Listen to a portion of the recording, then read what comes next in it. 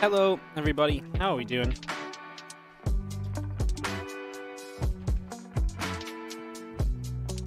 Hope everyone is feeling good.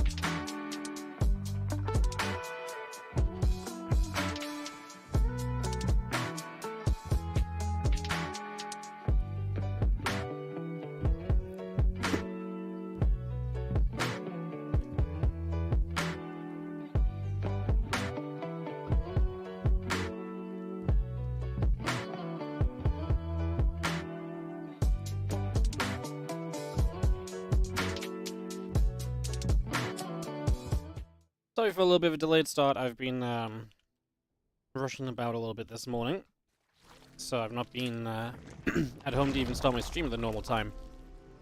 So apologies for being here a little bit late. So we're going to dive right into the action and make up for that and get straight into some StarCraft 2 games, which is going to be from today's WardiTV Korean Royale action. We're back over in Group A today, starting the day off with the blue Zerg in the bottom left-hand corner of the map.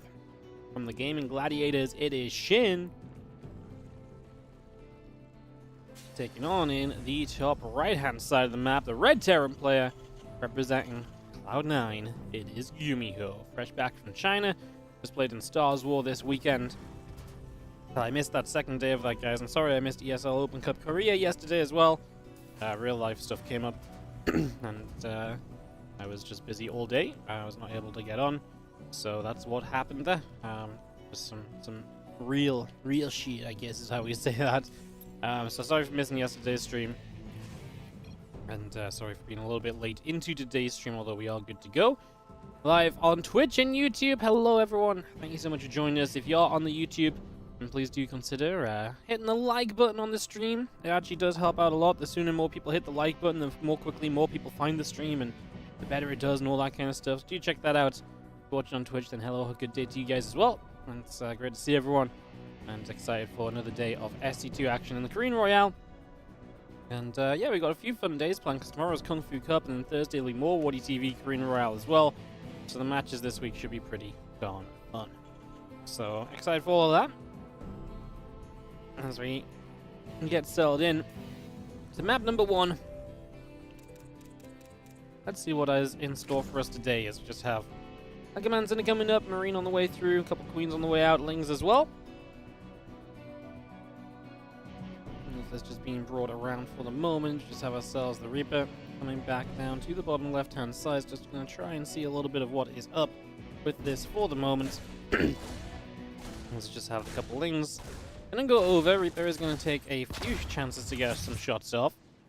So Ling's taking some hit. Queen will drop a creep tumor down as well. And we just have ourselves the reactor and the factory coming on up. A couple of additional command centers on the way in from Gumiho, as the Queen is going to get back onto this Reaper for just a few additional moments. And that's going to be the dance that we play for the early stages here. Triple CC, the setup from Gumiho, so going into all 3 of those command centers as we speak. And just playing a very macro-focused opener here for the early stages. Nothing too surprising, nothing too much of a shocker just yet, as that Reaper pulls back down towards the bottom left-hand side to try and keep an eye on exactly what is going on.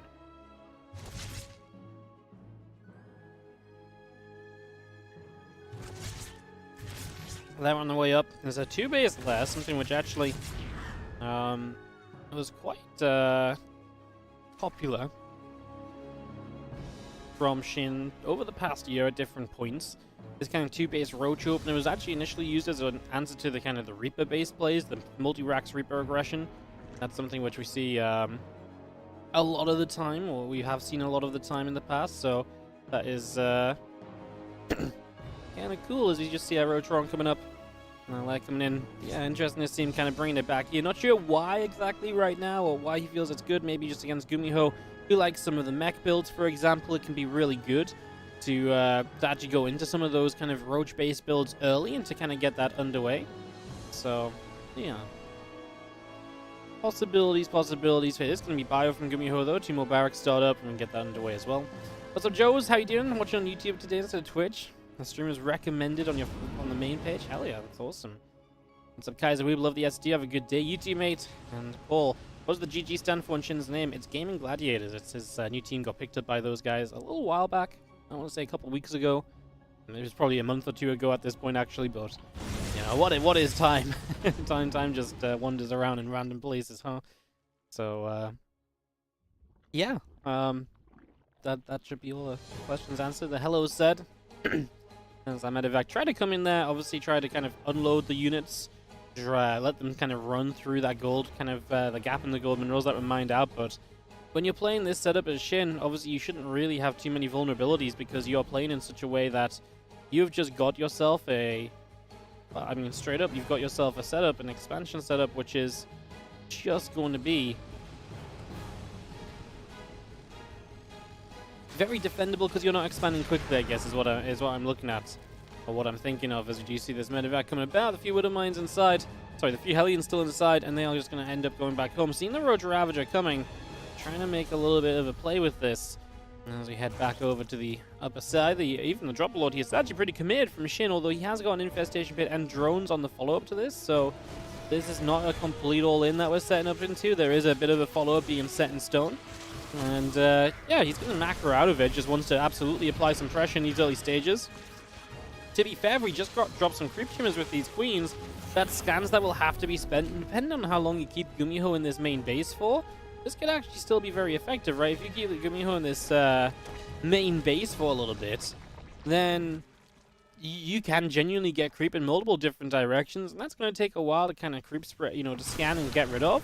So that's definitely going to be a little bit of a thing of interest as Roach Ravager pulls away back down to the bottom left-hand side. Couple queens unloading. Marines are going to go jump onto an Overseer. Overseer will get knocked down as well, so that's going to be a nice grab from this group of Marines, but we are going to need the scans because there's a creep tumor right there.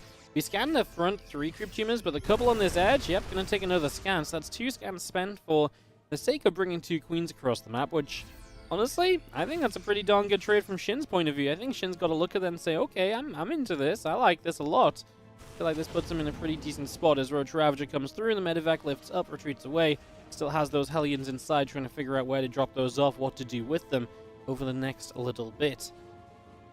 And 1-1 from Gumiho is about to finish, and the combat shield's still coming through as well. It's about to be done. Marines and tanks still pressing on forward as we have ourselves 1-1 missile upgrades, the groove spines on the Hydras.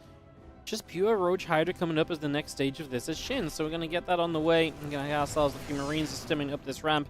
Couple of creep tumors beginning to go down, and our hatchery will be in a little bit of trouble as it is going to get knocked down early. So that forward base not allowed to be taken. That is an issue for Shin. If you stay without a 4th base throughout this game, that generally isn't meant to work. And you can see Gumiho's like, oh, I got rid of the 4th super easily. Cool, let me just walk home. Because he has no need to push for anything further once that 4th base has been denied. He knows how big of a, an insult that is to Shin's economy. And he knows that that's enough to kind of keep Shin pegged down a bit for the next little while. There is no need for him to go out pushing and trying to do more, make more things happen. So he will not try to do that as our medevacs will come across here. I'm just going to drop some Marines onto this Overlord. I'm just going to grab that again. Yeah, a few Ovies. Still coming a couple of Hydras as well. And get ourselves the siege tanks. Continuing up also as, again, Marine medevac tank continues to come about. We just got a few more Marines popping out as well.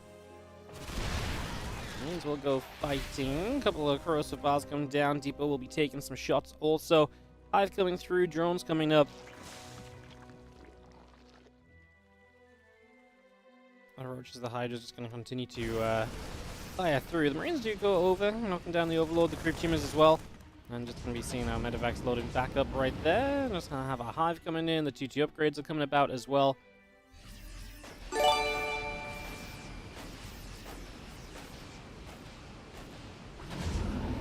Oh, obviously with Marines loading up, I mean, Gumiho feeling pretty comfortable. He can drop around. The only thing I will say is Shin is approaching the Lurkers.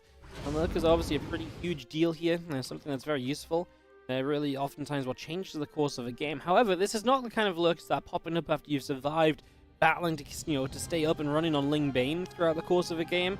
This is Lurkers that are coming in off of Roach Hydra, which means that they're a little bit weaker because there's just naturally an essence to have a lot of tanks as Gumiho. He builds 2 more factories right now, so the potential to go into even more tank production is 100% there. And that's got to be seen as a little bit of a concern, right? He's going to have so many tanks available. I almost was thinking maybe I'd like to even see some Liberators that we could have added on a starport instead of the double factory, but I honestly think I do just like fewer siege tanks at the moment. There are going to be Vipers, they are going to be an answer, but can there be enough Vipers to take down this many tanks? Because we're going to be building a lot of them. As Gumiho takes a forward position into the middle of the map now. My command center taking place into the center here just for the next moment or two. As our Ravager going to come in, grab a couple of these Marines. And that sizing spine still coming up, a couple extra Vipers coming through as well. Now, TT obviously still nicely far along as well from the Terran player, and the further we get towards that being finished up, the better this might end up being. Well, shout-outs, thank you so much, Shakyor, for the Prime, for the 9 months. Welcome back. And welcome back, VipNet, for the 35-month resub on the Prime, coming up to 3 years. Hell yeah, thank you so much for the resubs. I appreciate it. Hope you guys are doing great. Thanks for joining us for some WardiTV Korean Royale games today, as these Vipers do get consuming up on this hive. It's again that hive consumed, getting some energy onto said Vipers. Two upgrades continue to come about, and that's a lag spike. Who's going to get kicked off the Korean server today? Is it me? It is Sub-Zero. I'm surprised, but this happens every day. Alright, Sub-Zero has to tap out, and the Vipers continue to consume the energy coming in. They are going to be so very important, these Vipers, to be able to obviously deal with the siege tanks. That is basically the one way in which you can absolutely expect these Vipers to have to be very, very effective. So let's see what we do, as we do have a couple of Vipers just going to wander toward the center. 3-3 upgrades coming up, Ghost Academy on the way down. A few more barracks, a few siege tanks coming up as well. The missile turret also getting built. As this Lurker force starts to move through, I mean, we have a couple tanks in a forward position here. They are going to get abducted, although the Vikings doing a good job of zoning out those Vipers a little bit. Actually got rid of one of the Vipers. I don't even hate that for Gumiho. You get rid of a Viper, you lose a couple tanks, but you've got a lot of tank production available to you. You're not in danger of this position being broken because those tanks got taken down. That would have been my major concern here, but it does not really seem to be a factor. As yo, Norpheus, thank you so much. 7-month resub on the Prime. 40 hypers in the chat. Hell yeah, thank you so much. Lurker's Burrow. The Viper's still overhead. We're just going to see our Spire is about to finish as well from Shin. Move that into a Greater Spire pretty much immediately. And so the Greater Spire comes on up. We can get that underway.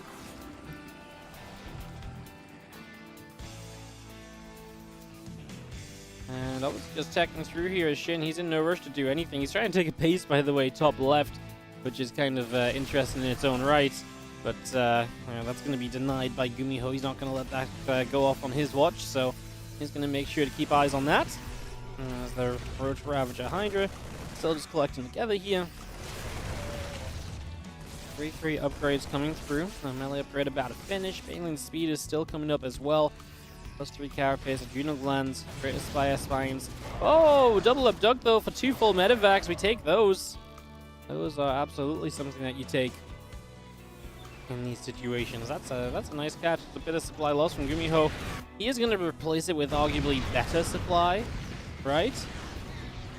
In the sense that he's going to be building up the Ghost and the Viking count instead of more of those units. So mixing up a little bit of what he was building there. But yeah, I mean, in that regard, it's not even that... I guess it's not that much of a disaster because your army is now in theory better. Just would it be nice to lose those units dealing some damage instead of them just getting popped out the skies, right? As we have the Ravager Hydra, and we'll collect together in the center of the map. 3 upgrades are finishing up from Gumiho. We've got tanks, Vikings, command centers all on the way out. Thors are still being built as well. Infernal Pre-Igniter coming up, Smart Servos on the way. Oh, just going to siege tank there, by the way. Is just going to grab that. Thank you very much. Couple more Vikings popping out. Infernal Pre-Igniter still on the way up. And again, going to have the Vipers abducting a couple of these Vikings. 1, 2, 3, 4. The Vikings taking quite a lot of hits. Again, our Corruptor still coming through. The Spire is on the way, halfway done currently. Spine Crawlers coming up as well. So just bringing all of this through for the moment. We do have some snipes coming down. Lurkers going to get shot at. Tanks making their way into position. Just going to have our Marines finishing up here. And we do have the possibility of continuing forwards. We have ourselves a couple of them Lurkers. Just going to get shot back once again. Marines, Ghost, tanks, everything moving forward, gathering together, and Slow approach, I mean, this is how you want to play it, right? You've got the power of these siege tanks to push with. Absolutely go and make use of those, and that's exactly what we are doing. Gumiho making this look simple so far as he continues to just attack on forward, and Snipe's coming down, so he's getting value out of this push as well. Broodlords are building, but there's also Thors on the way from Gumiho, so he's going to have a good answer to Broodlords, honestly. Feels as though this should be pretty darn comfortable for him. Position is definitely seeming pretty darn neat.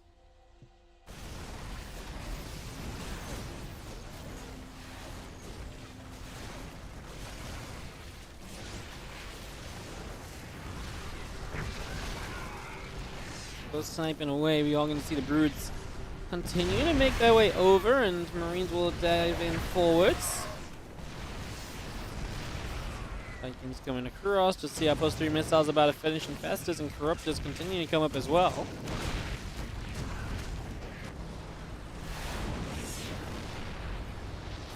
Tank still sieging, Spore still going down. We have got ourselves the army still setting up on the front. A couple more snipes coming through, a bit more damage being done. 28 SCVs dying on the counterattack, but Gumiho's just straight up fighting army is just looking great. He's got money to spend, so I wouldn't say losing that many SCVs is an immediate concern either. They'll drop in the main base, but the pressure elsewhere. I mean, this is a slow going push, but if you can force the Zerg to move around a bit, that can only really benefit you, as the Spire's going to die, so there goes actually a fairly decent upgrade to get rid of.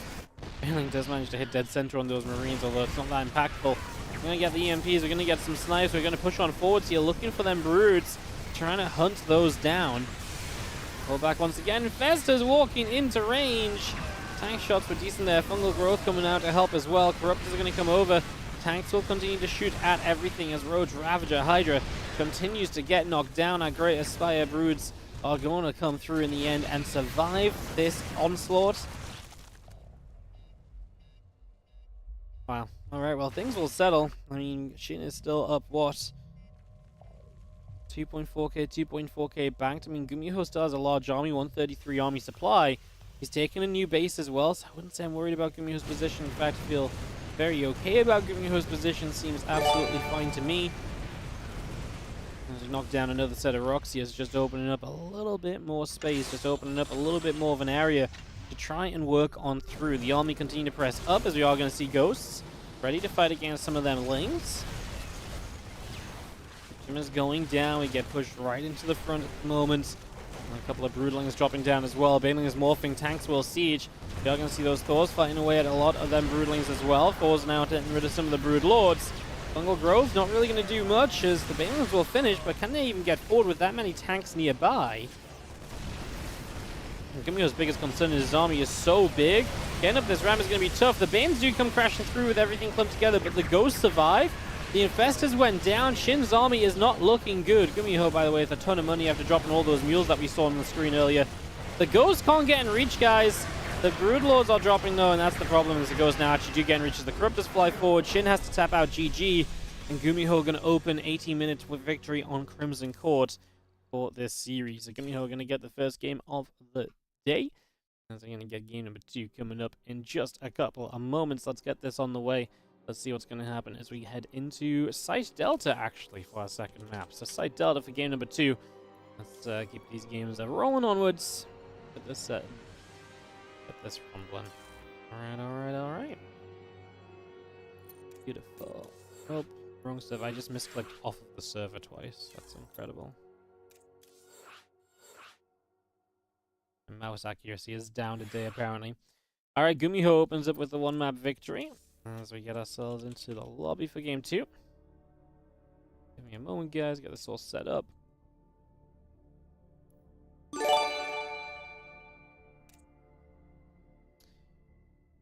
Hey, what's up, Motashu? Thank you so much for the 2-month resub on the Prime. Thank you so much and welcome back. Also had Kayu Kangam coming in towards the end of that game with the resub for 14 months. Thank you so much, guys. I really appreciate it. Thank you so much. As we're just switching around our peeps.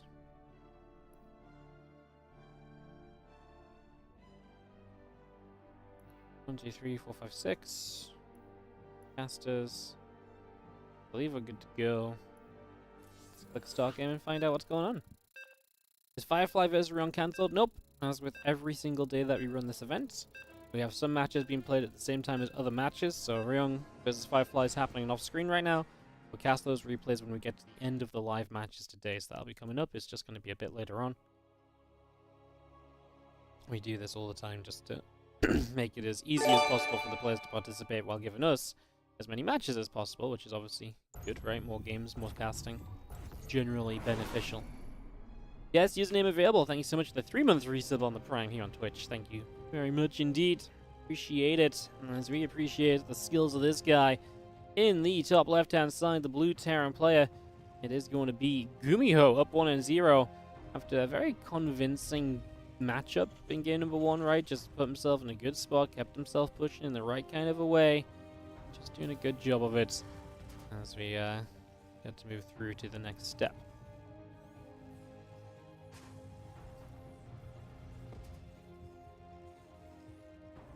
Shin in the bottom right is our red Zerg player, looking to try and maybe cause some more chaos early. As whatever he tried last game was not really it. I mean, the idea of the creep and the stuff and the roach push was cool, but then and he was following it up straight away, but I'm just not sure, man. Just not sure. And it was obviously just kind of, you know, the Queen's spreading creep didn't even really delay that much either, so...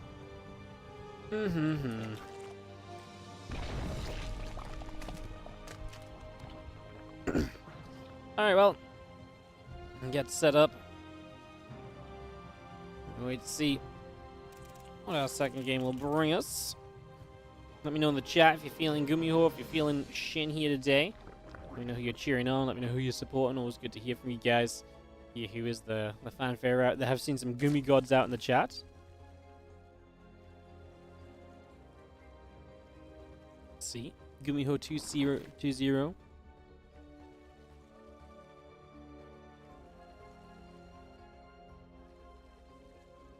Alright, let's find out. Side Delta, I think should be a little bit better for Shin. It's not going to be as a direct of an attack from the Terran player. This is something, you know, where you're going to have more space to roam around a little bit, I'd imagine.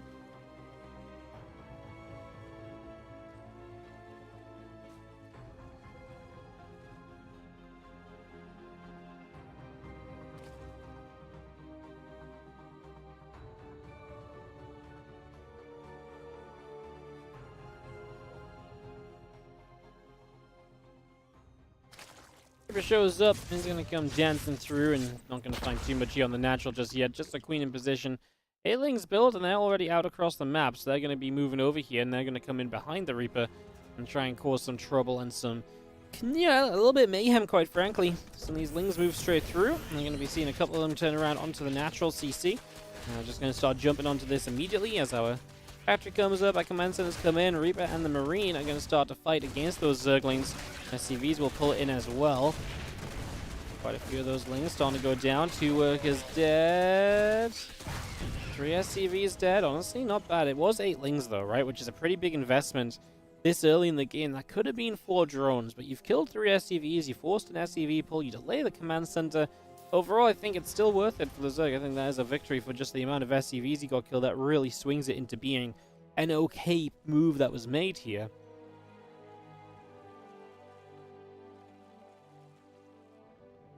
Starbolt coming up from Gumiho as we continue to get that underway. Queens of that. Reaper will get pushed back. Some more drones building. The Queen on the way up. The Ling speed coming by as well. Scan a little bit of everything on the way for the moment. Waiting, I guess to see if Shin does anything aggressive. Waiting to see if Gumiho's aggression may find any success as well. You see Gumiho already going into a medevac, couple Marines. So the opportunity is starting to kind of rise up where Gumiho could absolutely kind of push through and to try and find some damage and find some success.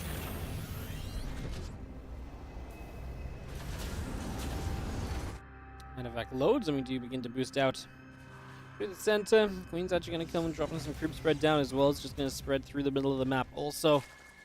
As we just have 3 bases. Still looking cozy. Marine's going to get rid of a nearby Overlord. Going to supply block Shin. Not fun to be supply blocked when your opponent is thinking about maybe coming across the map at you. It's just that sort of time where that naturally happens as well. So Shin got to be at least a little bit concerned in that regard. The Banshee and the Hellion still coming up from Gumiho. Additional SCVs on the way, refinery coming out. This medevac just keeps boosting down to the south, ready to drop into this main base in the next couple of moments. Yeah, there's a couple queens here. In fact, there's 3 queens here. I think that's probably too many to do much against. So we're going to load up, go elsewhere. There's 3 queens there as well. Where is there not 3 queens at this point? Well, apparently on the natural, because there's only 6 queens in total on the map. So the natural must be the odd base out, but that's not where Gumiho has gone with that medevac. So no option to really swing across to the natural to try and make up for this or anything. That's just a drop that will not really find too much success as well.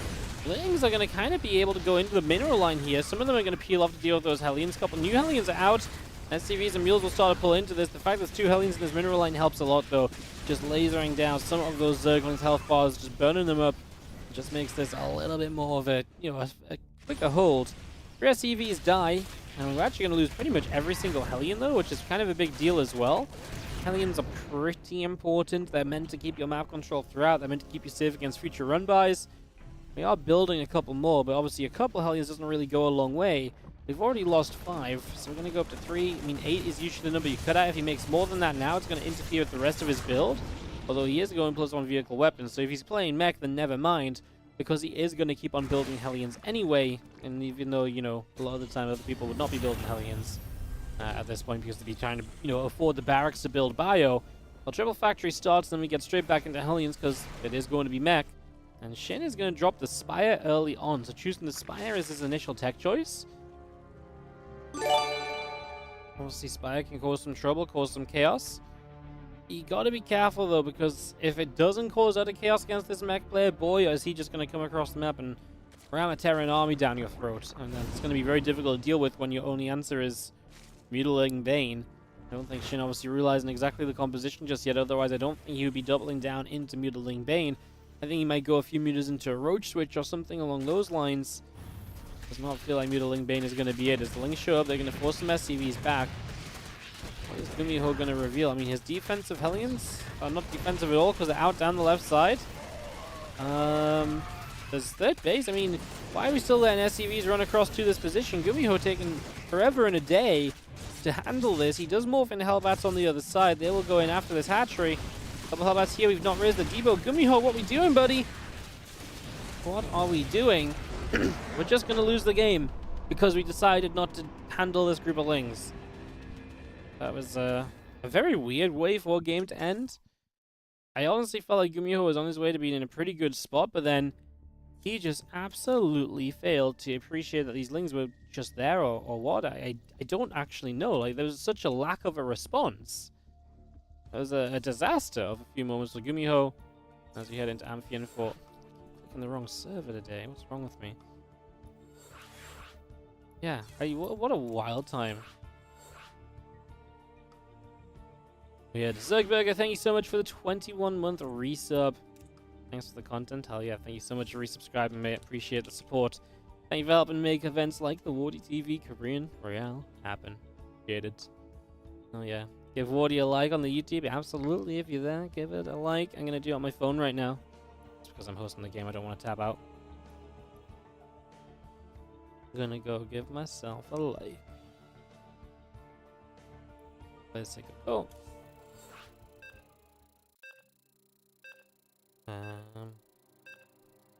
Where's my stream gone? How do I find my own channel? Well, YouTube's difficult, huh? Gonna give myself my 17th like of the day. How about that? How about that? That easy. Once you find it, but if you guys are hearing this on YouTube, then you already know. What does resub do? Well, on for Twitch, or live on Twitch and YouTube, but on Twitch a resub is kind of like the monthly membership system. On YouTube, the best thing you can do is literally just click the like button. Click the like button, let more people find the stream. That's awesome. As we have got in the bottom left-hand side, game number 3 of this series kicking off with the blue Zerg, who I feel like almost accidentally won game number 2. It is Shin. As in the top left, our red Terran is Gumiho, going to 3 games of this best of 3 to start the day. This tournament has had a lot of 3-map series. And good to see that it's going to continue today on. I think this is day 5 of the group stages. We have some great matches coming up today as well, by the way, guys. Just to let you guys know what's coming up. We have Shin versus Gumiho, then we're going to go Gumiho versus Firefly, and Dark versus Gumiho after that as well. Following that, we're going to have ourselves Dark versus Kua, Kua versus Gumiho. Apparently, Gumiho plays all day today. So Dark versus Kua, Kua versus Gumiho.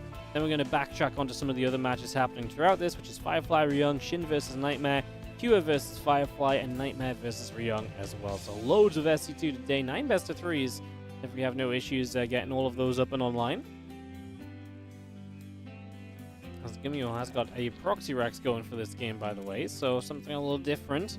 And just a single Rax as well is not super common for TVZ. Single Rax is just, you know, maybe one single Reaper, maybe two. That's very much so a TVP kind of build.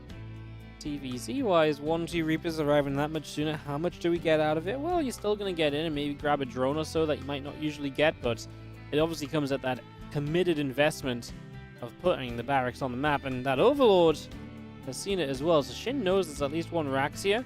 He will see there's no SCV moving forward. He will see there's no Marines coming out just yet, so he is going to start piecing together, okay, that is a Reaper in production. Rotron goes down. You know what? This could be an overreaction from Shin, or it could be a chance for him to counterattack off of a very strong follow-up, because the barracks is not going to be at home to build add-ons or units at home defensively. And that potentially means that if you build the add-on initially with the factory, there's going to be even less units available. And then a Roach counterattack could actually go very, very well for you, as we do see the cool first play of Shin. In that he's got a Queen and a couple Lings out already. His hatchery now just finishing.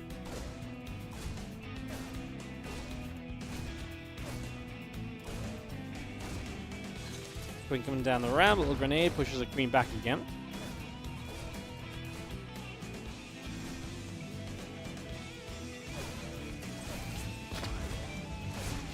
Reaper's going to come in and fight, and Queen going to continue to take some damage. And again, we're building a few Roaches. Be interested to see if we do continue to just commit to Roaches, or if we're going to pull out into drones. Actually getting a bit supply blocked and doesn't have too much cast, so it looks as though we're going to pull out into drones. In which case, I feel like Gumiho is going to be okay. This is kind of nice, right? You build an initial Reaper, you force some Roaches out. That's already beneficial. The Roaches are going to go across the map, so they'll still test the waters over here. Okay. I'm into it.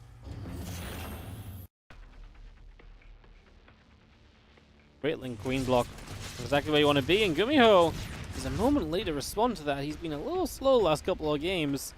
And that means he's lost that Reaper there. So one of the two Reapers going down. Roach Ravager arrives. Cyclone building, not ready yet. Bunker up, nothing in it. Joseph Bard is going to help to get rid of this depot, which is very choked up as well because of the bunker. So the SCV repair isn't even going to be all that great on it either. We get rid of one depot. This Reaper will not do anything before just going down. Drops a single grenade. As this Roach Ravager says, you know what, we're committed, so we're going to get in here. We'll get a few SCVs as he darts on forwards. I say dart, I mean it's maybe not super fast, but a single Cyclone is in some trouble. SCVs will have to pull in. I love that Morphin and Ravager just going to keep that Roach alive a little bit longer, keep that Cyclone busy. Most of the SCVs are out here kind of dealing with the Roaches, which means that that Cyclone was being chased by just a single Ravager, is not being repaired by anything. New Cyclone out though. I think Gumiho has just about macroed himself to a defense. He did lose that Cyclone that was low though, although it will come at the cost obviously from the Zerg play of pretty much everything he sent across the map. Medevac loads up, away we go.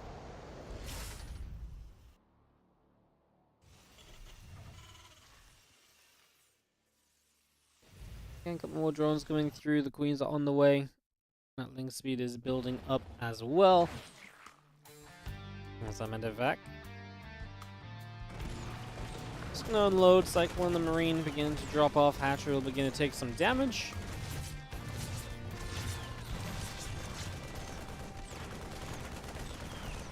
Yeah, I mean, I like that Gumiho gets across. Kind of nice in the end, like Shin did finish off that one low HP Cyclone, because if this was a 2 Cyclone drop, this would be way more frustrating to deal with, way more damage output potentially.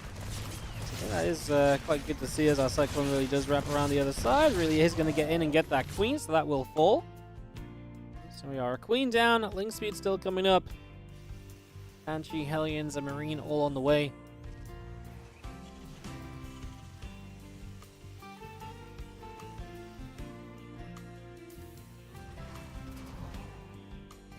Bunch more Lings showing up here from Shin, heading up in towards the natural next couple of moments. And yeah, bunker, obviously the couple Marines going to start to come through. put some damage out.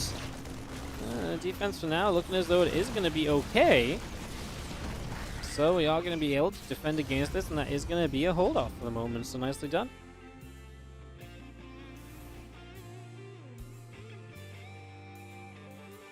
Well, again, coming up, the CC coming out. We have ourselves the barracks continue to build up here. As we get 3 more of them on the way, so Gumiho absolutely doubling down onto bioplay for game 3 of this series.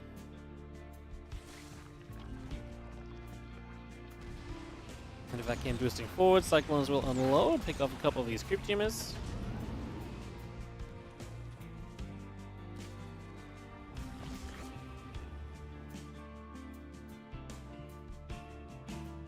Still just coming across then. This one's going to be trying to pick off, bits and pieces here and there. That's Gumiho's map control at the moment, so that's what he's using to maintain control of this game to the best of his ability.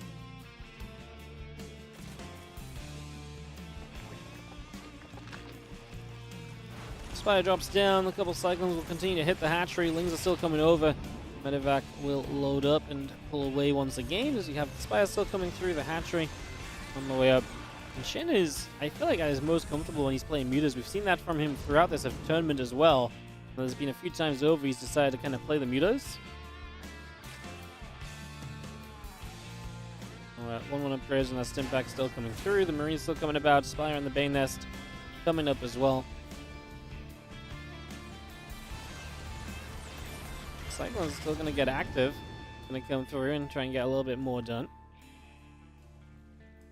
Trying to get a few more shots off as we do have ourselves the 1-1 upgrades, that stim pack. All of that being brought through for the moment. Siege tank on the way. Now Spire and our Baneling's Nest coming up. Shin absolutely just ready to play into Lingbane Muta. Will be very behind on upgrades. That's kind of what happens when you play Lingbane Muta. Usually your priority is getting up the Spire and so on, and so you do not prioritize. Well, you can prioritize the upgrades early, but the way this game has gone has not been that. As that did not feel like a great fight. Well, our Zerg play, a lot of Lings just dismantling that.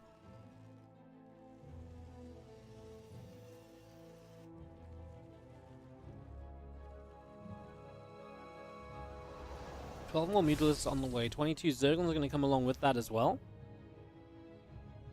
Medevac coming out with the 2 Cyclones. Love that this is still active on the map, by the way. Just still able to stay out busy. Being, like I say, very active throughout as our Mutalisks. Gonna go up the left-hand side. Well, Gumiho has chosen a great time to fight in terms of, like, he's just invested into a bunch of mutas, so if there's ever a time to fight, this would be it.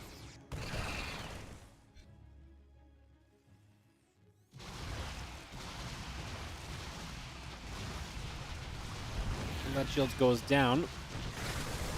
Banes do not have Bane speed yet. This attack does not look that powerful. There's 1 tank. The Marines are not in that high number, and obviously without combat shields, they look that much worse. And Gumiho, obviously back at home, is taking damage off these Mutalisks as well, so that is turned into a bit of a problem also. Those mutas continue to add up against him at the moment.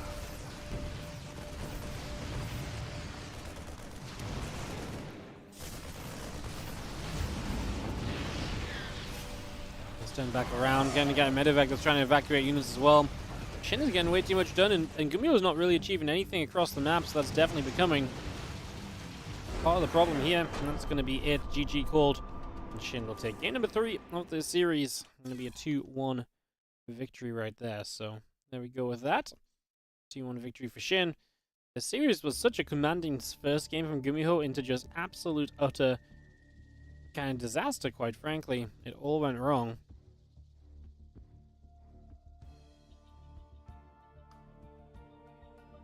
Alright, up next for us is going to be Gumiho versus Firefly, guys.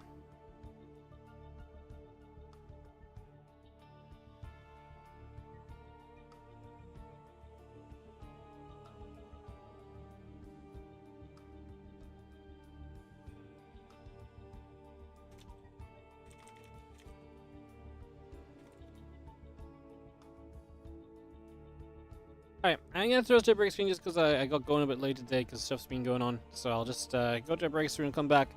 YC2 coming out in just a few. I'll see you guys after this quick little break.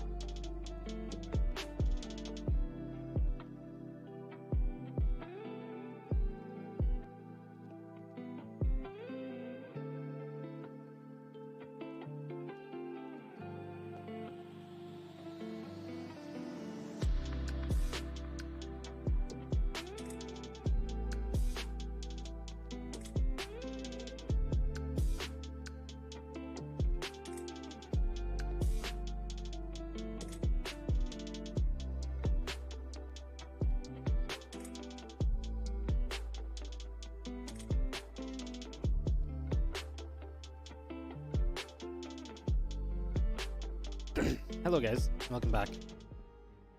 We're just waiting for a couple of matches to get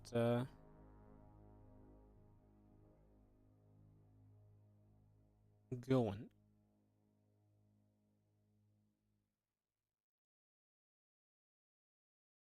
Gumiho was just in the replay for a moment or two, so just wait for that to get sorted out. Excuse me guys, like I said, I was only home 5-10 minutes before we got started today, so I'm just gonna have a couple bites of my lunch while I wait for some videos to be done.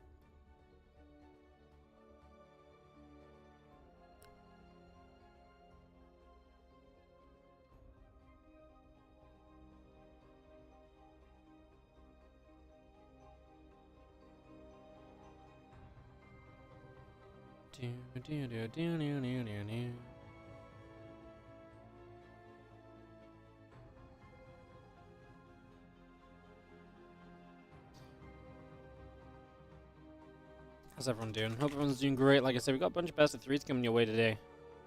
Pretty busy day, actually.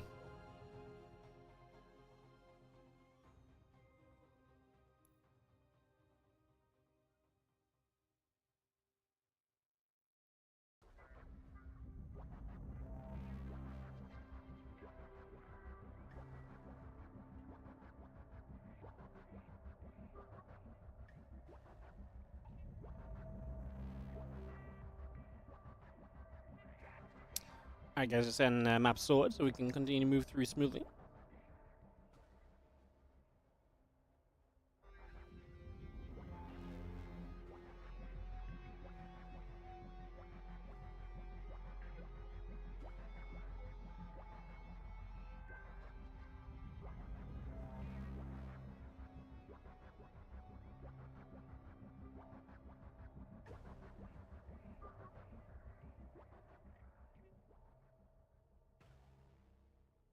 Alright guys, we are just waiting, chilling.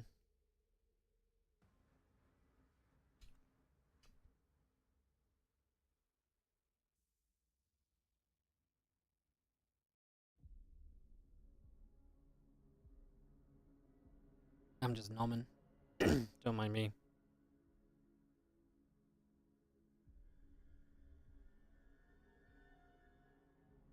Waiting for Gumiho and Firefly to be vetoed. Should only be a couple of moments, guys. Shouldn't be too long.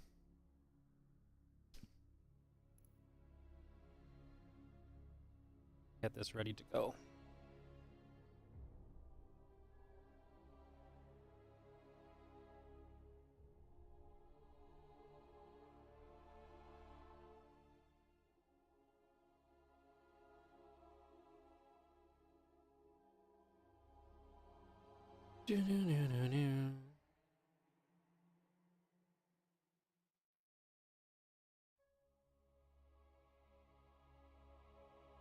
What's up, Jazvan? How you doing today? What's up, Matteo as well? Hello, hello. Good to see you guys.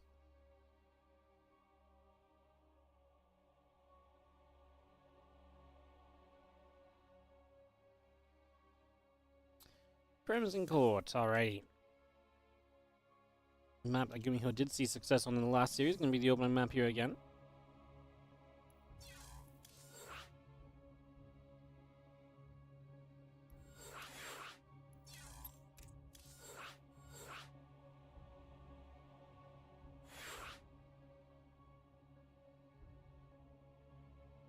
Up the lobby link down and get this ready to roll.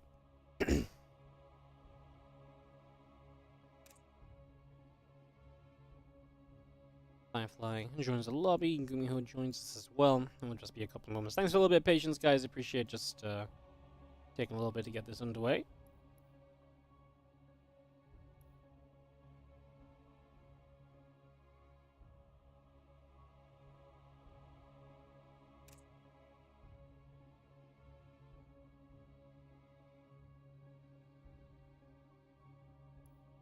Alright, players are ready.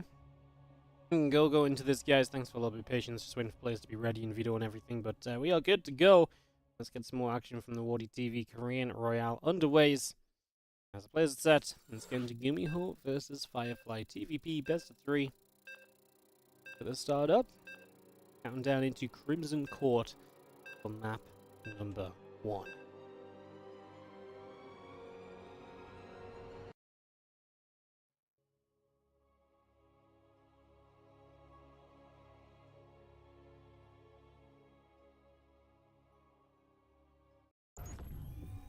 In the bottom left-hand side is going to be our blue Protoss player.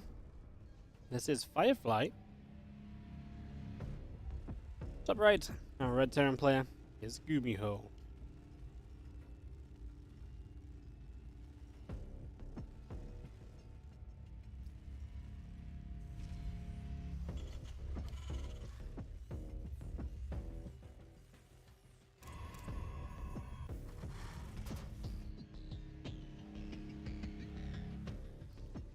Throwing the pylon on the way, guess they'll set up, depot coming through. Obviously expecting this to be a fun match. Firefly's been good lately. Gumiho is always very creative in this matchup as well. Gumiho is also doing a lot of mech builds. And getting showtime in Stars War. That was kind of cool.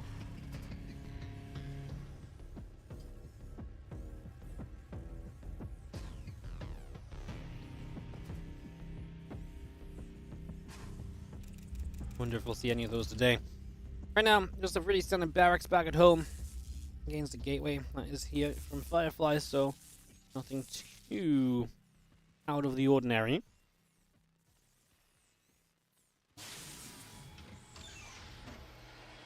Let's see if he just comes back into the base. You can have a little bit of a check around.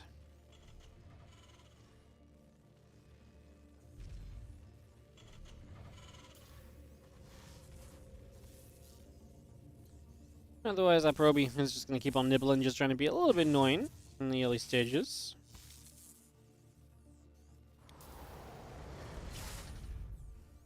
Probe actually forces that SCV off the mineral line, which is quite amusing.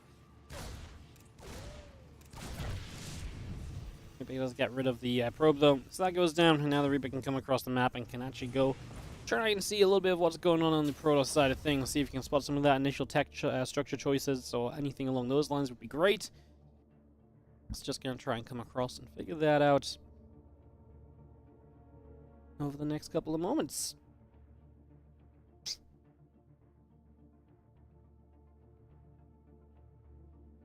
Cyclone coming through, CC on the way.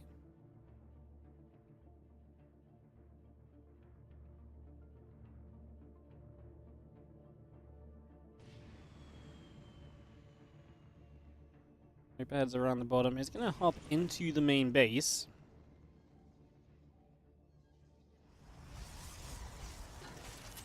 And drop a grenade down. Probe going to get knocked about a little bit. Rover facility coming up. Stalker is going to be there. Reaper will take a few more shots. It's going to go down, down, down. So there's the Reaper cleared out. Rover facility still coming through. A couple of additional probes are coming in. The Reaper and Cyclone on the way from Gumiho coming out through the middle and chasing the opposition just a little.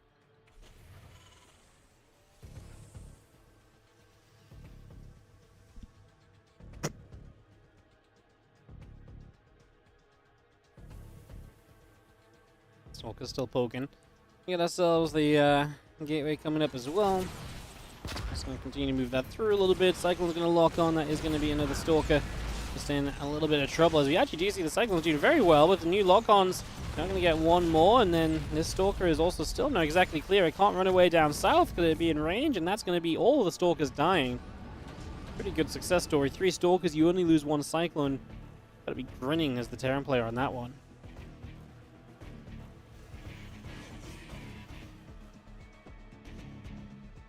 One Prism is coming up about halfway done. The Raven's starting up from Gumiho as well. The Stalkers will get them, and if that gets turned around, but not too much. Got the Cyclone out, and they're going to have to utilize that battery on those Stalkers. We do see Gumiho with good micro to kind of get the most out of this, and while still leaving with the units.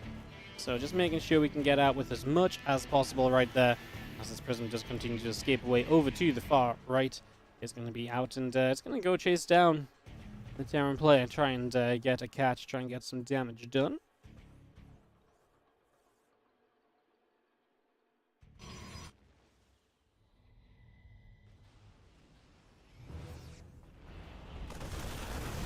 Actually, you can see the Stalkers dropping very bravely on top of the siege tank there. That was quite the play. The Prism actually took a bunch of damage. It's just about going to stay alive as it comes back around the edges. Stalkers unloading. Barracks taking some shots. A couple of SCVs are going to get knocked down as well. Siege tank now also going to be taking a few more hits at the Prisms and its units. While I cancel about to finish, Nexus coming through, additional probes coming out. All of that on the way in as our +1 armor and our charge continues to build. Our starport moves off over to the sides. And that engineering bay coming through on the natural as well. Stalkers still making their way across here.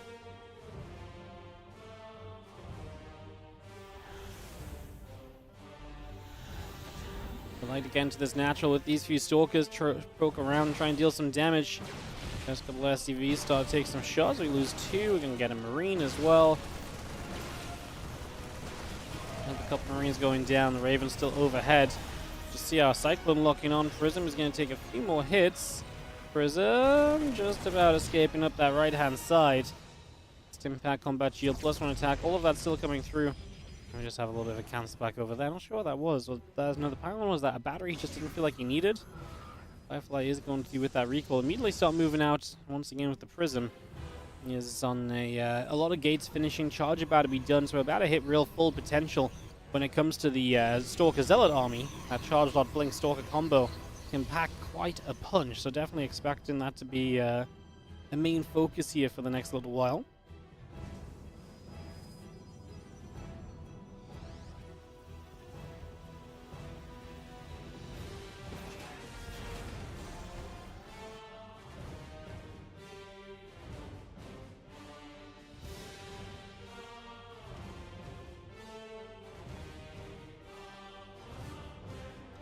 Raven comes back down to the bottom. We are going to see a few more Zealots still getting warped in here. A Stimpack coming through, +1 attack and concussive shells on the way.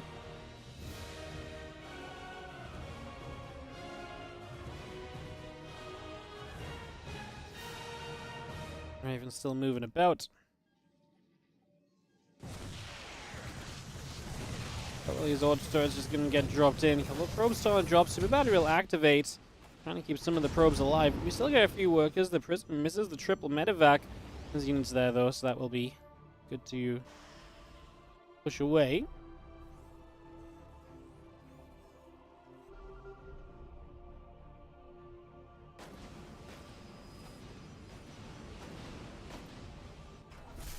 Prism still coming over. Gonna unload a few more Zealots.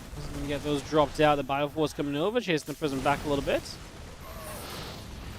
Force fields. I'm going to drop down and just protect this run up the ramp play right there. So just going to stop that from becoming any more of a factor.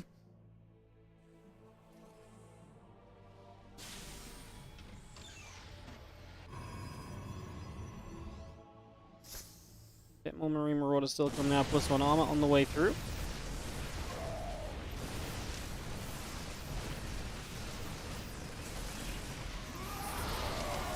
As the forces come down, they're obviously going to trap some units in reach. A little bit of fire back at the moment as well, so we just try and make the absolute most of this. Just have ourselves an anti-armor missile actually coming down as well, and some of the Zealot Stalker. Still pressing forward, Stalker still fighting, and a couple tanks fighting away. The Zealots are so important. The Zealots are what will take a while to chew through and will protect everything else. You really do need those at the moment.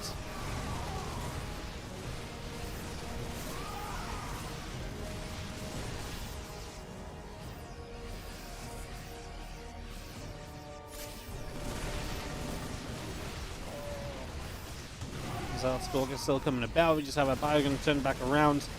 Just going to see the Nexus taking some more shots. Stalker still dropping.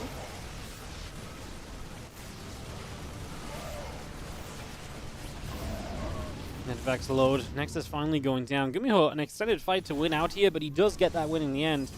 However, Prism pops up into this main base. Few SCVs will be in trouble. Bio coming over.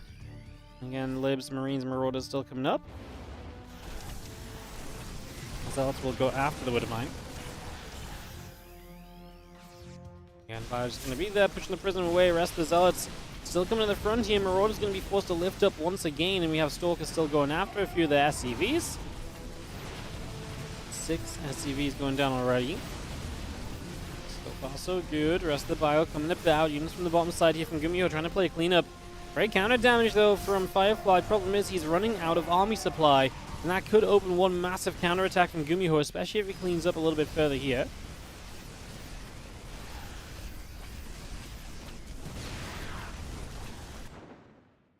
Bio still chasing. Again, a little bit more Marine Marauder coming about. I wouldn't mind coming through.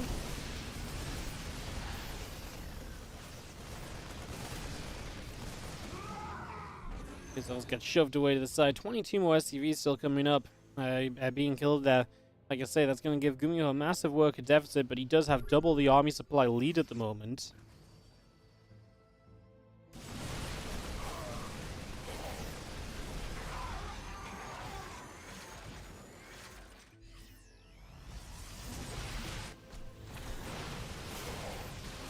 Soldiers firing up, SCV's taking a bunch of damage. Bio's going to get a bit of a stim forward, jumping onto this Nexus. Well, I mean, we're probably going to lose this base as the Terran. We are now fully in kind of base trade mode. I'm just going to see Jub. A couple of those probes will be getting shot at.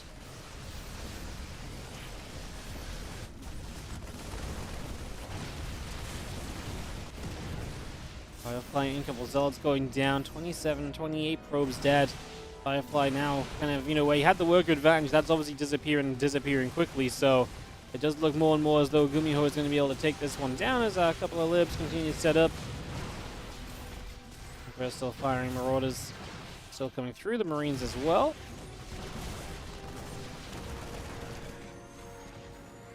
Libs still getting siege of the front, 18 SCVs going down.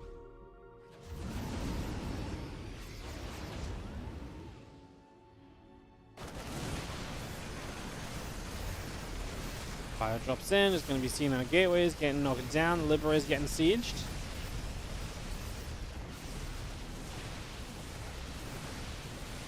We get rid of one lib, and Bio's still fighting Zealots, and Mortals coming over. So let's get across here, just going to have our Stalkers blinking up, a couple medevacs will begin to go down. The Mortals are firing through as well, and that is going to be the cleanup from Firefly, but feels like we're extending the inevitable. He's lost a lot of his infrastructure, a lot of his bases. And he does not catch these medevacs. That would have been good if he fought them with the units inside, but obviously that's not happening.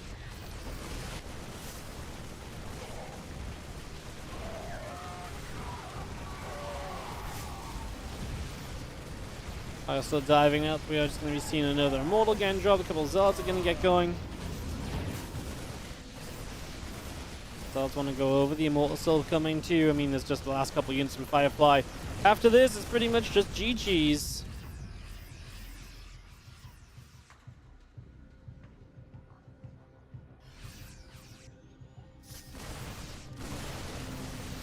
Gets back home to the left, knocks down the final. The Zealots are still getting knocked down as well. GG. Gumiho wins game number 1. Took a little bit of time to get there, but we did indeed get there in the end. As he is able to close out this game, which was definitely heading his way for, like I say, a little bit. Just took some finishing touches to really get there, but GG's, and that is going to be our game 1. All set in stone in favor of Gumiho. Let's see if he can get a win on the board today. Obviously opened up with a 1-map lead last time as well, but did not manage to close out.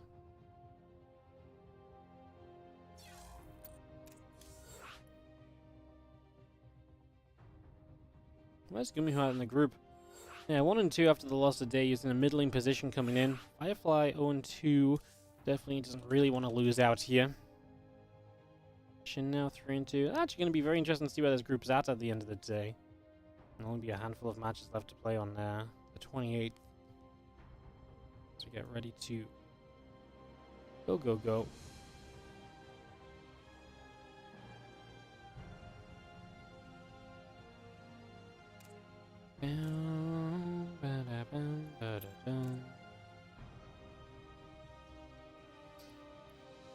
Everyone joined apart from our 2 players. It's a classic. I need those guys. Alright, if they're ready, we can head into this game 2 straight away. Head into more action here. Isn't Firefly the one who threw Clem in the recent WTL? Yep, that's absolutely the guy. That is him. Gumiho gets the 1-0 edge as we get ready for game 2.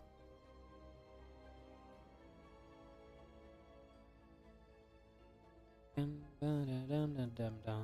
go, go, go. Let's get into this. Games coming up.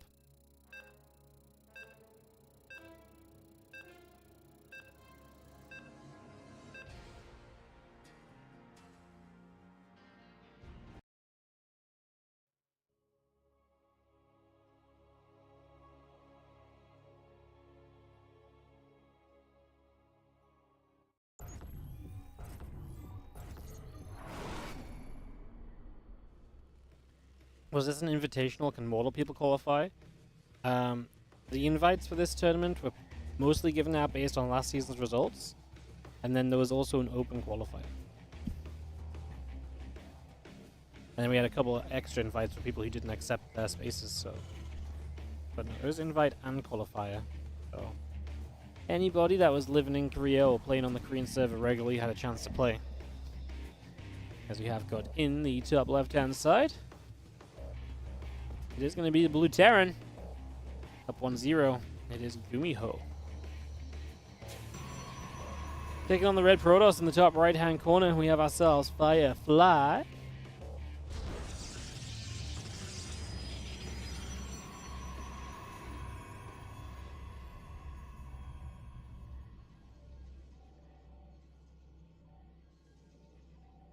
And Firefly can pull this back. Let's get this ready to roll. Probe across the map. Goes River. Already kind of an interesting map as well.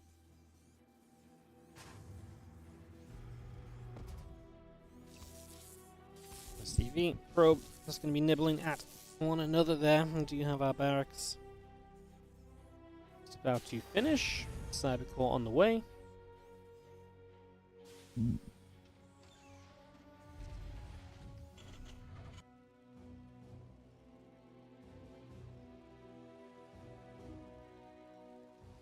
Let's see if he wants to go and put down that depot, but not able to just yet. And the Cybercore coming through, the Nexus on the way out. And all of that ready to go.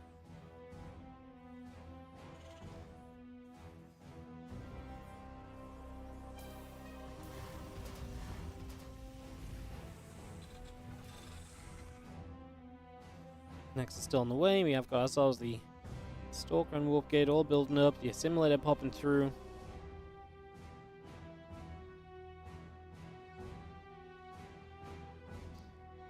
And the Reaper is coming up into the upper right. I'm going to move through the natural and toward the main base.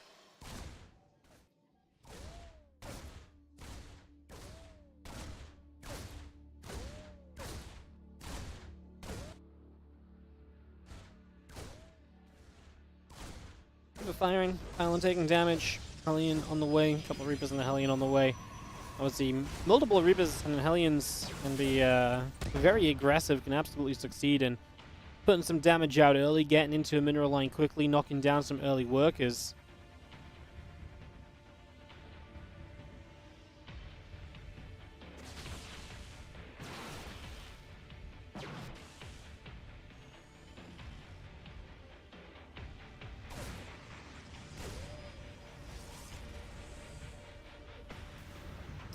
Stalker's firing, Hellion taking some shots. I mean, obviously so far these units not getting across the map being aggressive because the Protoss units are. Command Center gets delayed a little bit. So we are going to see the recall back. Yeah, I like this from Firefly. Costs you the recall, but honestly, you put the units all the way back, you give yourself more time to get more units up, you see the units out from your opponent, and you've delayed a CC. This is a game now full of information for yourself, so I think in general you should be pretty darn happy here as Firefly. I think you look at this and you say, okay, thumbs up, I'm in a good spot, let's move on with it. You have Forge and a Gateway on the way up from Fireflies, bringing both of those through. The Observer coming up as well as the Observer here is just going to fly out. This is the moment where you want to make sure these Stalkers do not get blasted out of position, because that can let the Reaper Hellion in, but another Stalker shows up, and I think that's just about the right time to make sure that the Reaper Hellion can't go darting forward. Against Impact and additional Marines will be on the way up, so Gumiho just getting ready for the future. He is going to catch this first Observer, so that's nice.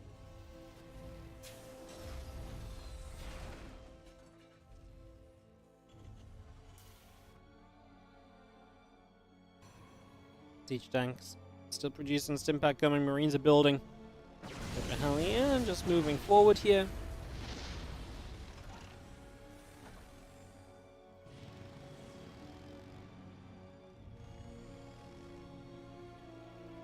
Couple of assimilators still popping through. Twilight Council building. Gateway coming in. The Immortal and the +1 coming about as well.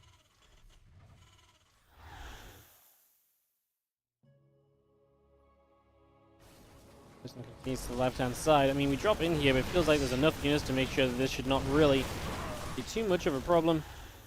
It's going to look like a pretty nice little situation. Again, Reavers and the Pylon will just pick off the pylons that will fall.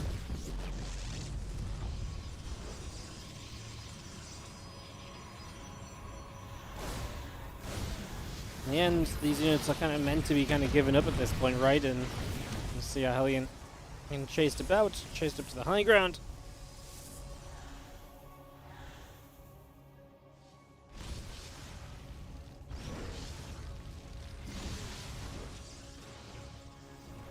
Still firing away. We just have ourselves these couple of Immortals actually a little bit far forward.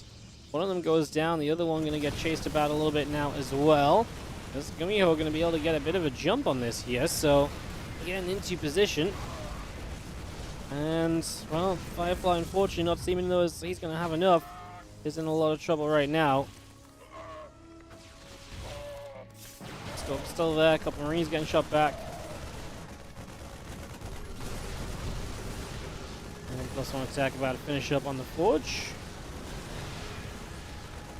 So at least that finishes before it gets denied. A little win for Firefly. We need to try and break through this at some stage.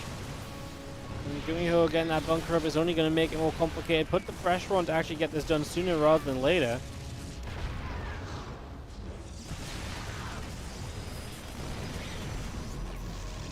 Marauder coming through. The pylon still taking shots. We have charge about to finish the Immortal building.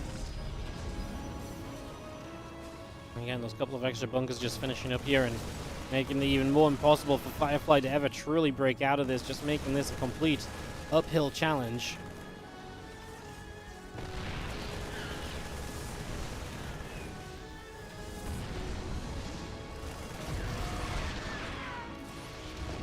The Bio's going to come through, Zell's taking some shots.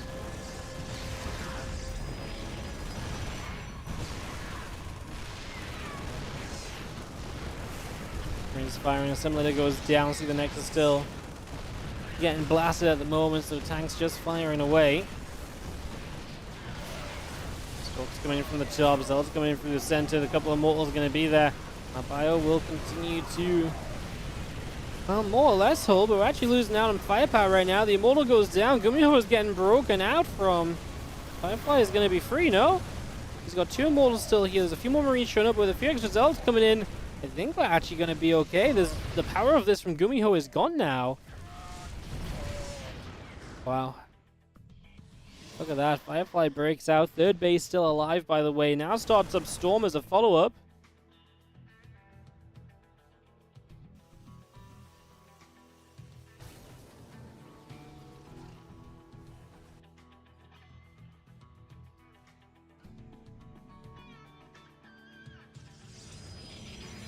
Few more probes transfer across into that third base, and that means that Firefly really is looking good from here. What a ridiculous breakout. Just Gumiho not with enough damage output despite the triple bunker to buy time. Not enough damage output to just stop this Protoss army, and I really felt like that was going to be, well, just not a hold. I didn't think that was going to be a get out at all. A great effort from Firefly. Keeping this game, keeping this series alive potentially, because obviously that could have been 2-0. Gumiho is just into a win, but Firefly absolutely fighting back, refusing to give this up easily.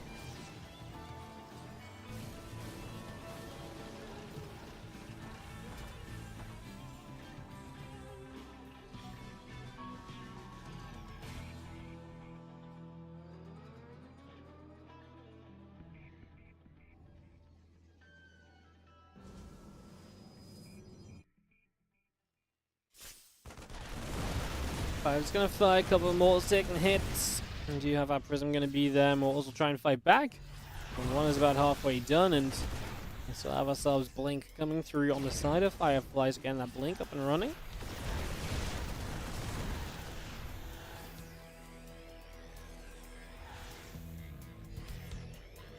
We'll see. Firefly just gets more powerful as these upgrades roll on through. Gumiho is going to get to 1-1 though, so that's going to help him out a little bit compared to right now where he does not have those upgrades. That's definitely a step in the right direction for Gumiho to be in a better place at the very least.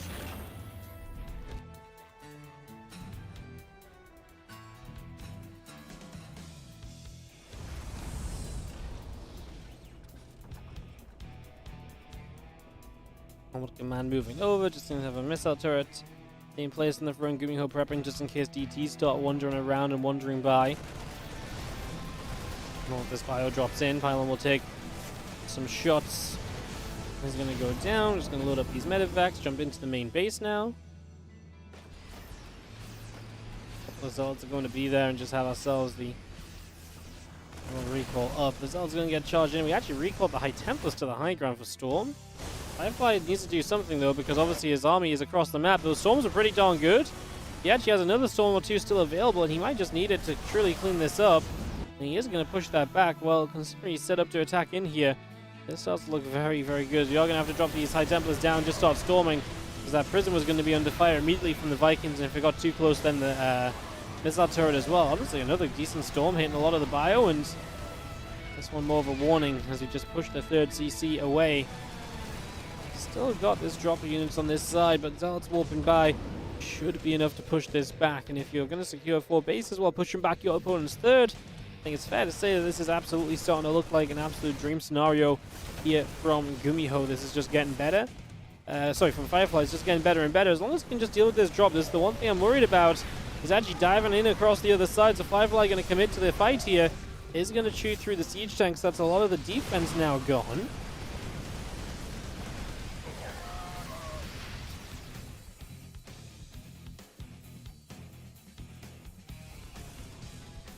Rose and the Marine coming up, a couple more Widow Mines coming through. The Temple Archives will drop into place.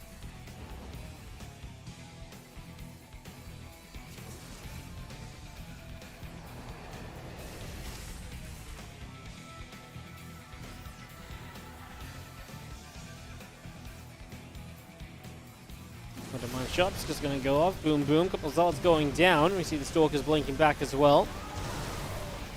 Storms will drop in, the Viking falls, we continue to push on forward. Another storm up to the upper right hand side. Firefly somehow just doesn't have quite enough army to truly push through. His Morphing Archon gets blown up by a Widow Mine. He just doesn't have the power in this force, it seems like. It's just the Stalkers. They're not packing enough of the fight. Or are they? They're playing forwards. They believe they can take down these Marauders. Prism goes down though, so reinforcements are lost, and with Medevac, Micro Gumiho is keeping Marauders alive, and he is turning this army around. Firefly gets shoved away. He has killed 8 SCVs here. Might actually just have to slow it down and play a bit slower. Might actually just have to take a few moments.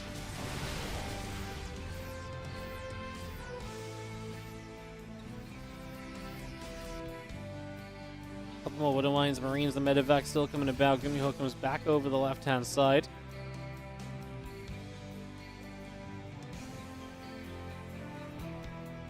Public Command lifts off, going to move down the left as well, so he's going to come across over there. As you see, the Armoring, the Ghost Academy still all moving through. And have our Zealot back up to the top as well. Additional probes coming about. Liberators on the way from Gumiho. And again, Marine Marauder still just coming into this game. As Gumiho looks to keep on being defensive and safe. I mean, again, I don't think Firefly needs to attack into this right now. Because right now he actually takes a worker lead and he has the base count, and attacking in's not really necessary. And again, I feel like he's missing some of the power to really do it with. This time though, the Prism will get its warping off, and he is going to actually succeed in this warping and this attack. So that's going to be GG's. And Firefly is going to tie us up 1-1. We are going to go to a game 3. It took a little bit of a twisting and turning journey to get there, but we got there. And game number 3 will come up here in just a couple of moments. Let's get this underway. Our third map of this series was Oceanborn. Let's get this one straight up and running, get this started, and see how things are going to go. Perfecto.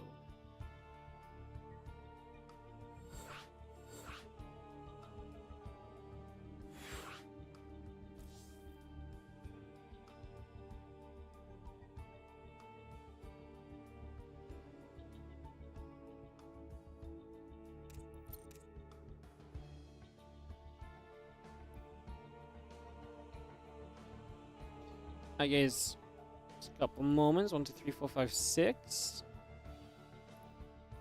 Everyone in here, so we should be good to begin. Just waiting for a Pros player to swap the race to Protoss.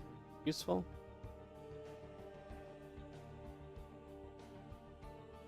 Check everyone's ready.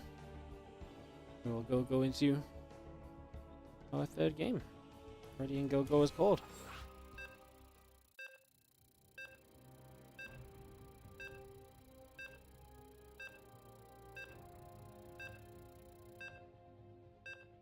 Alright, get this on the way, guys. Thanks for joining us today. So for some WardiTV Korean Royale action. Appreciate you all being here and joining some games with us as we have Oceanborn coming on through.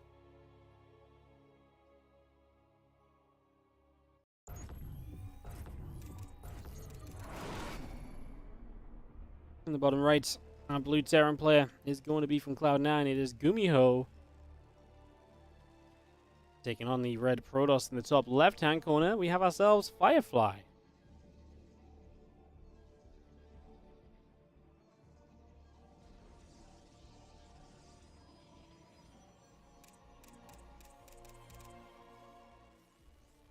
Entering game 3, and there's an SCV going across the map early from Gumiho, so expecting that to cause some trouble. Hold a proxy down in the next moment or two.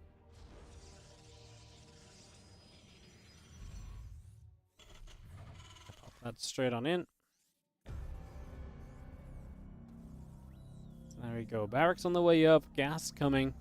You see what the setup is going to be here. We see what the plan shall be. So we get this underway and look to figure it out.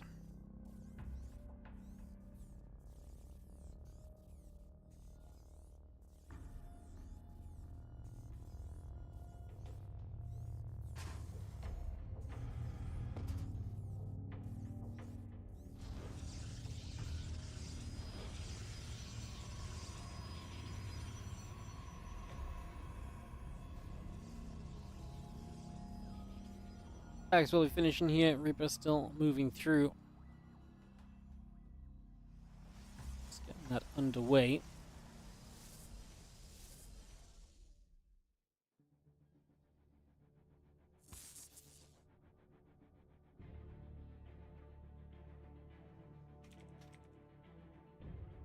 So, got our Reaper coming up. And you have the SCV heading back home. The probe has been spotting around as well. And you have the probe trying to figure out what this is. You actually have a low ground gateway and cyber core. Means that the units will not be up in the main. There's not going to be a wall off to stop this Reaper getting in either. So a little bit funky.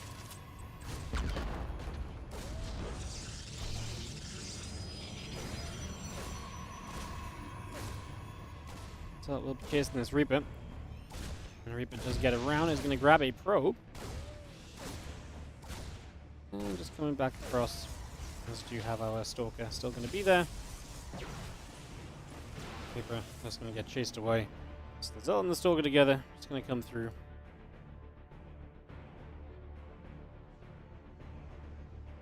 Well, now we actually have the units popping out of that forward gateway, and they're going to run across the other side. So check to see who can get a defense up. He is building a Cyclone, though, and that should be the majority of what is needed to deal with this and to handle this.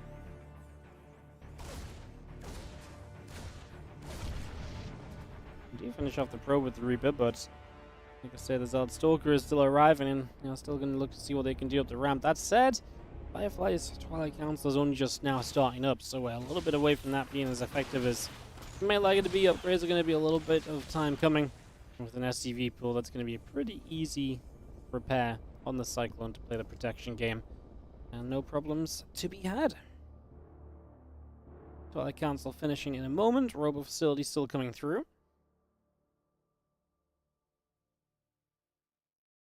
Nexus will complete in a few moments. Again, that blink is on the way out. So we do see that tech starting to take shape here from Firefly, starting to bring that forwards just for the moment. Stalker's still going to go and move about a little bit. Our Nexus gets settled down onto the natural location. Probes are going to chrono boost.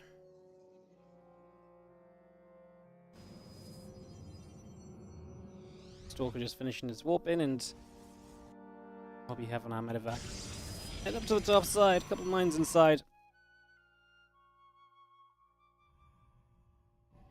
It's gonna be coming straight across, ready to try and deal some damage. Let's see if Firefly's response to the mine drop is going to be on point. Looking pretty reasonable as... Oh, no! Yeah, the probes having to go through that little bit of a sim city. It's always dangerous, right? You feel like they should be able to get away, but if they've got to go, like, round the nexus the wrong angle, the Widow Mine can stay locked on and then fire onto what is not the biggest clump of probes, but still a good few probes. More than what you would want that Widow Mine drop to do, especially when the Widow Mine drop has survived and will live to kind of see another drop as well. That means that there's even more damage to be done from that Widow Mine at some stage. So that is absolutely a continuing problem. That definitely becomes, you know, much more of a concern here, much more of an issue. So yeah, this is definitely not great for Firefly off the start. Looking pretty rough at the moment.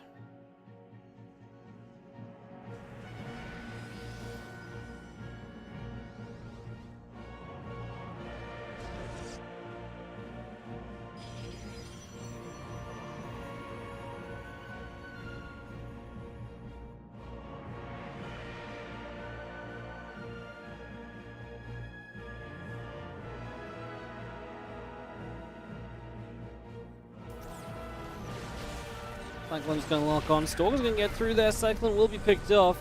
Both gates and the forge coming through. Our Nexus finishing very shortly. Again, there's a couple tanks firing away and just pushing those Stalkers back. Stalkers firing again. Just seeing the Widow Mines dropping off. Is this going to be the exact same thing again? Yeah. It's the exact same thing. The way the SimCity is positioned is just not good enough to let those probes out against a Widow Mine drop. This happened twice now, so it wasn't just bad luck the first time around. This is straight up just not pretty. 15 dead probes, and Firefly is in a world of trouble here for game number 3. 22 probes killed so far in this 6-minute game. His economy has been shot down a couple times over, and that is going to be a major issue for Firefly in this series. He is not having a great tournament so far. 0-2. Looking for his first win still. Not seem like it's coming from this one.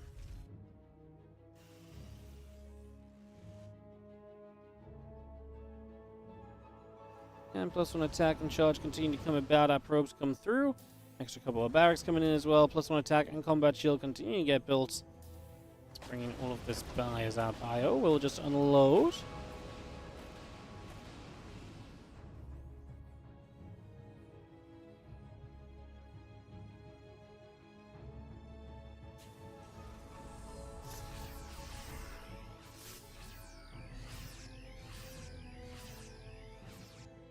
These Stalkers obviously not having a good time. If they actually get caught here, that would be pretty sad. They blink, but this bio can sim a second time, and I guess we're eventually going to be able to blink once more. We lose 2 Stalkers maybe before that? No, just the one. Just about able to keep one of them away. Oh, okay, we're fine. Gumiho didn't realize it soon enough to target fire the correct Stalker there, so we get away with it. +1 attack coming through from Firefly's. Again, that forge upgrade out obviously should help a fair bit here.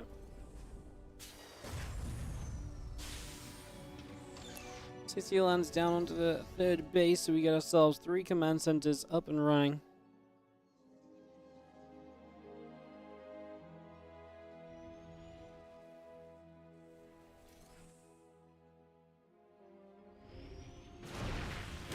I'm tanking the front already in just a little bit of trouble. It's taking a couple of shots of damage. Fire comes across, chasing those Stalkers out. Again, Firefly just doesn't have the numbers, really. Can appreciate that he's here to try and put on some pressure, try and hold map control, try and pretend that he's got enough to be scary with, but I really feel as though it's just not happening, right? I mean, he just is so far behind army-wise. He's down 50 army supply. No, that's, well, now less than 40 to 95. And it doesn't look like there's anything in this force which is really going to stop the Terran army from just stemming into you and winning the game. So, looks as though Gumiho really does have this series locked up. I mean, feels fairly obvious after the way this game started. Maybe Gumiho missed macros or make some mistakes to make the advantage not as big as it should be, but feels as though that didn't really happen at all. So, it doesn't seem to matter here. And this bio continues through. And it looks as though just going to have too much Gumiho in this one. Gumiho! He's going to get jumped on by some Stalkers. That's not going to make any difference at all. GG's. Gumiho takes it. And that is going to be Gumiho 2, Firefly 1. Gumiho to pick up a win today after a little bit of an unsuccessful start. He gets back on track. That's good for him because he plays a fair few matches today, as he's going to be up against Dark coming up next. So we're going to get Gumiho versus Dark on the way in just a couple of moments.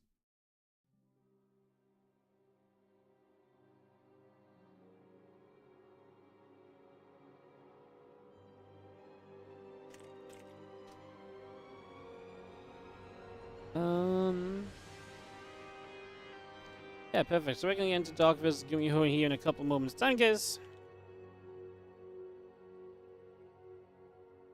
Perfecto. Double check Dark's here. He is. Cool.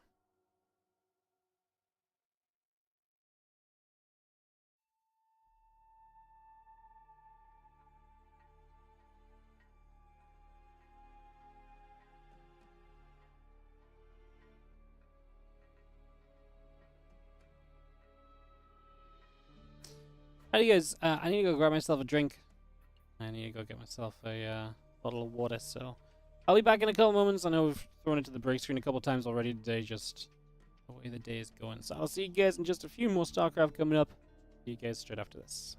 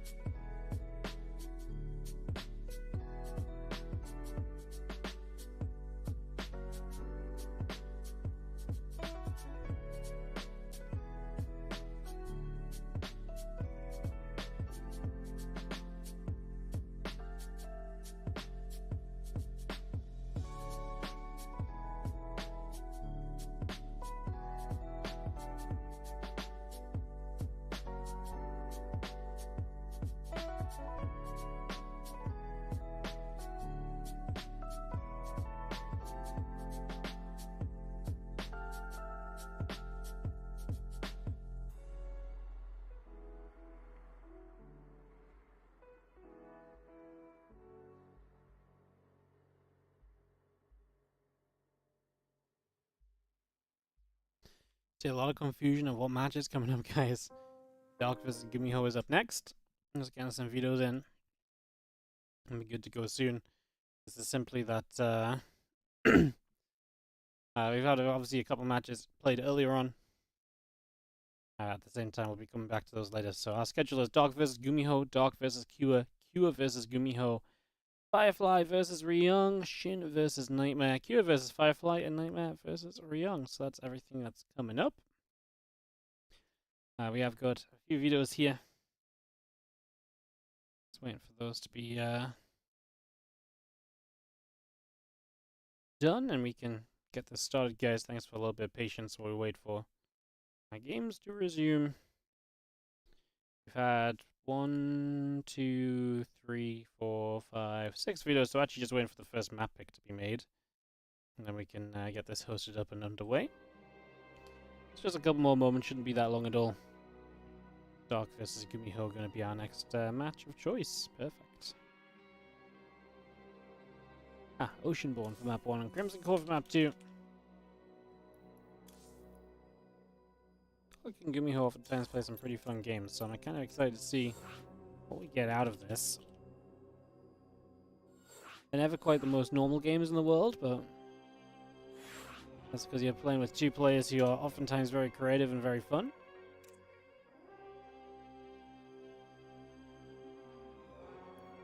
Alrighty, move the people around. 1, 2, 3, 4, 5, 6.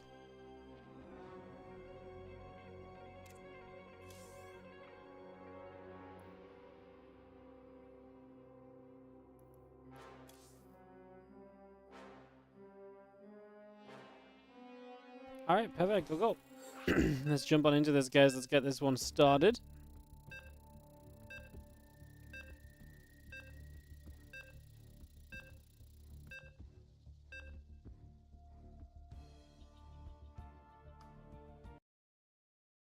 Heading into Oceanborn.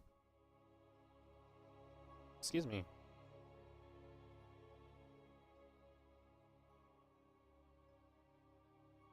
Which match will be next? Literally the order I just said. The easiest way to think of it is if you go down the list on Wikipedia, we always cast the top match of every set of matches. And if there's multiple matches, then we cast those ones at the end. But for now, it's going to be Gumiho Dark, Gumiho Dark, Dark versus Kua, Gumiho versus Kua, and then into those other matches.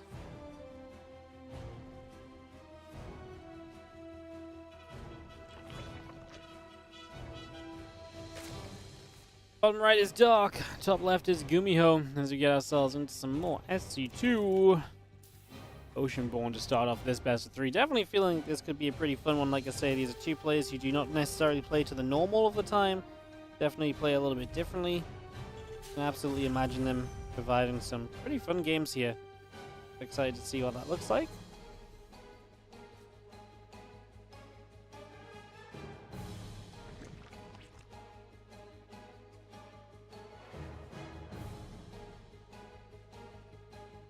What will the plan be? Hatch gas and pool, so nothing immediately crazy on the opening couple of moments here. Everything looking very regular in that regard at the very least, so no surprises in the first 2 minutes of the game. It is a low ground barracks and Reapers though from Gumiho. He's been doing this. He actually played a series against Dark recently. I can't remember what it was from, but they played and Gumiho did this, got into a great position, and then just proceeded to die to the counter attack.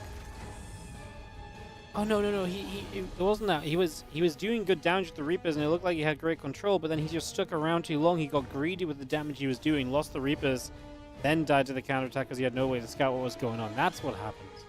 What tournament was that in? Probably a ESL Open Cup, I guess? Well, let's see how it goes as the feelings. 2 under across here from Docs. That pull first is coming into play with the Lings getting across the map nice and quickly. Not wasting any time there. See our Queen firing up. A few Lings are going to fire back and go back and forth And the Reaper is going to be there to chase this down. Always do the full wall for the front. This is a scenario where the Reapers... sorry, the Lings can't really get in. However, a Reaper just died to slow Lings. That's not really meant to happen. That's absolutely not meant to happen.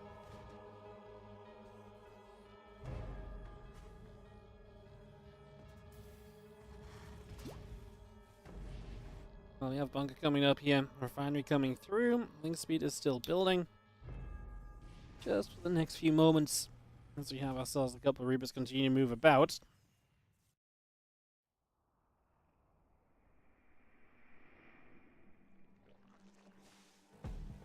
Link's still trying to get up and operational here. Just going to have a couple of Queens still coming about as well. Stimpback coming through. Marina's on the way. Reactor is building.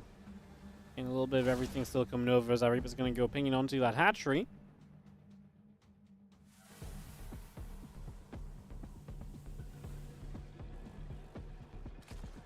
Now some Lang is going to begin to move across onto the map. Again, Link speed, couple of drones all coming through. And a lot of this underway for the moment. And Ling is going to kick off with that. Ling speed and Doc will be able to move forward looking for some potential damage. So just going to come wandering in. And Bunker is going to be good to play defense. The Reapers are going to be out there as well to hold this off. So again, a good little defense setup so far.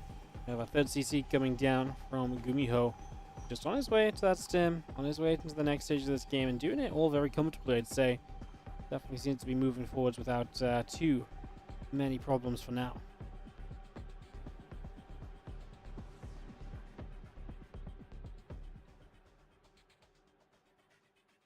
Couple of Reapers come all the way about back to this bunker. And now just seeing some Lings. They get turned around as well, so they will not be able to do too much. They're just going to get shut down also. A little bit of a cleanup there as that Reaper's still chilling out the front.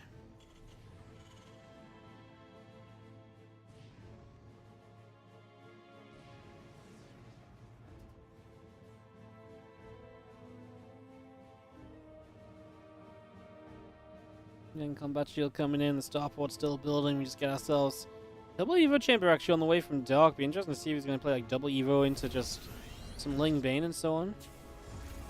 It's always funny. I always think of the quote of I don't remember who actually said it. I can't remember who it was, but someone was like, it was like Mara or someone. Someone was like, "How do you feel like about Dark? You always playing these weird road strategies. They're difficult to play against." And Mara was like, "Well, actually, no. I feel like Dark's a worse player when he plays roaches compared to when he plays Ling Bane.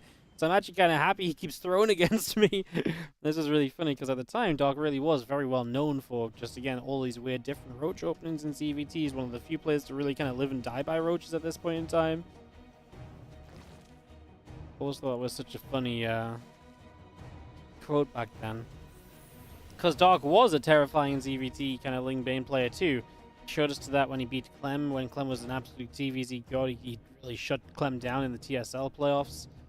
That was a statement being made right there, and you know, like I said, doing it without the roaches as well was kind of wild, because again, that's what we kind of just were thinking of Dark for the last couple of years. As our Marine's going to step forwards, and the Queens are going to be here. Just have the Ling is going to run across. A lot on the way from Dark, not a lot ready just yet. Right now it is quite literally Lings and Queens. Bane Nest just about to finish. One more melee upgrades halfway done. Lair halfway done. A lot of stuff that just needs a few more moments to actually get finished off setting up. And then we should be good to continue through as we have ourselves the Marines. Continue to just unload up onto the high ground. The Lings are going to come over again. The Lord's still moving out down to the south. I'm just going to be seeing a few extra Banelings coming through. That Lair finishing in just a couple of moments.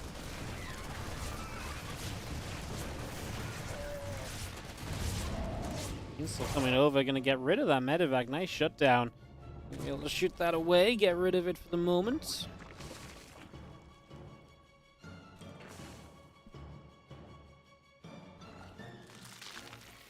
Well, in the end, we are going to see Dark able to live through to seeing his upgrades coming to fruition, so obviously that is a good sign.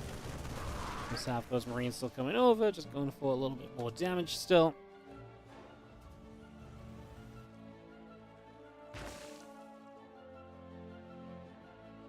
+2 melee, +2 carapace, both on the way. We actually have Gumiho about to start his own 2-2 when his armory finishes here in the next couple of moments. Just getting that completed.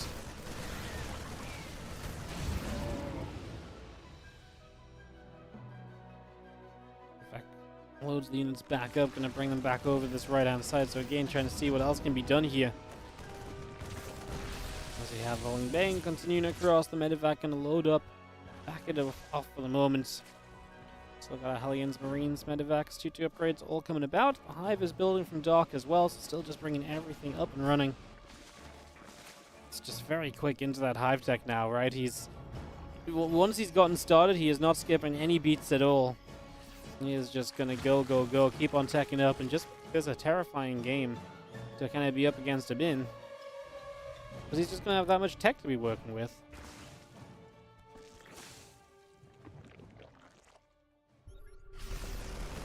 Prince come forward, a couple of troop teamers will be going down. Bane still gathering together, the Hive coming up, the Lings all on the way. Yo, Dimatcat, thank you so much for the 26-month resub on the Prime. Good morning, my friend. Happy to have some SSD to get you through the day. Hell yeah. And thank you, Reno, for the raid. Welcome, guys. Hope you all having fun. Welcome to the WardiTV Korean Royale. As we have ourselves, the Lings is going to go onto this set of rocks, trying to play open up on that. 2-2 still coming around here on both sides. The Viper's building, Lings and Bane's building. Much of this is possible still coming up. Obviously just tech from Dark. Like I say, once he started, he just really did not take a moment to stop in this game. He's just been absolutely committed to moving forwards in this. Bane's still coming about. And she's going to get counterattack, and the door is open. Oh, that's never a good sign when the door is open and you're going to get free access. That is absolutely terrible for Gumiho. He's going to have Banes roll into this mineral line too, and he can't pay attention because he's got too much going on. He's going to try and shove through the middle of the map. He's going to try and win this with one fell swoop, one big hit. Just try and take this down as the Lane Bane gets to the center. Marines are still pulling backward. 29 SCVs it gets so far. But also Gumiho's army dead. And that's the problem for Gumiho, is that he just kind of needed this to be a complete success.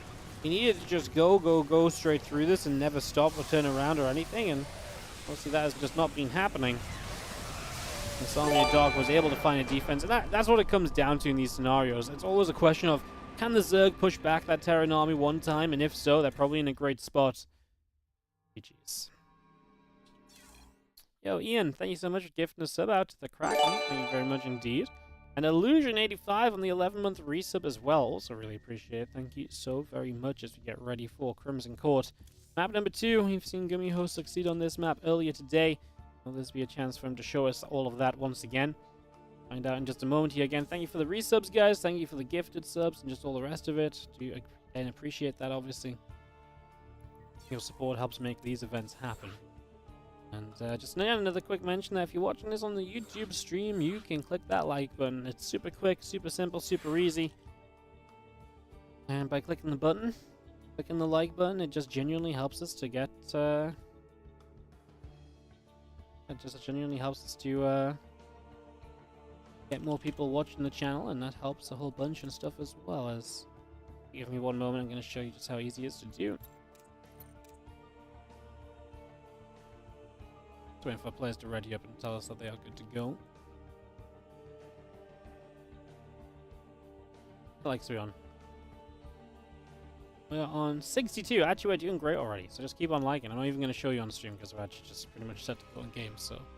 But, yeah, good job, guys. Doing your part. I love it. Thank you so much. Alright, Gumiho ready. So waiting for Dark to ready up as well in just a moment or two here. Perfect. Let's start this game. Let's get this underway. Let's count down into our second map of this series. Is Dark overwhelms in game 1. Can he overwhelm again in game number 2, though? Or can Gumiho get a little bit of a better handle on this time around?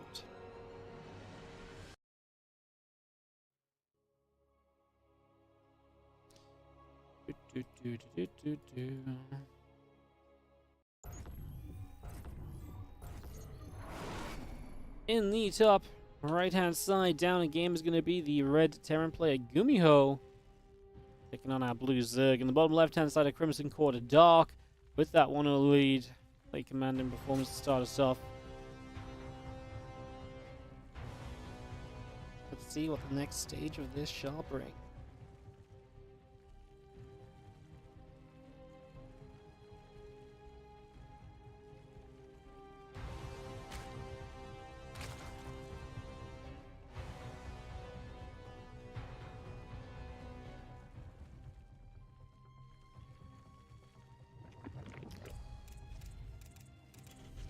early game. That's going to be pull first again from Dark, so looking to get some lings on the map, causing trouble early.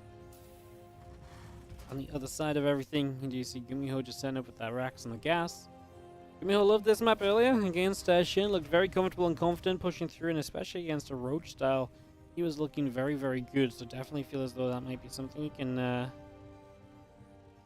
keep a hold of here. Going into game number 2 against Dark. Maybe try and dig some hope and some love out of that earlier result for yourself.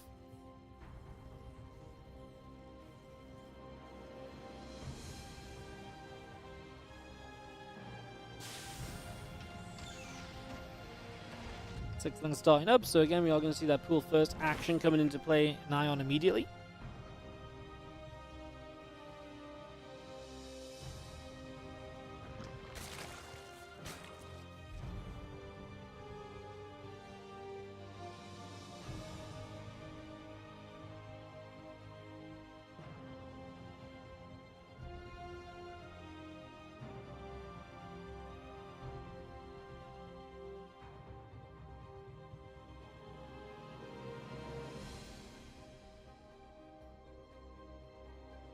His feelings make their way up across the top side of the map. Roadrunner finishing in a moment here from Dark, so getting that completed. Potential to just be aggressive this time around, right? Just to play this a little bit differently from what we saw before. We do have a Marine going to be there. SCVs as well. Have a Marine fighting back, and that is going to be this sling. Taking some damage. The SCVs continue to pull through.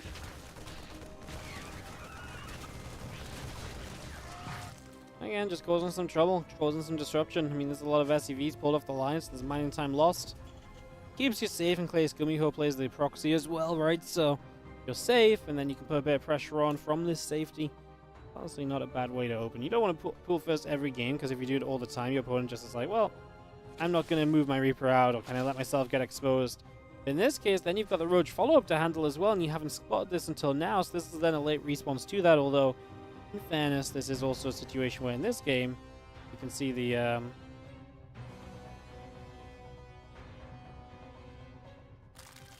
you can see the bunker was already pre-building from Gumiho, so he was already making some efforts to be safe and secure during this one.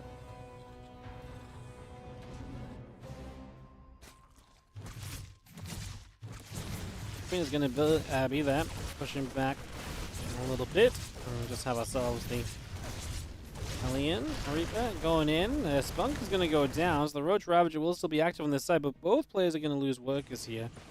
So this is not going to be a easy time for anybody. Plain and simple. And there's that Cyclone. Actually very nearly going down. Ooh, we got to play dangerous games here now. Keep the Cyclone locked on. You don't really want to let go of the scenario, but yeah, definitely a little bit of a weird little situation breaking out during that one. To come through it though, we survive in for the moment. Get to move by for now.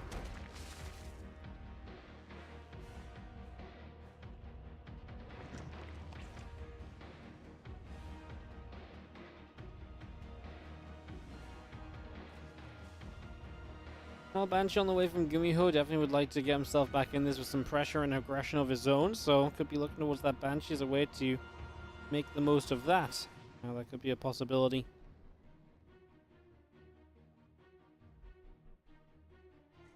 Rick keeps on moving around as well. Just seeing what else is happening here. Cyclones both locking on the Overlord and end up getting pushed away.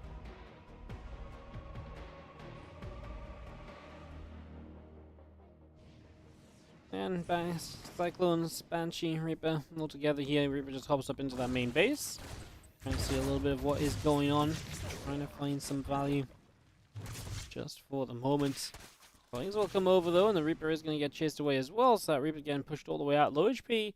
2 more factories on the way as Gumiho is going to decide it's time to play mech. Of course he did. It's Gumiho. In part, I'm not surprised. In part, I'm absolutely surprised. So yeah, Gumiho doing just Gumiho things, I guess.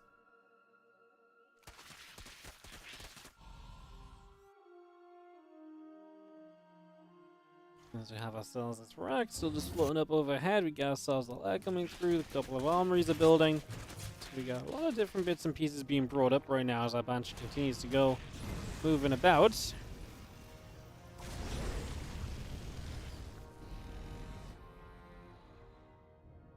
With the double armory coming through, Gumiho actually gets into a fairly dangerous spot in terms of the damage he can deal. He can actually get into a pretty good spot in all of this. It's definitely something we've seen him be able to capitalize on before, right? When he gets those armories up and he starts some heavy upgrades. There's actually a lot of things he's actually been able to do from this point a lot of the time. I think of like double 4 drops, for example, as a big popular choice from Gumiho. That's something he's done a few times over, for example. Definitely one of the things you can expect to see out of a Gumiho.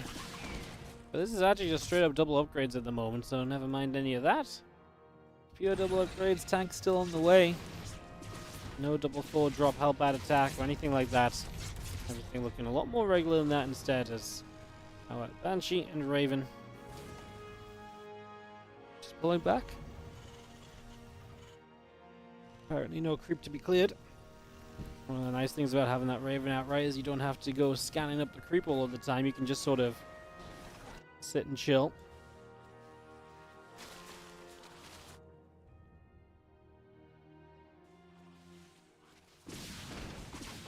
Raven and the Banshee, getting rid of some creep tumors.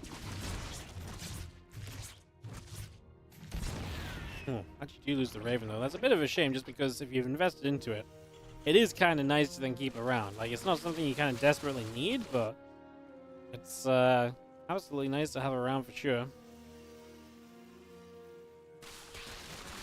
Roaches, Ling's just going to finish off that set of rocks. Just going to clean that up, open that up.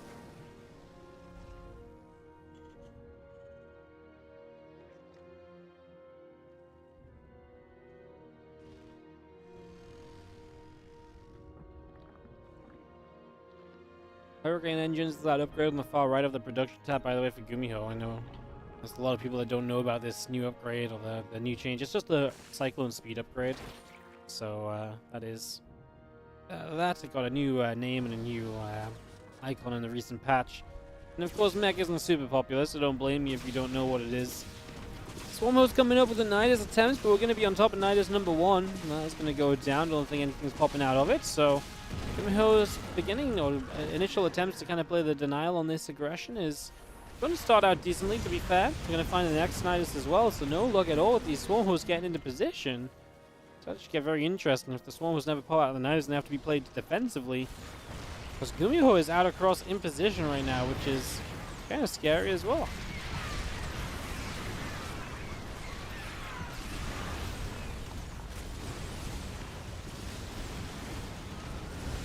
Well, that's... We continue to fight. We have our tank still fighting. A couple of roaches getting shot at. Other Hellbats still coming through.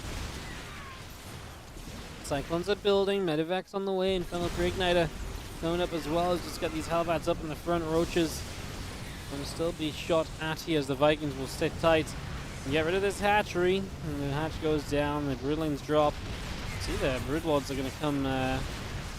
pressing through. The Broodlings will drop straight on down into this. The tank's still firing. Roach is taking still a bit of a beating as Dark is kind of getting there, but not very quickly. Now, the last bits of this army are going to be tough to get through. The Roach numbers are gone. A lot of it's in production apparently as well. So Dark, yeah, he has the Swarm Hose that eating up a lot of his production on supply numbers as well. Supply-wise, Dark looks great. It's just he needs these Swarm Hoses to come back into play to really help him play the cleanup, and that's the one thing that's kind of missing for him at the moment. So yeah, for that reason, Gumiho will kind of get out of here alive. Will kind of just be, just about fine. Cyclones come over, the Nidus gets killed. We have ourselves a Nidus in the top side of the map as well, so just bringing that through as well. A little bit of everything on the way here. Just for the moment, there is the Nidus popping out. The Swarm Hose finally going to get used aggressively. I mean, That's something we want to be having the Swarmhorse do from the very get-go usually, but it's been good denials from Gumiho. But now you do have to deal with the fact that they're going to be across here and able to drop into your mineral lines and just cause you all this trouble that you've not really had to handle so far. Cyclones do get caught in that. 2 Cyclones drop down dead. A third will just stand and die also. Is actually going to get a 4th with a final shot. It's really not bad. And turn around this drop of medevacs as well. No luck found on those.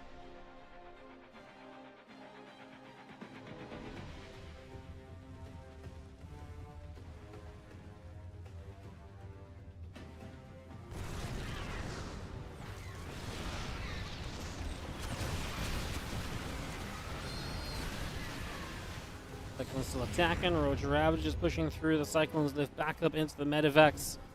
All of these Cyclones continue to come together as the Overseer on the top comes in. We are going to try and deny that Niders, but that might be a little bit too hopeful. Swarmhorse already jumping into it. And as the Swarmhorse Locust go one side, the Roach Ravager pushes up the other, and Dark hitting with the multi-prong right now. And he's going to hit pretty nicely as the SCVs try and pull out. Engineering Bay goes down as well.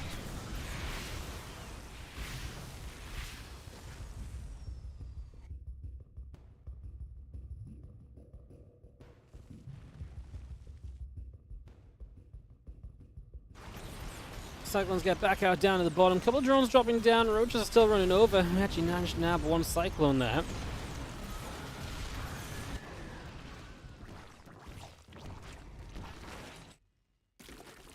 We'll hit the meta right back. Liberator coming through. Just gonna see the Roach Ravager showing up. A couple of Cyclones go down.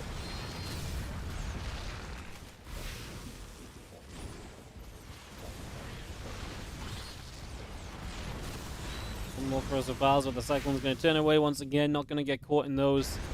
Making sure we're going to keep ourselves nice and safe. Away from trouble as best as possible.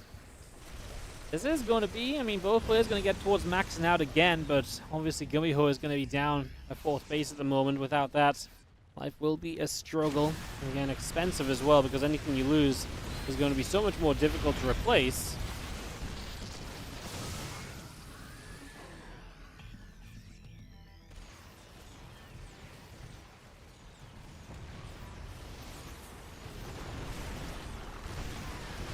Cyclones moving up, Hellbat's coming around.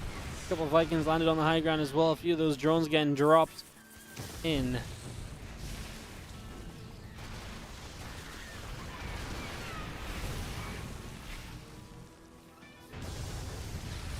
Locust still firing away. Missile turret taking some damage. You're going to come forward here. Queen gets killed off. The Cyclones come by. The siege tank's going to get siege up again. Ravage is going to get blasted.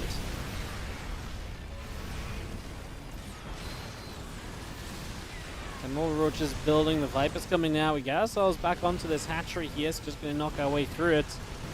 There's the Hellion Cyclone. Liberators.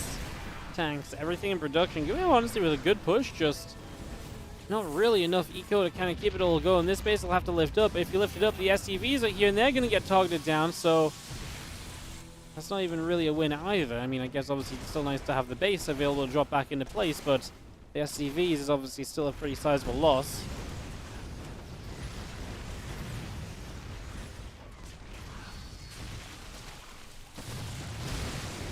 Roger's finding even more SCVs. This is now 36 dead workers. This is actually a lot more damage than I thought. I thought it was going to even out worker counts, but it actually just did so much more than that. Gumiho going to be on the bare bones of an economy here, although he does have apparently mules for days. Plans, +2 melee, +3 missiles, all coming up. And get these locusts popping out. Going to move over.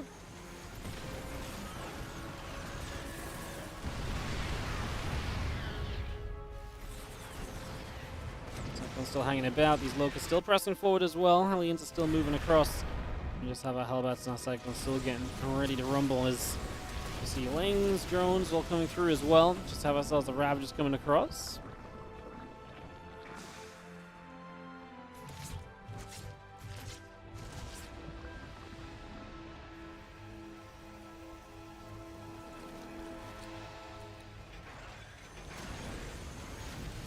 There's 7 additional Cyclones on the way, by the way. It's really ramping up the numbers a bit as we do have Hellbats And Lib's just going to clear up this Nidus network. Just going to finish that up as well.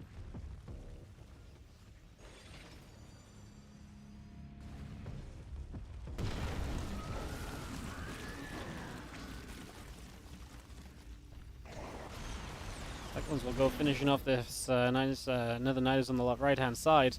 Again, got to keep on top of those. You really do not want them to keep on popping up, although Doc is already here with the Storm Host just on the front lines and just going to fire those straight on through onto this location.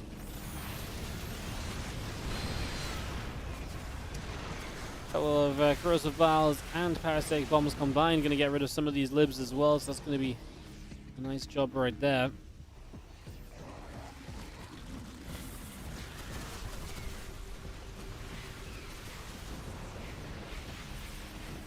And we're still pressing forward, a couple more logos getting dropped as they fly on in. This army of Gumiho just still pushing through the middle of the map, a couple of liberators setting up on this high ground, although I don't think there's much for them to really hit here. This is really a Gumiho army push.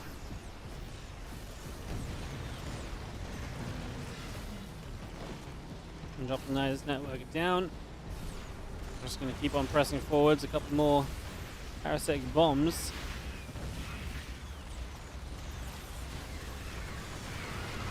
Coming over right here. Still got corrosive valves dropping in. Hellbats with cyclones firing it up.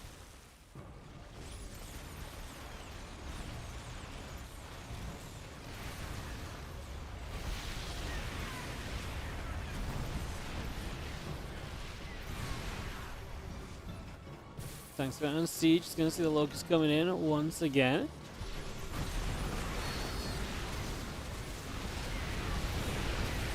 Oh, nice fight from Dog. All those corrosive valves hitting the tanks, clearing those out very easily. That's very nicely done, absolutely. Cyclones and Roaches still coming about here. We get 12 more Ravages in production. Corrosive valves will nearly get liberated, but not quite.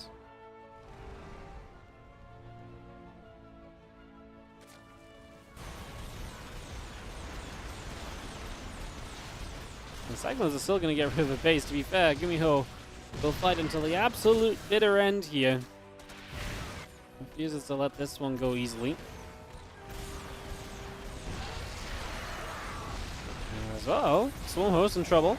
Gumiho is absolutely going to make this as difficult as possible, man.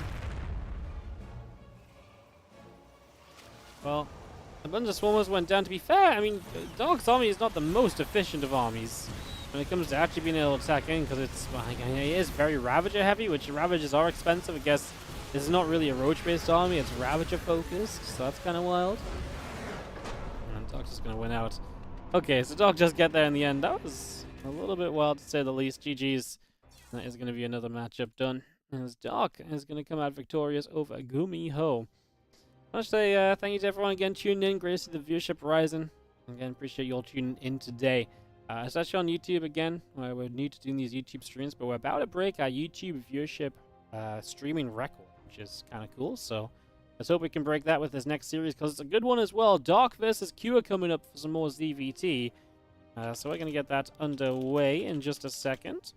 Get this ready to rumble, as we have more StarCraft 2 on the horizon. We are not even going to have to go to a break screen for this time around. We can just put this set on up and get this going.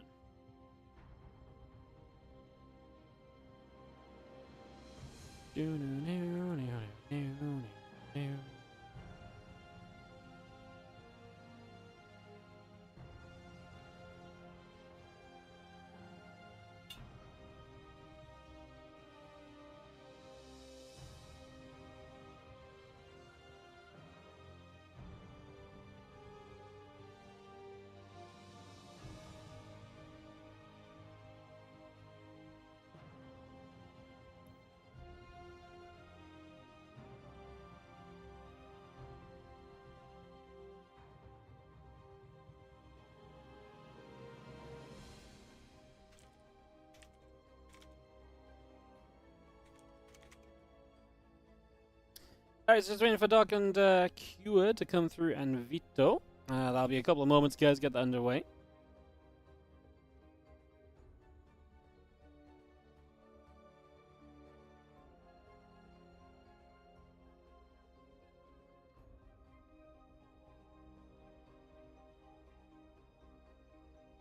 And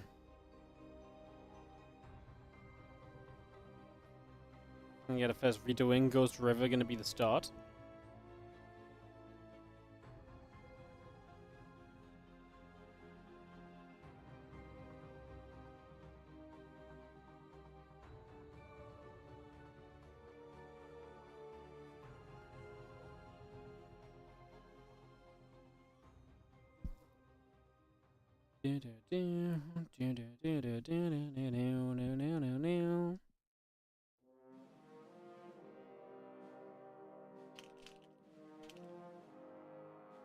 Alright, so a couple of videos coming through, guys. Golden Ore reviewed by QS, so it'll just be a few moments. We'll get this all underway. Thanks again for joining us. Again, an absolute pleasure to be bringing you guys this tournament. I'll just wait for ads to end, and I'll do a little bit of a sellout section, I think.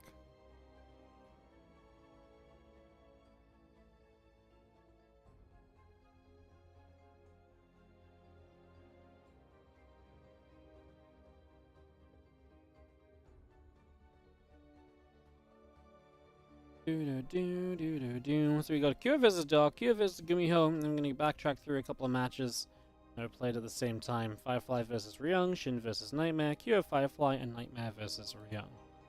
Sounds good. Sounds good. We're a couple hours in. Yeah, actually making good time on today's stream. I like it.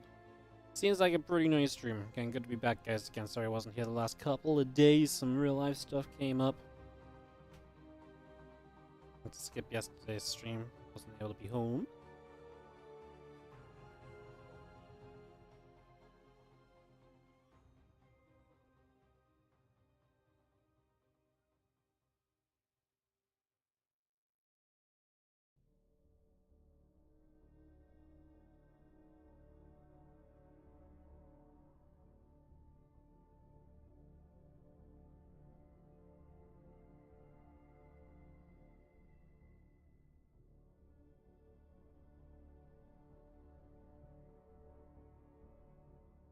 First map going to be post-youth. Nice, we're going to see a map we don't get to see as much of. Very down for that.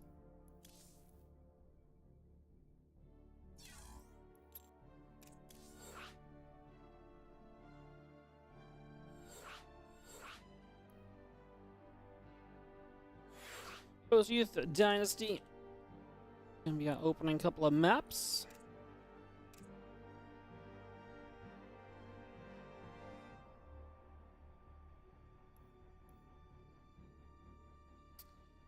And the third map is going to be, Ghost? Wasn't Ghost vetoed? Ghost was vetoed. 3 should be...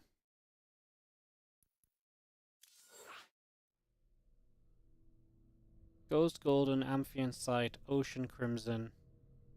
Post Youth Dynasty. What map am I not thinking of? Alsani.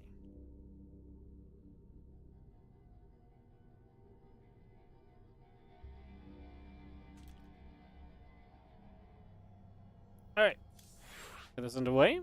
Let's just get Dark to join the lobby as well. Actually, you can't start without our Zerg. Dark's pretty good as well, so it's not really easy to replace the guy, you know? So yeah, that doesn't really help either, I guess. If he's not here. Alright, go guys, let's go. Just waiting for Dark to give us that go-ahead signal as well. And we will kick this off, guys. Thank you for a little bit of patience as we get this all underway. Get this started up. And see where we go with it.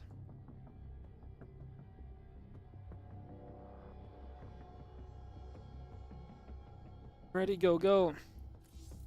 Let's start and get this one underway, guys. Thank you again for a little bit of patience between the matches. Let's get this up and rolling. See you later, Kraken. Thank you so much for dropping by and being the beautiful recipient of a sub. Oh, I was going to start. Okay, just before the game begins, guys, this is a WardiTV tournament.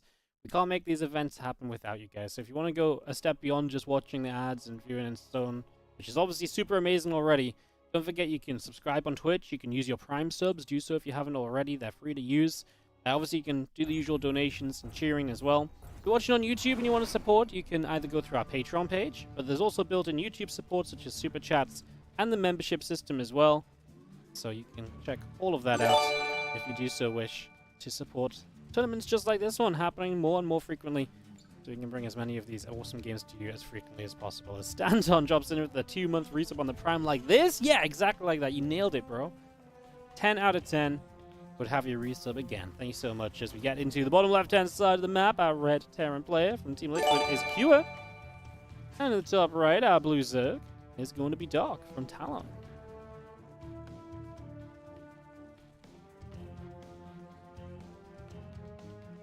Can you get unbanned on my Twitch chat? I don't know, Diego. What did you say on my Twitch chat? / what's your Twitch name? I'll check. Titan8989, thank you so much for that Prime sub as well. Appreciate it. Thank you so much. Hashtag sellout segment is officially working. How beautiful is that?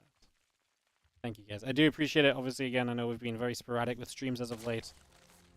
We will be here most days this week coming up to Dallas. Obviously, Dallas next week, so I'll be traveling for that. But trying to stream as much as we can up until then.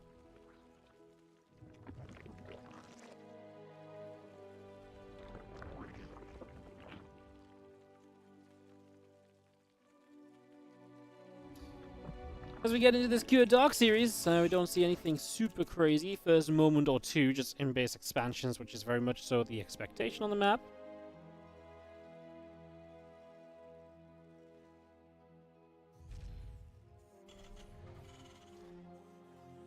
Command center coming up. The older command is building. Reaper is producing. And we just get ourselves rolling here for the first few moments. The drone on the way out. The spawning pool is coming in.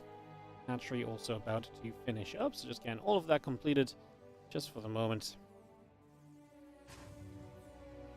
As our Reaper is going to go out across to the other side of the maps. Just going to try and see a little bit of what's going on for the next few moments. Get all of that underways. Well, Lynx be coming up. Queens and Drylings on the way out as well. Obviously, there's Reaper trying to scout about for a little bit of information in the early stages. We have a few Zerglings that are going to turn back on toward that Reaper, and Reaper just playing the back and forth game at the moment. Starting forwards, dodging back. Oh, we'll continue to fire in the Lings. Take some shots as we go.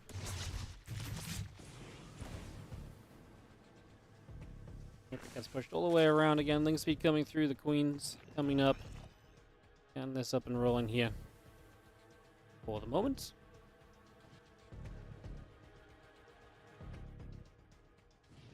Ling speed is, again, just about halfway done. Still got our starport coming through. With the command center building, orbital on the way. SCV coming through. Everything looking good. Is this live? Yes, we are live. We are live. The game's alive. The comments in chat are also, believe it or not, live. Would you believe it? Yes, they are. I feel Ling's going to continue to chase around. Reaper does turn back. Turns back up into the main base. Queen going to get a couple of shots onto said Reaper. So Reaper will take some hits already. Again, Queen's and Ling drones will continue to produce on through. Marine Cyclone Medevac building in as the Reaper grenade goes off onto a few Lings as well. It's just going to get a little bit more damage done there. See our factory moving further into the base, and we do see a couple more barracks on the way up as well, as bringing those additional barracks up and running. Once again, those extra racks on the way. Just going to get the bioplay fully started. Post Youth typically seen as a pretty decent Zerg map because you can get a lot of bases. You can take a forward gold. It's not the most punishable gold by any stretch of the imagination. I feel like this is a map where the Terran can push the gold a little bit, but generally this is still just big enough to be kind of enjoyed by Zergs. And actually, rush distance, it's not that big. It's actually one of the shorter rush distance map, but the way the rest of the map is laid out, especially those corner bases, can be very difficult to reach. So you can really play from one side of the map to the other very easily. Not very easily from one side of the map to the other. So that means that the Terran can't just kind of constantly deny all your bases. You generally can successfully expand in one direction.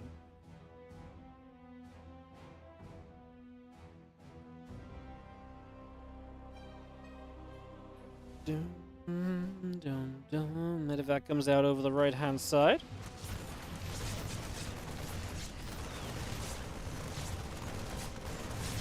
See our Queen's coming over. Marine gonna get knocked down.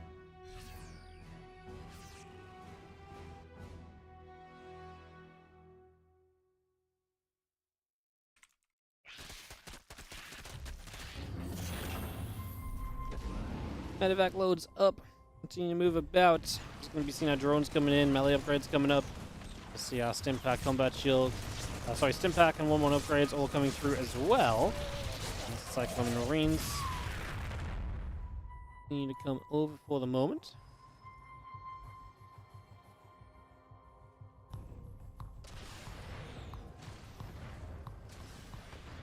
Emperor gonna shoot. Just gonna see that Overlord taking some damage. Queen's gonna be hanging out there as well.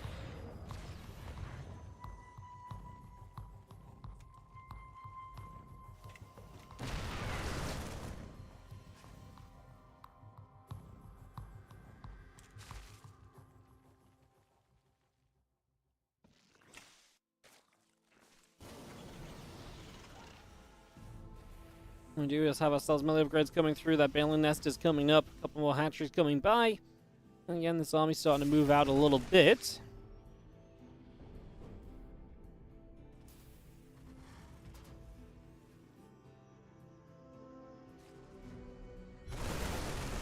Marines coming through. Crew teamers are going to start getting knocked down. Our Lings are going to run over, and our Marines will load back up.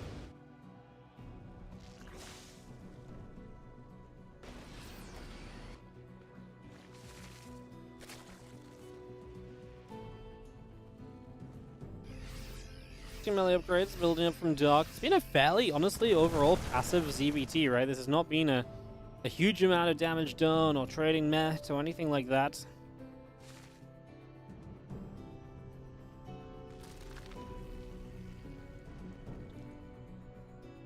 Marine still chilling.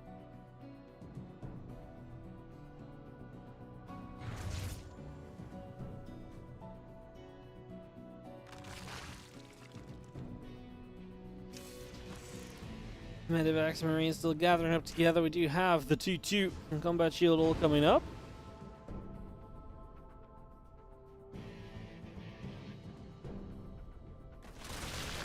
Gonna catch this drop. Morphs Banelings as those units get caught by the Lings.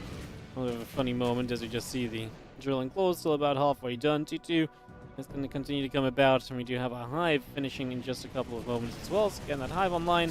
Banes are going to crash in for a few of those Marines, so I'm going to nip those for the moment already.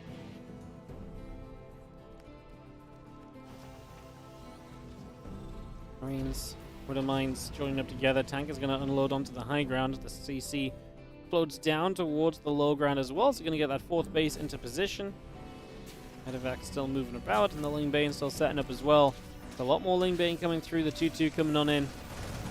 We just have ourselves not really too much of a chance to kind of break through here. As Kura just takes base number 4, we just continue to push ourselves towards a deeper state of this game without anyone really having major fights. This really has been a very, like I say, passive way to get set up in this matchup.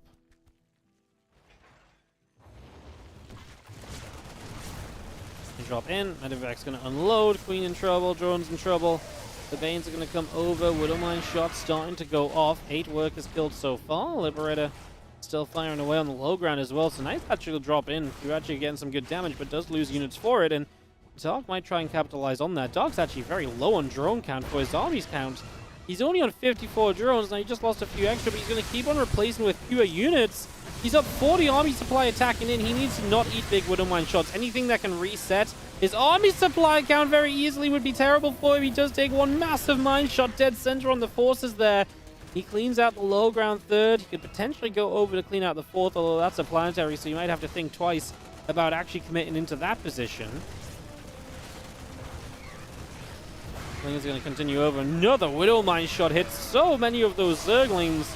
Bane's still coming through. We've got ourselves 28 dead SCVs. The planetary fortress going down.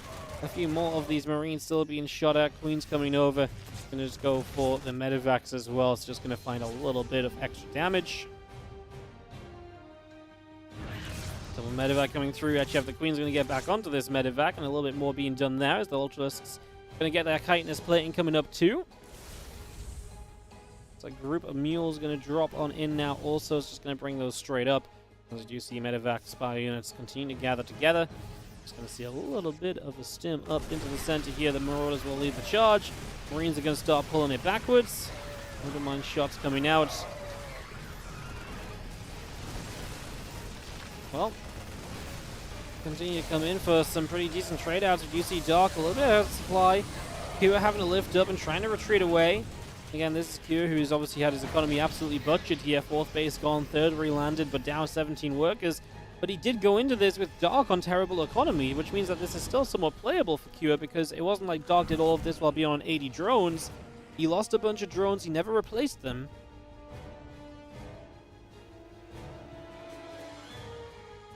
Bane still moving around in the center. Titan's plating finishing in a couple of moments. Medevac still to the upper left. A couple of Lings is going to run across, get on top of some of those SCVs and mules. Do you have a hatchery top left-hand side also taking position?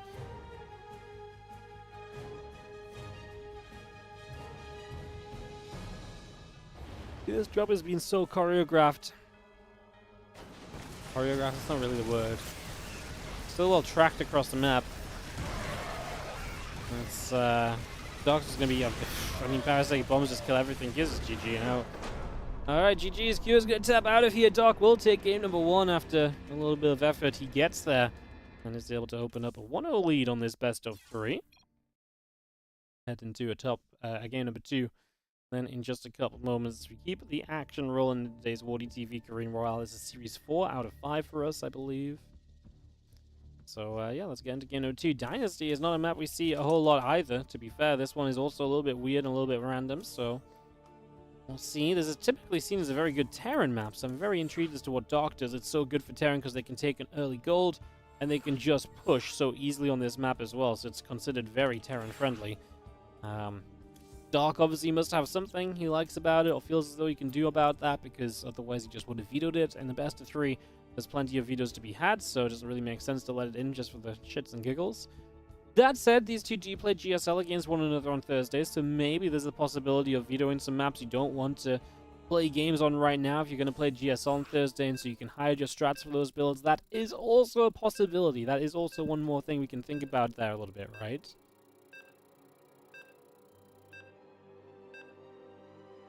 And so yeah, game number 2 starting up as we speak. Getting this ready to go. Put this up and rolling.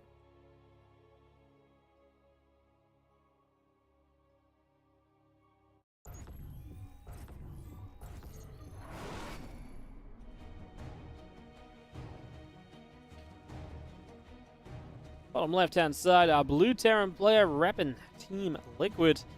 This is Kua. Down a game. Can he bring it back to a game 3? We'd love to see it. As in the top right-hand side, our red Zerg player representing Talon eSports. We have ourselves Dark.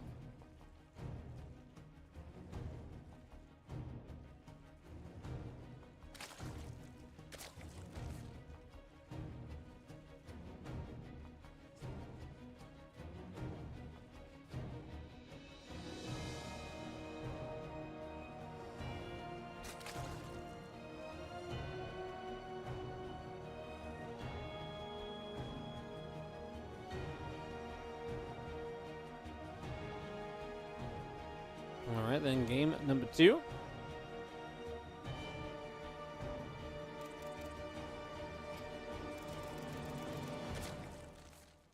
What does Dark have in store for us here? That was honestly a pretty slow start to the game as well. I really felt like it took a little while to kind of build up, and then suddenly Dark was just ramming into Qa's base with way too much army supply, honestly. I still feel like I would have felt better off for him if he just had more drones.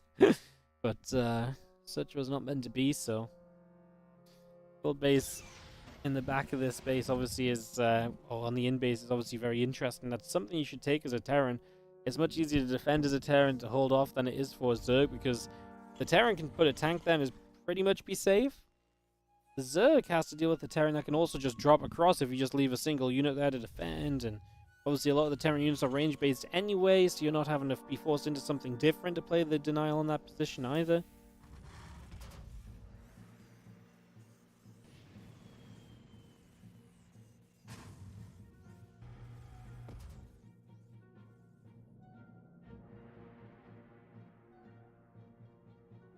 Queens, few Lings coming up, CC in the factory on the way in from Kira as well, so we get all of that started here.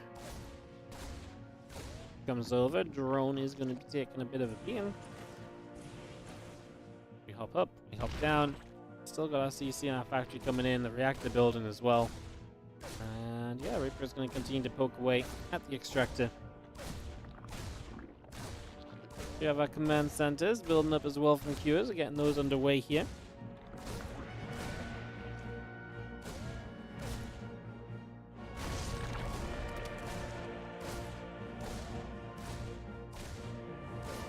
Hatch gas all coming in. A couple of drones are coming up. The Queen is on the way. The Feelings get to the bottom left-hand side.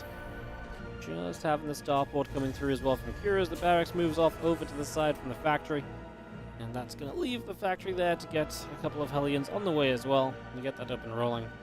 2 Hellions already in production, so getting those up immediately.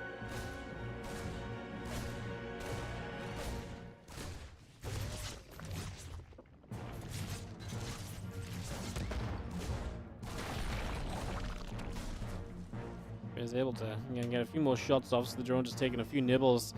Roach is going to be the play from Dark. I don't think that's too surprising. It gives you an option to play the denial on the gold base. So even just having that threat, it kind of keeps a couple of units there defensively as Qers, so makes a lot of sense to play the Roaches. And Dark is the kind of guy that's very happy to play some Roaches typically anyway, right?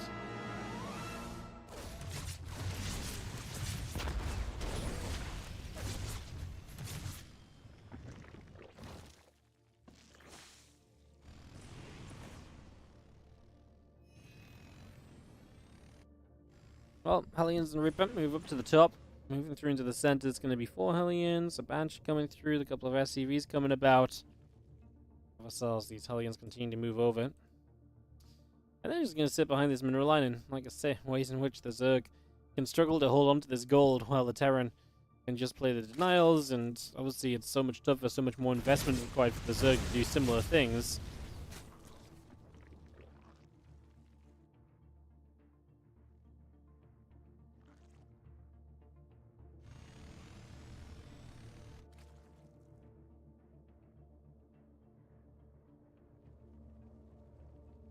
Hellions are still chilling, the Roach is still moving about, and a few more drones coming up as well.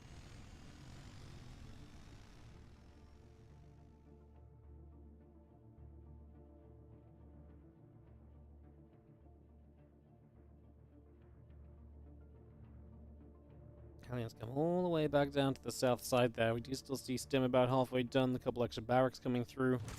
Queen's in position right from the get-go. The Roach is still moving forward, and the Banshee going to try and get them. Try and deal with these Roaches ASAP, as the couple of Marines will get there as well. Just going to be firing up. Again, a couple of those Roaches being knocked down pretty quickly.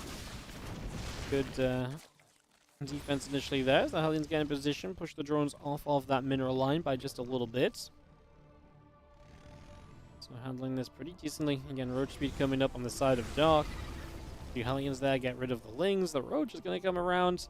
The other Roach is coming too. I feel like these Hellions probably should have just gone. I mean, I understand you're trying to make the most of it, and in the end I guess this works anyway, but don't risk the Hellions for no reason, you know. For a couple extra seconds of mine time loss, it's better have those Hellions on the map looking for further options further down the line, quite frankly.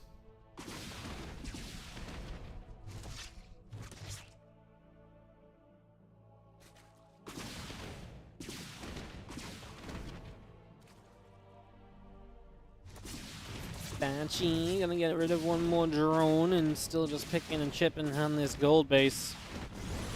Bits and pieces all adding up. The Roaches still dealing with the Hellions out on the map. There was the Banshee initially pushing Roaches away and stopping those Roaches from kind of making an investment further onto the map in general. So that's why you've never seen Dark really be able to get aggressive, because he's been held back by said Banshee. Being able to, you know, having to be holding back, held back from that is a pretty big factor. As we get in here, Hellions go big onto this mineral line once again, so we get a bit more damage done. 4 drones going down, Roaches and Queens still coming over. Roach is going to get into that corner there. Those Hellions will continue to take some damage, so taking some shots at the moment. Marines unloading, just going to have the rest of our Roaches popping up. Marine's going to load over, and we will have a drop into this gold now as a few more Marines dropping down. One medevac got shot down already. Marine's going to take a jump onto a couple of Queens here. So Queens will be dropping down, taking out all of these. Roaches getting picked off as well. And just have pretty darn comfortable cleanup from Kira, who's now going to turn back on some more drones. And he is just doing damage, boys. He is doing so much. It is just keeping on growing. We're talking about Dark, who's now down by 13 workers. Definitely not in a position you want to be in. Definitely not looking pretty in the slightest at the moment.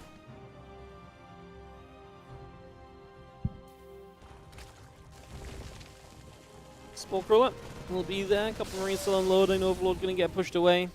Yo, thank you so much, Zvera TD. Thank you so much for the 2 years of resubscribing on that Prime. Hope you're doing great. Thank you so much for dropping the resub. Thanks for keeping it up for so long. Thank you. Marines come over. Just going to get in position here as we have the medevacs dropping. Backing away. We have ourselves again, just 2-2 coming up. The combat shield coming through. +1 vehicle weapons is also underway. Banshee gets a couple of shots on a roach.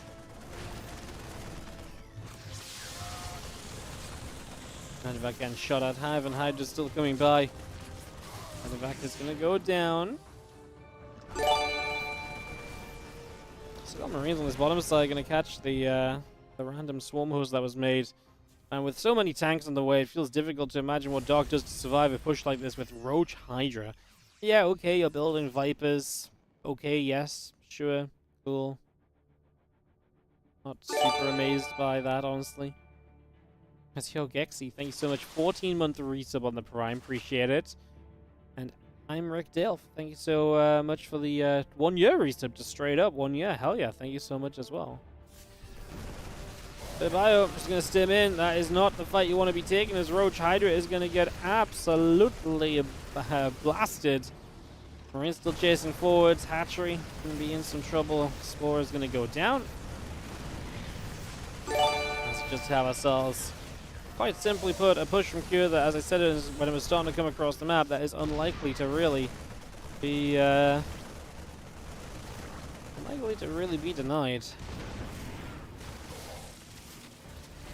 And even if Dark starts to take fights, the tank count from Cure is going to really limit the amount he can attack into those positions.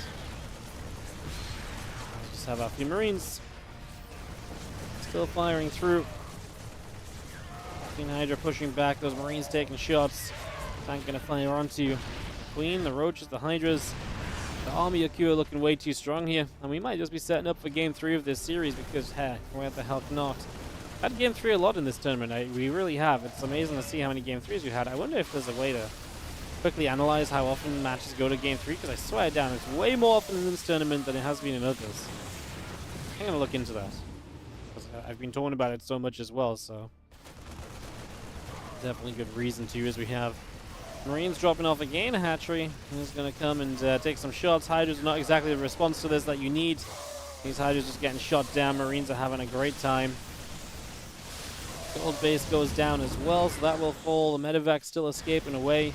Bit of bio on the bottom side. They get cleaned up. Medevac shoved out of there. Marine Marauder medevac tank continues to come about. We get the concussive shells also producing. The rest of this army from here is still just down to the bottom.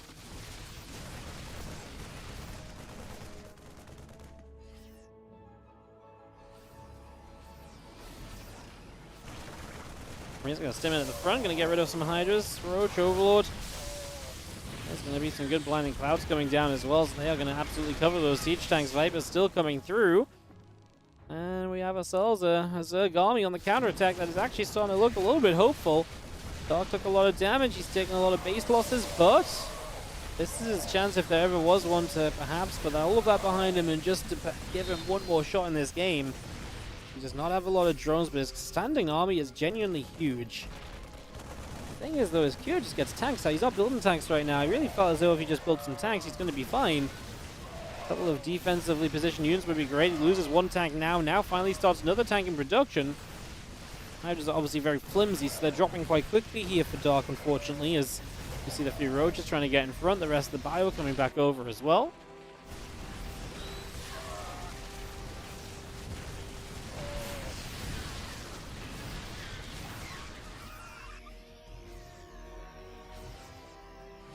supplies even out. And again, Dark obviously having a lack of workers is, while it meant his army was initially larger, it does mean that in the long run, rebuilding, reproducing, resetting is going to become so much more difficult to do. So it's genuinely going to be one of the bigger problems here as well.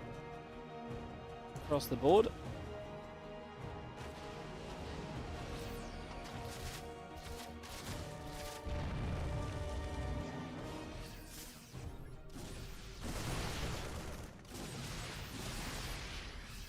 I'm just seeing the bio continue to move across. Again, another base. I mean, Q is still keeping Dark's economy low, just trying to, stop this as good as possible.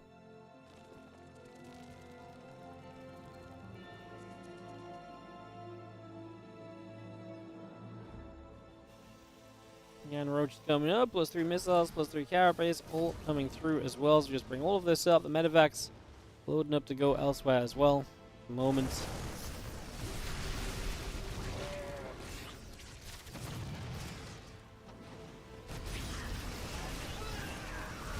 I'm still going to fight, just going to stim on through. The Vikings already going to get on top of a couple of those different Vipers. The Vipers taking some damage. Shots coming about.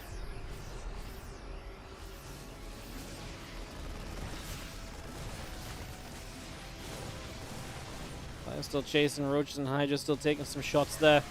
We'll see the medevac's actually going to get a little bit surrounded in, with the Hydras can actually get on top of this army. The damage they can deal is still huge. There's not a lot that actually just shuts down Hydras quickly. That is still the problem here.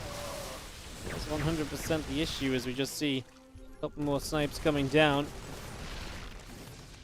Fire pushing over, a couple more snipes there. Hydra gets killed as well.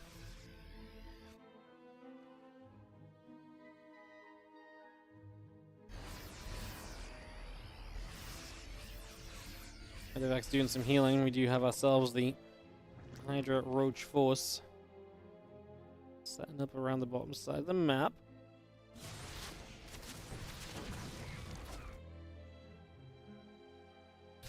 It's going to jump onto this orbital here.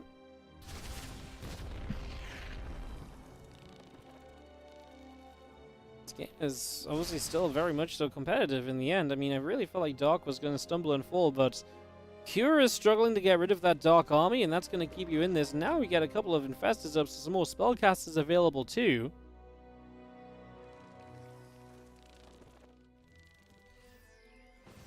Hydras and the Vipers just going to come back across here, and we are going to see this little bit of a spread coming in. That fungal could be absolutely massive.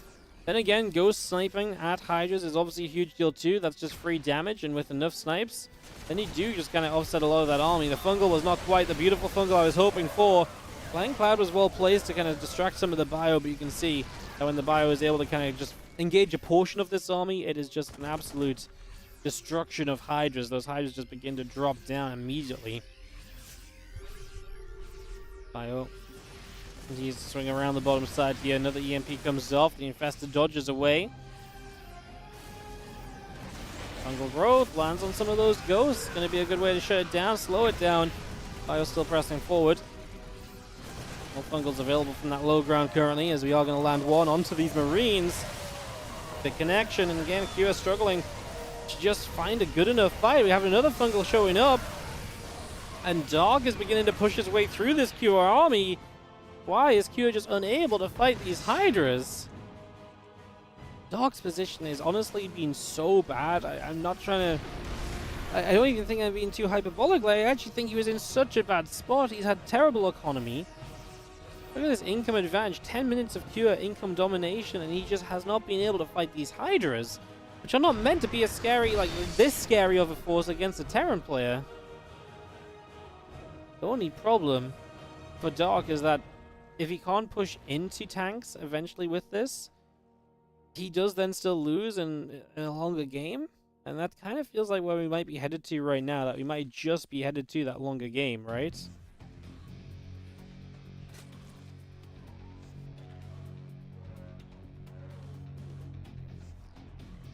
MLA upgrade is starting from Dark as he looks to prioritize maybe some extra bits and pieces. We actually also see the Burrow coming up as well, so we just get that underway here. Link speed coming through too.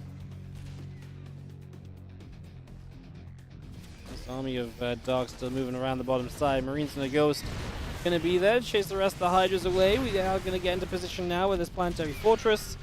It's just gonna get jumped on.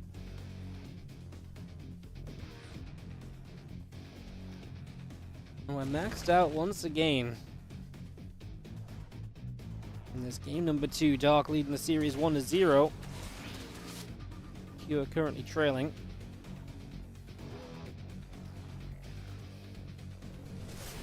These infestors just lurking. We're going to catch this army. Here we go. Popping up. Fungal goes down. Hydras are going to jump on this. Q is obviously quite split up, but does he just have the damage to rip through those Hydras? I kind of feel like he does. Even though Dark honestly started with a pretty decent Fungal, is just not going to be enough for him here as Q's units keep on showing up. He just has so many of them.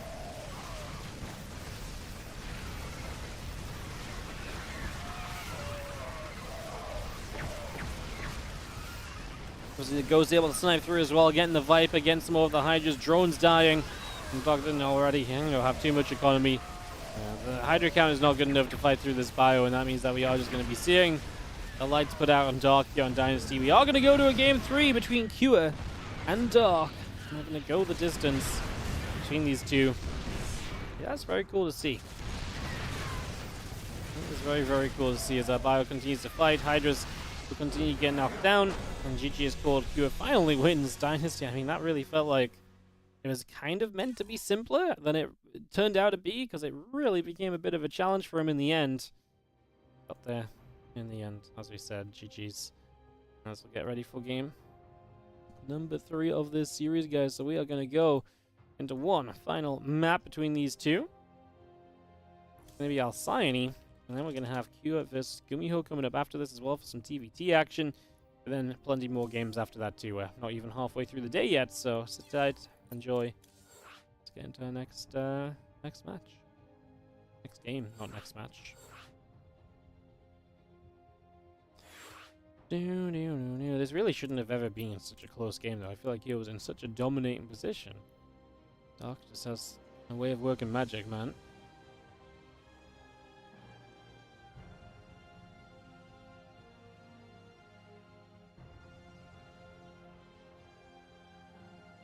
One, two, three, four, five. I'm missing a caster.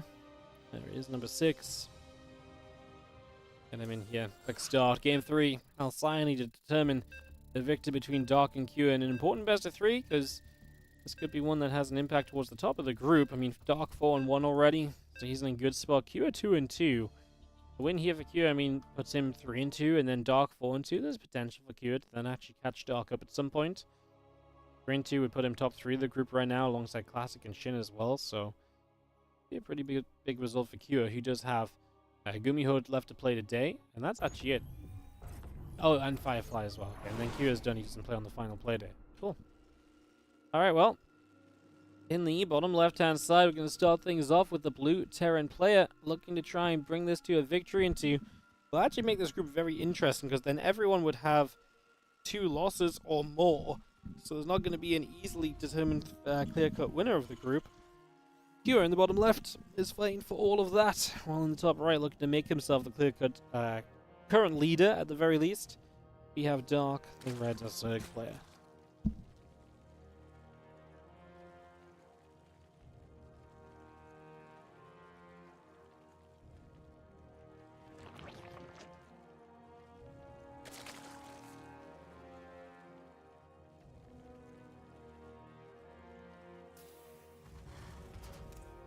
Well then, for our third map, final map of this series, let's see what the builds are going to be. Let's see what the plans may turn out to be.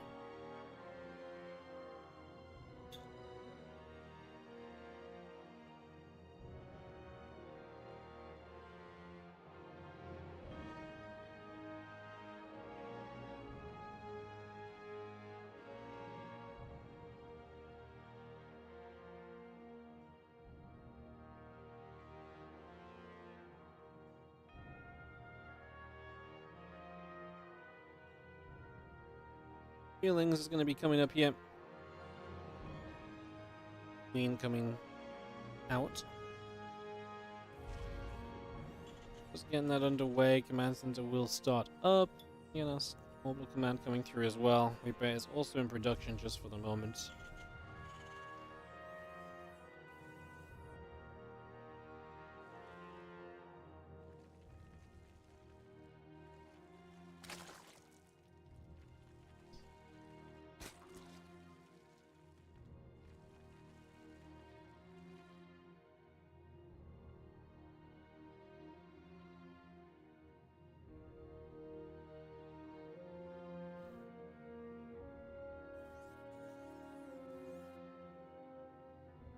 Well, Reaper gonna go up to the upper right. It's gonna mean it's not in position to deal with these lings, which get all the way into the main base.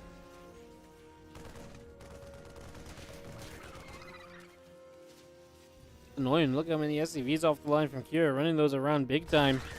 Maybe a fairly large loss as our SCVs do come through. The ling's still taking some nibbles.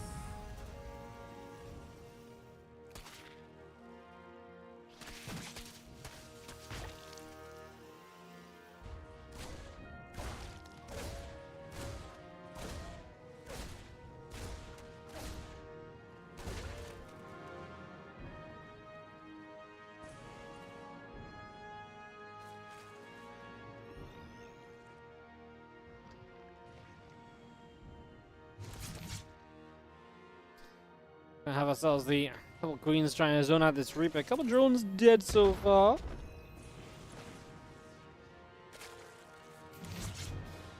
As that queen chase is over, Reaper will take some shots. Link speed is going to finish up, and this queen will continue to go after said Reaper. A couple of overlords coming about as well. And the starport Hellions all on the way up. Things are going to come through. Get a little bit of a grab. We'll see a couple of these SCVs beginning to go and get picked off as well. That's going to be 2, 3, 4, 5 workers going down at the moment. We have one more worker in the corner of this natural going down too, as we have 6 SCVs killed in total. A great little counterattack in from Dark. Suddenly just 6 workers. That completely puts him back into a worker lead, and well, drone pulls like this hurt a little bit less when you know that you've done some good damage to your opponent. So Reaper does net a kill, but otherwise Dark will drone and Cure will build Banshees now. Banshees and Cloak obviously can be a very terrifying combination, can absolutely net you a way to deal even more damage, to kill off even more drones, and potentially just do even better for yourself. So that's something we're definitely getting to continue watching for. The Hellions will set up in the front and just hang out.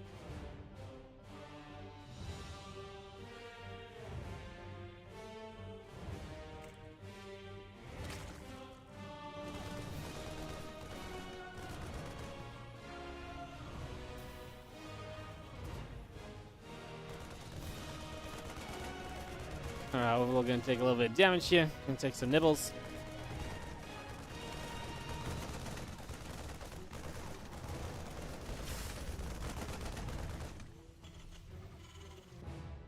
Hellions coming through. Banshee in the cloaking. Getting set up. Let's just have ourselves the Hellions coming through. Then the Eva Chamber's still building. Overlord's on the way. Queen's coming through.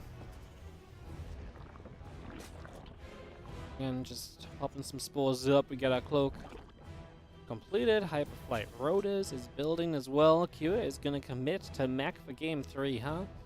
Wow. With Hyperflight Rotors, you know, those Banshees and speed can absolutely be so annoying, can get so much done. Be interesting to see how much value he finds out of them. There's the additional factories we're expecting to be the follow-up to this, so that starts to come through as well.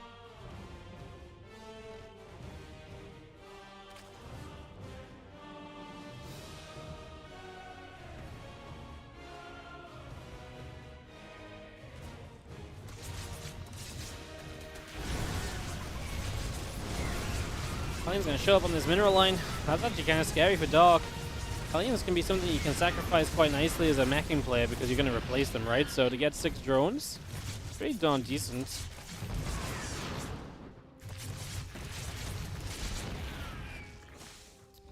So 6 drones, Queen's coming about. Batch is going to go and get rid of a couple more workers in the main base. The damage so far is adding up nicely. In the end, we did not continue through the Hyperflight Rotor, so we just decided to stick to 2 Banshees, but it is mech beyond this anyway. as the 13 drones have now gone down.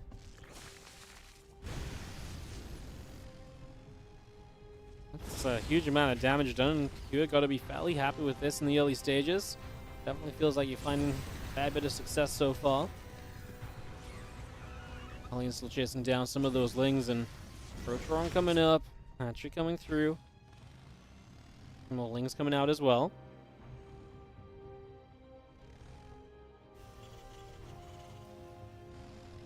Now, as you build up a couple of additional cyclones, obviously the next big question, I suppose, is what exact composition of mech are we looking to build here as Kua? Is it going to be like a good mix of tanks? Is it going to be super cyclone heavy? Currently still being very aggressive with Hellions. And they morph into Hellbats here to try and get a queen, but the other queens show up. And so the Hellbats decide it's just time for them to walk away. Banshee back in the main base, though, and they're going to nab some additional drones as well. Extra workers continue to drop down dead. So we do continue to get damage dealt here as Kua puts in the work, and so far is being rewarded for it. As he has been able to really punish Dark and push Dark into a very difficult position in the game.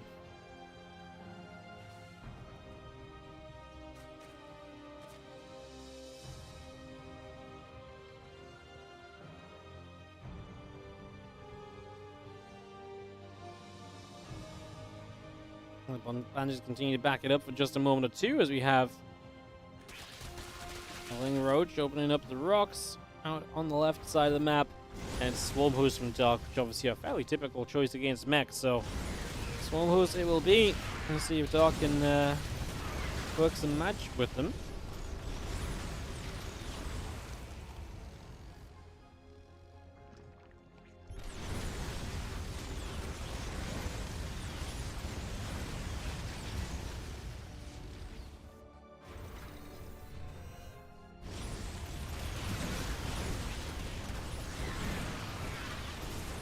Italian Cyclone this end again, a little bit caught. Swarm was actually going to pop onto it, try and get some kills, which I get, but at the same time, I'm like, well, was that really that great for us? I mean, now you have less locus available to kind of be aggressive with, so that feels like you slow down and lose some of your potential pressure.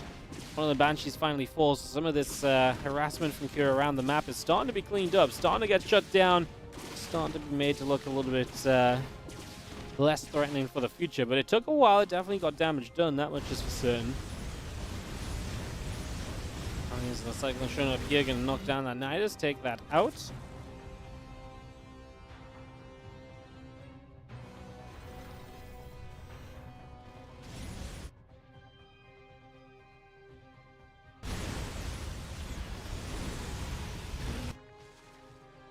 More Roaches and Ravages continue to come about.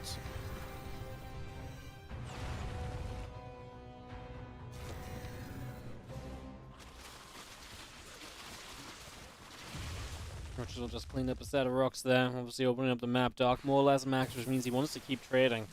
You kind of want to trade out and never let the Terran player get too close to maxing themselves. The more maxed out they are, the more efficient a fight they're going to end up being able to take. That's how these armies work.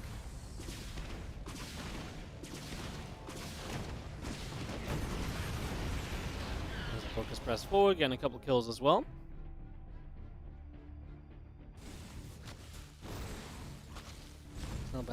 Roach is going to go back and forward a little bit here. Let's have those other Roaches coming through. Two missile upgrades coming about. Hive on the way. Slayer is building. You have the Antonov missile landing as well. Dark has a few of those Roaches in the front. Taking some shots again. He's never really been able to use the Locust aggressively. So the Swallows having to be kind of just dropped mid-map and used in this way is not exactly ideal. It's definitely not the most efficient kind of manner of use for these Swarm Hosts. Files actually connecting now as the Cyclones couldn't find a way to split apart in time. Fungal Growth, I believe, caught them to make them slow moving initially. As well, honestly, I like these fights in when we don't have the tank siege. Now the tanks get siege, you want to be backing away, which is what Dark is doing. Can he actually reach any of these tanks to bow them down? I mean, he couldn't get anywhere if the siege up happened previously. Battling these tanks would be huge. There's absolutely potential to kill these two on the bottom side, for example. We let one live, so the Biles, again, maybe could have been placed ever so slightly better to clean both of those up. tough to do when a lot is happening all at once. We just need a float of Lings and allow Dark to kind of move forward, because the Cyclones are going to waste a lot of their initial shots on those Lings. Now Locusts catch up as well. With the Lings gone, I think Dark's going to hesitate, because I don't think he wants to lose too many Ravages. That's the efficiency game that he's playing, where if he doesn't lose too many Ravages, he can kind of try and play somewhat efficient against the mech army. Obviously, so far, 2.4k resources lost more. You're going to lose more as a Zerg. But it's about trying to lose, make that number as little as possible. That's why you want to maintain those Ravages and only really trade with Lings/Locusts.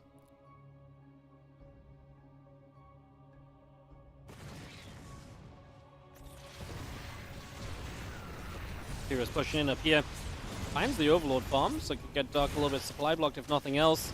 Now those Lings run over, Cyclones are going to get caught. It's a nice catch. On the bottom side, some more Logos getting in and a few more SCVs. Continue to drop down dead.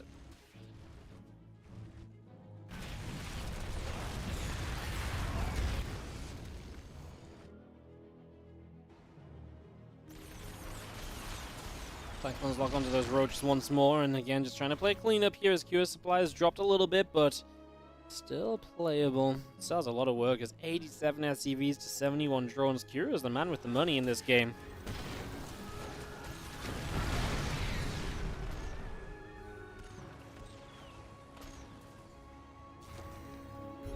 A little bit of a standoff in the center. Units starting to peel around the edges.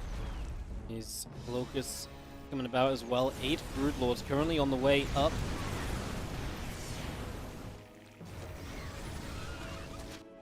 More Ravages being brought into this, and again the army in the center from Q is still collecting together.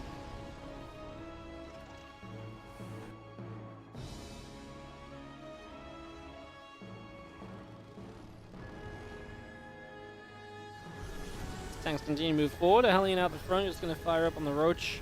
And +3 melee and +3 missiles, continuing through the +1 flyer attack coming up also.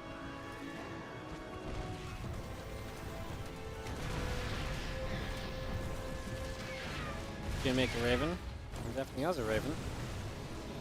I guess nice to just be able to anti-armor missile and stuff, right? Honestly, late game Raven is still pretty good. It has so much utility. It's hard for it to not find some use somewhere, right? Typically, the problem with the Raven is it takes a long time to build, it costs a lot of gas, you gotta have a starport and a tech lab, but it's not really doing anything else that really requires any of that or stops any of that. I mean, base trade time? Q's gonna have to go. Quite frankly, Dark is already initiating this base trade, a lot of damage dealt. This army up here has to get moving sooner rather than later, please. Q, go, go, go. I mean, I understand you might be setting up some stuff at home to try and make this as good as possible for you, but this is terrifying. And actually, as he goes, Dark has decided to pull back. Even the Broodlords pulling them back a little bit. By pulling those Broodlords back, it just sort of signifies that, hey, I'm not afraid of just having to come home and clean you up. So in the end, just Q poking forwards is going to completely negate the attack.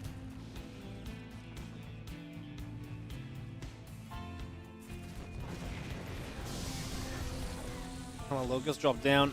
A few more shots coming about. Cyclones, Hellbats still pushing in from the left-hand side. Here come the Broodling. Is going to drop off once again. Going to go straight towards that CC. He's going to try and close the distance here. Cyclone's in trouble. Going to get a lot of this being cleaned up for the moment. And Dark's also down on the bottom side, so the attack at Q goes nowhere. The answer to these Broodlords are going to be the Thors, but the Thors are still in production, so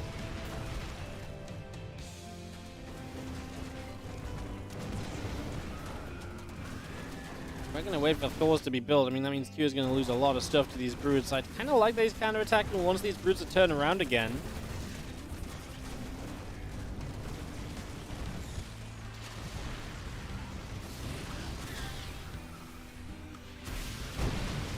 More Biles. And drop down once more. We have got ourselves the army of Q trying to push forward. A lot of SCVs lost. We do still have units on the back side of this as well. Could potentially flank. Now the Broodlords again shut down by the Thors. The flank is not going to do much flanking.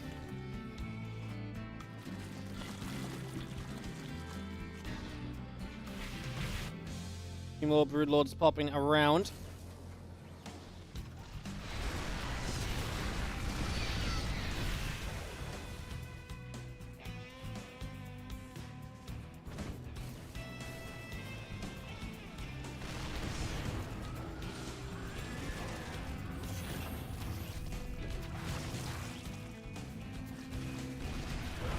guys. Keyboard just got splattered. As we do have our Ravagers. I'm gonna come in and clean up these Thors. The army of Dark still attacking down that bottom left-hand side as well, so it looks as though Kira is going to be bested in this best of 3. I love that these broods are just chilling, doing their own thing. Yeah, splattered. I knocked my cup of tea and some of it popped out and landed on the keyboard, and I'm kind of scared to press any buttons now.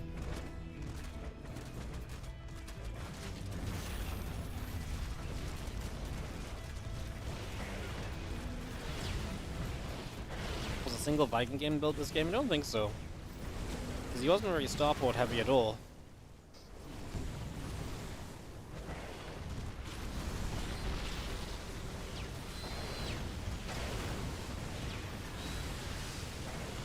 I was going to say GG as he gets cleaned up here. Dog is going to finish up this series with a win. Just like that. Alright, I've got to test the keyboard, guys. Seems like it's okay, yeah. I don't think it was actually anything going into the keyboard. I think it was just when I was drying the keyboard, it started to type. Apologies.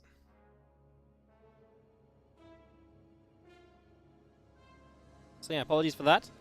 As we have that TVZ wrapped up. Perfect. Alright, so Dog gets a couple of wins in TVZ today. He's going to absolutely be the clear favorite here in Group A of the competition. As Kua will now be 2-3, but he is about to play against Gumiho, so we'll see if he can improve one more time and get that ready to go in just a moment.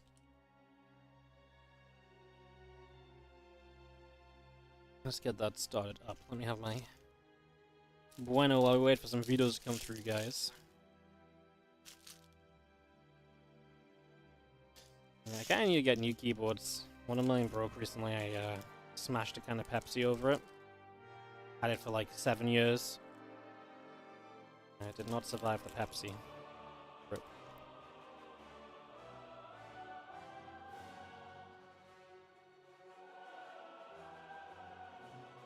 I really like my keyboards though.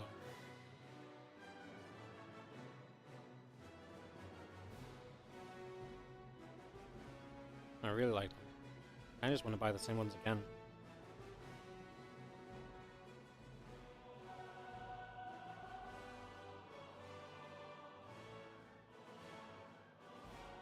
Alright guys, just waiting for Gumiho and Kyo to beat up for some TVT.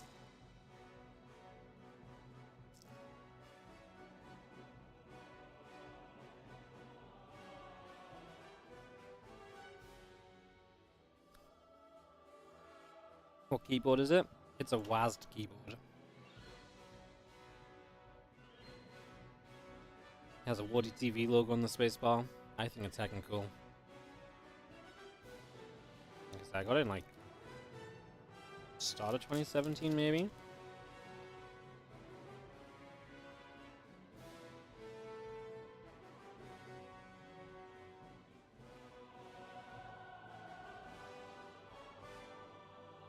I don't even know if WASD keyboards still exist.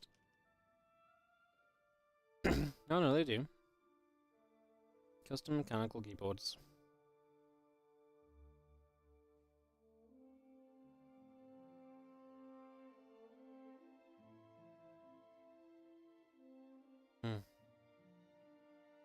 Probably buy a couple more. I really like them. I mean, I just used them for years. Are there any more games? Yeah, we're not even halfway through the day yet. We've got 5 best of 3 still to come.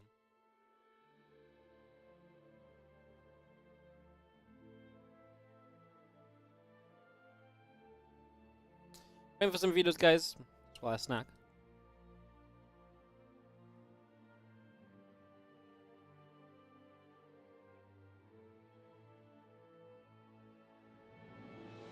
How come Clem has played against Dog? He hasn't. That was Q against Dog that just happened. I think people are just talking about Clem as general conversation going on. Yep, Q versus Gumiho up next, guys. Q versus Gumiho, then Shin, then Firefly versus Ryung, Shin versus Nightmare, Q versus Firefly, and Nightmare versus Ryung.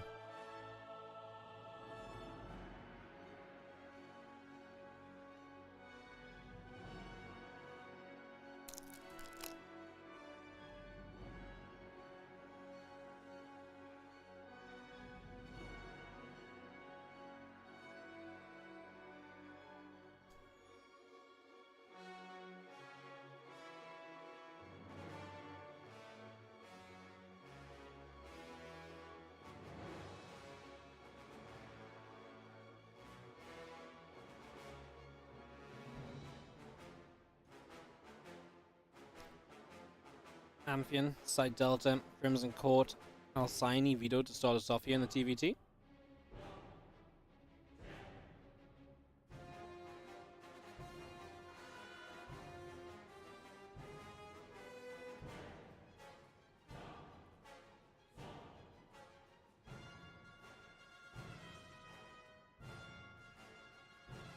Ghost River taken out as well. Seems like we're going to get Oceanborn Post Youth. And one of the other maps. Amphion maybe? No, that's Vito, right? Oh, Golden Aura. So Oceanborn, Post Youth, and Golden Aura are going to be the three maps. Now we just have to figure out what the order is going to be for those.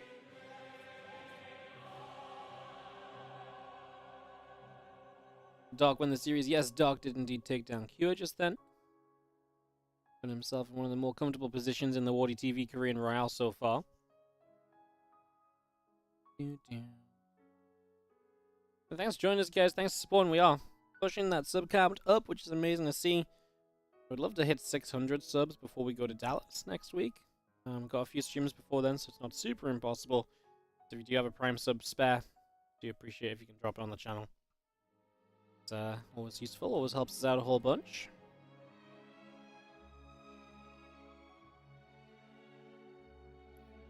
Oceanborn will be our first map here, guys. Oh, Bleep Bloops. Gonna come in with 10 gifted subs. That's one way to do it. Okay. Okay. Going out to Parting Mom, Dreamweaver N, Teddy Trip, Hydra SC2, Wilson CTM, Wylag, Tech Jess, Jaggernaut, Lana War 1, and Hiko-san. You just heard your name. You just got gifted a sub by Bleep Bloops. Thank you so much, Bleep Bloops. Really appreciate it.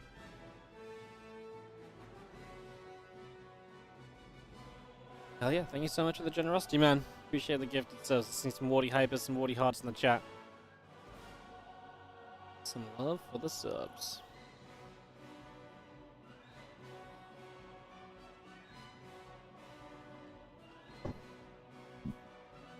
Yeah, just BRB a moment here, guys, otherwise we are in the lobby. Just gonna do a very exaggerated rub of my eye. Don't mind me. Hey, Bleep Bloops, thank you so much for the 10 gifted subs, mate. Look at this champion, gifting 10 subs, he's not even subbed himself, guys. Someone sort Bleep Bloops out. You can't let a man sub people up without being subbed themselves. Someone give some love to the man who's given love. Okay? Okay.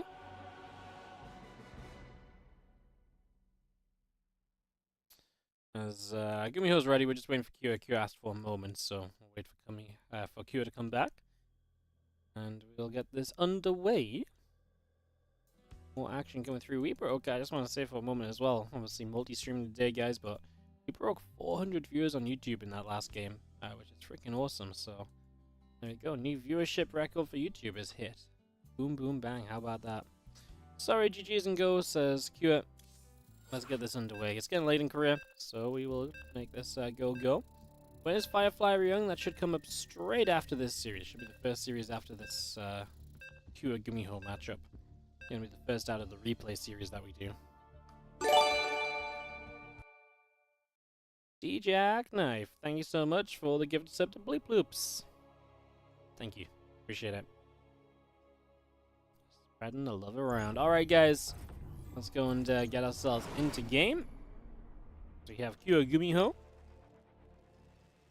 A fresh best of 3. A couple players who are kind of, swimming around the mid stages of this group. A win here would be great for them. A little bit more security. Very good chance of probably making playoffs if you win this match. So let's see what each of them can do. As we have in the top left, the blue Terran player is Q, representing Team Liquid, of course. Top right, bottom right, our red Terran player from Cloud9 is Gumiho.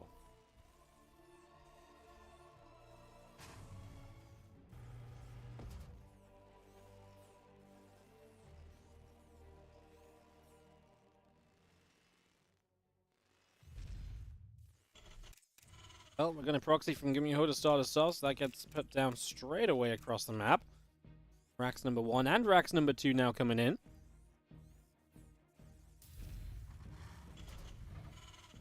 Getting both of those started up immediately as we get this underway.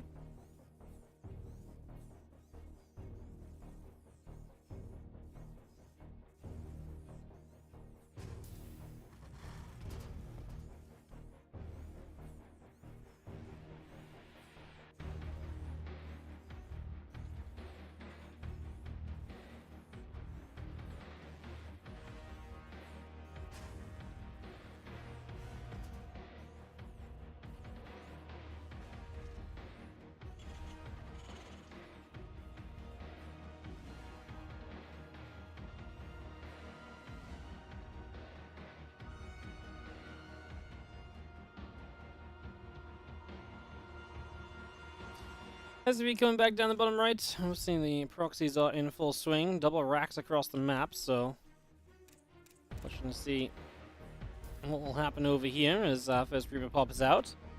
We'll see the SCV here from Kira sees there's nothing in the main base. Because the first depot came in over here, yeah, Kira's SCV is not being seen, so Kira is going to get a cheeky little factory into the main base of his opponent, and we'll see if Gumiho can handle that.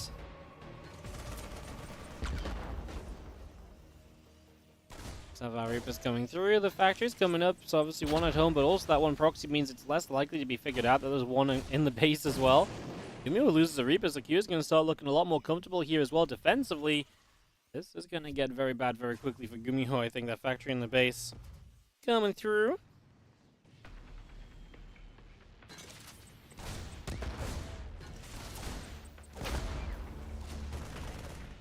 Reaper Marines is hanging out up to the high ground. We do have ourselves the Reapers continue to come in. Factory building, Reapers coming up. Again, the Hellion coming through on the side of Kira. And as we get the command center also building for the moment. So far, so good. We just get all these Reapers back down into the center.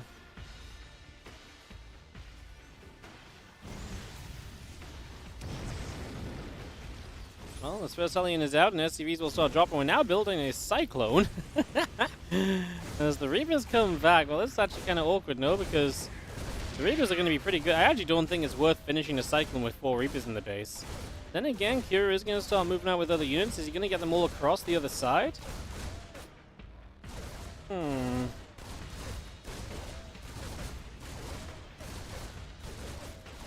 5 Reapers starting to ping away onto that factory. Damage being done.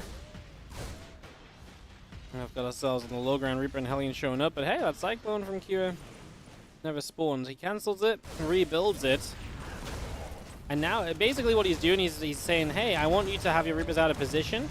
I won't let you get a pick off for free. This Cyclone in trouble, though. This was the issue I was talking about before. Although, line of sight blocker helps a little bit. Now there's only 2 Reapers. Now there is maybe more of a concern, although I'm about to pop out the Cyclone here. Lock-ons at the same time. No? No, repaired should be okay. Oh my god, Kira's Cyclone gets away. Well, not for long. Okay, Gumiho handles this then. This is going to be handled. This is going to be packed up and sent away. Somehow, some way. That's a little bit crazy. Let's just see our Cyclone. We'll finish that factory off. That will go down.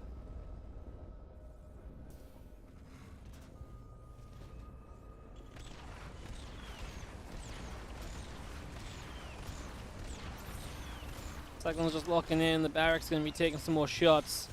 A couple of SCVs coming through. And Bunker will be placed at the front. Again, Cyclone still going after the barracks.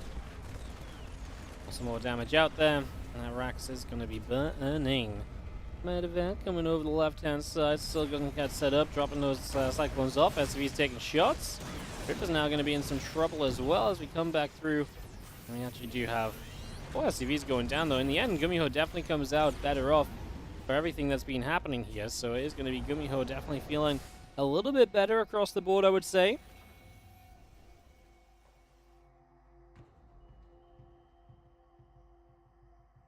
Cyclones continue to gather. I mean, Kira has more of them. Gumiho has the medevac to relocate them, though, and that obviously can be an interesting part of this as well. So something else we can watch for here. As you see the Cyclones popping out, just going to turn that medevac away right from the start.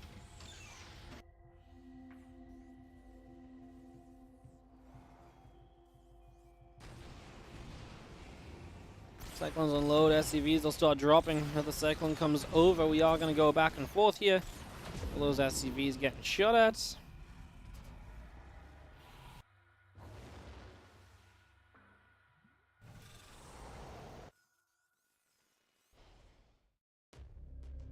Medevac still boosting out down to the bottom. There's going to be a Viking there, and the Medevac just going to get shot at as well. So a couple shots coming off on that one. You have the Viking still coming over. I'm going to get another couple shots off. Medevac still taking hits. Medevac will go down, so Kira is unable to break through for some damage here with the couple of Cyclones.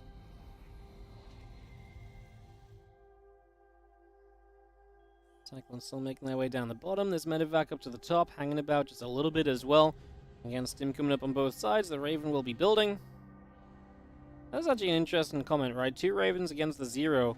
So actually, all the Viking count in favor of Gumiho, but he doesn't have Ravens, and Q is getting a 3rd Raven. So that's a big difference between the two. That's a big kind of stylistic choice. That is going to kind of, I think, overall favor Q if the game goes long enough. Again, the Vikings are going to be very good at shutting those Ravens down, so you've got to protect them, you've got to preserve them. You can't just kind of fling them into a fight casting spells without really thinking about it.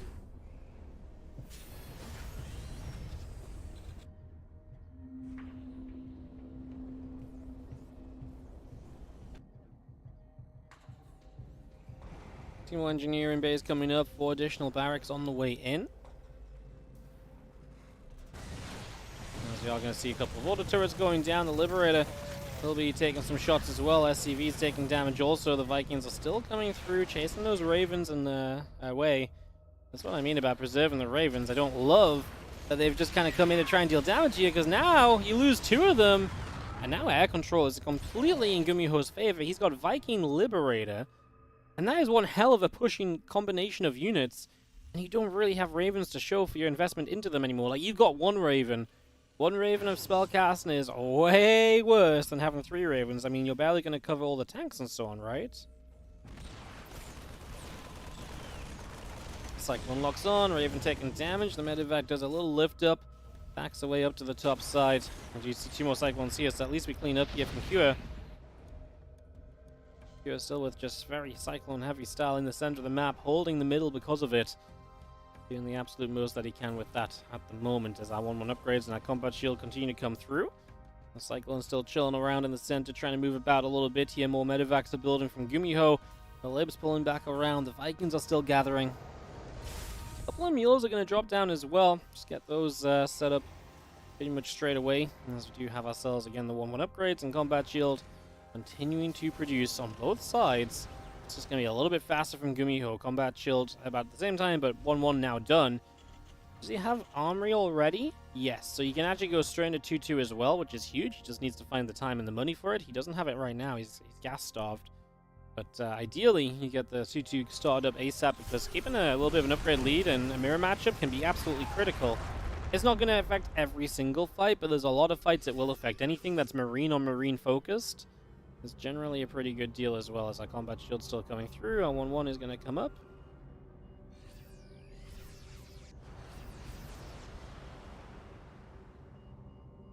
Medevac's finishing, tank still on the way.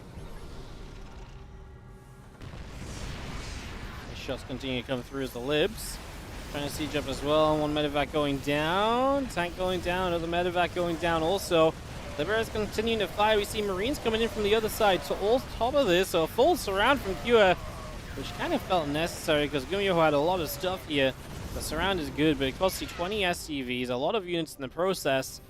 And Gumiho has good reinforcements at home, so you're not going to just wander across the map and kill Gumiho on a counterattack. He did not throw that much away. You know, he's actually looking very good in that regard as, again, Marine, Tank, Medevac all continue to come up. See, a little bit of a stim about, figuring out what we're going to try and do here. The answer is just cat out of the game as Kua, because Gumiho has a little bit too much and is going to be alright right now as he takes the first map of this best of 3. Gumiho showing up for the TVT at the moment and getting himself a win on the board. So Gumiho looking to continue through. Both these players are 2 and 3, which right now is really borderline making playoffs or not. So it is such an important matchup, this one, as game number 2 will be on Golden Aura. And then post-youth if we need a game number 3. Perfect. I guess so from Gumiho, especially when the start of the proxy doesn't exactly go like entirely the way you want it to, right? It wasn't fully like the proxy of your dreams. There's a lot of the follow-ups that actually gave Gumiho the established lead in the end.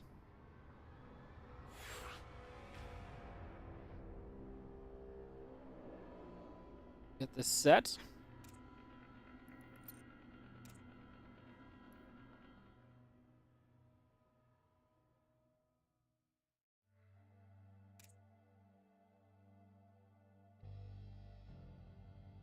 One, two, three, four, five.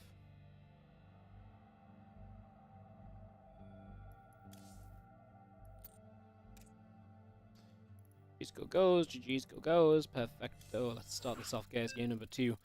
As again to Kyo Gumiho's second map. Get this on the way.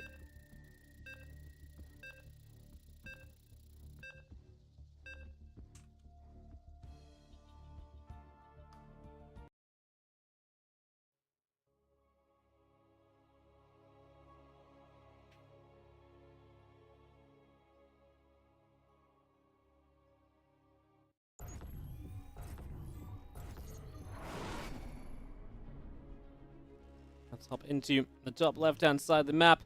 A blue Terran player here, repping Team Liquid. Down a game, can he bring it back? This is going to be Kua, as in the bottom right-hand side. The red Terran, we have ourselves Gumiho for game number 2. He's leading 1-0. Go Gumiho.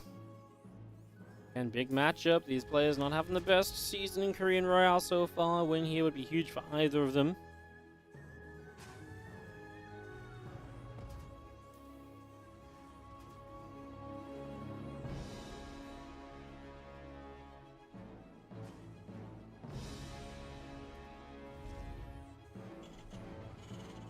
Barracks comes up, refinery comes in, SCVs will start a building as we get underway here.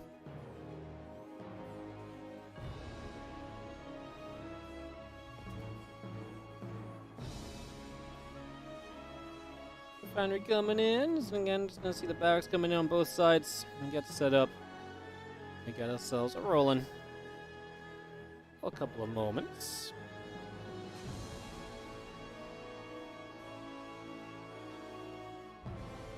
Barracks will be finishing, SCVs on the way out.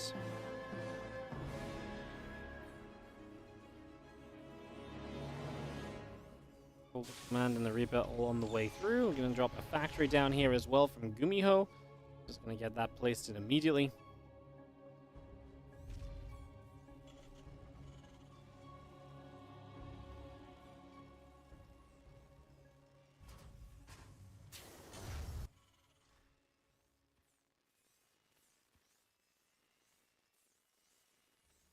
Obviously no proxies means that it's going to be a little bit less intense for the first few moments. We're not going to have Reapers hopping up into the bases quite as quickly as we did throughout games number...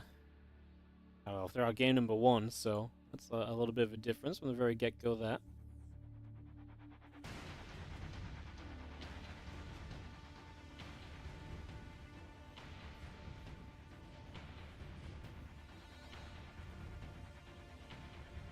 Just chilling in the front, Hellion on the way, command center, refinery building up as well, factory about halfway done from Kua also. And this settled in as we get ourselves all up and rolling.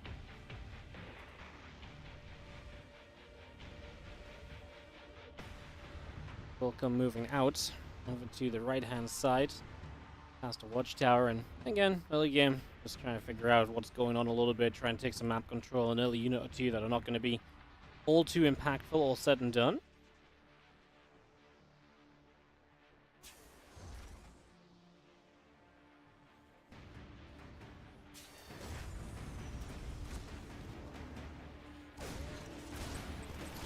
Reaper firing, SCV taking quite a few shots. SCV will go down. Marine firing back. Reaper's and a Hellion coming through. It's going to go in after said Reaper.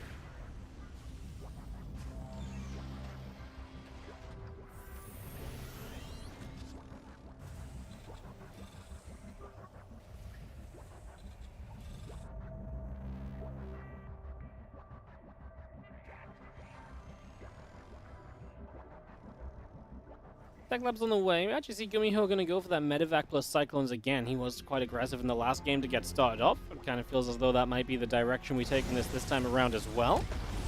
Let's just see a few Reapers and Hellions obviously already poking around, so would love to kind of just try and find a little bit of damage here early, if at all possible.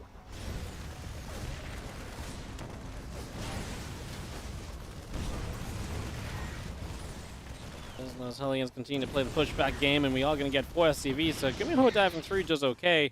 This is all damage, which is just evening up numbers, though, at the moment, compared to, you know, putting him in a lead. So this aggressive intention is great and all, but this is already also a 3rd CC finishing up in a moment or two from Kua, so he really is getting into a great eco position. Following on from this, he really is looking just very, very good, so... Yeah, gonna say that I actually kind of like this still for Kua. It was gonna be up a little bit of army supply, never, you know, set up to try and deal damage.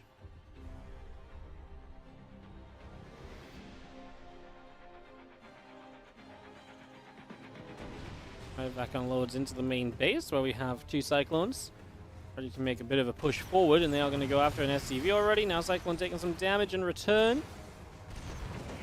And these SCVs are going to go for a wraparound. Cyclone's going to get a cuddle. Still have otherwise the Cyclone's pulling away. SCV still taking some shots. And we have ourselves 1 Cyclone going down again. So defense is pretty good from Kua. This is kind of what you need to see after the way that this game started out. And the series started out. This is exactly the kind of thing you want to be seeing.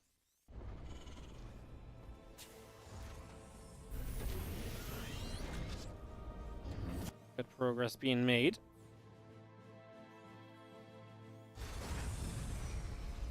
As we do have the Raven, the Marines, the Cyclone continue to gather together, and as all of that gathers up, we also have ourselves the Stim pack coming through. So Kyo on the way to that Stim, and Gumiho out in factories. It's going to be mech against bio, 2 completely different styles of play here to continue the TVT. Well, isn't that just fascinating? That is very, very interesting, in fact, as Cyclones and those Ravens continue to move over. We are heading to the upper left side of the map, so a bit of a push over. Already Gumiho being the aggressor. Being the aggressor while playing mech is obviously amazing. If you can get away with like taking expansions in position and everything else. Well, we have Cyclone Raven still moving about.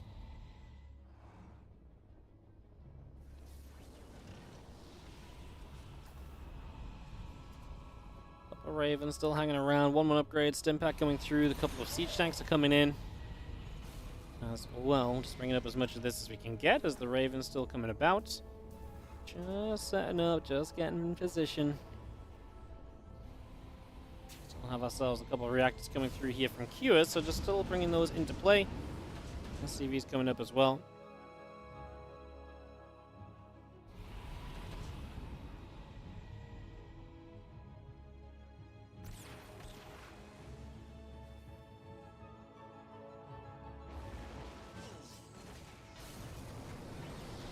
Tank sieges on the natural. We do have again 1-1 upgrades coming up. Combat shield is on the way in.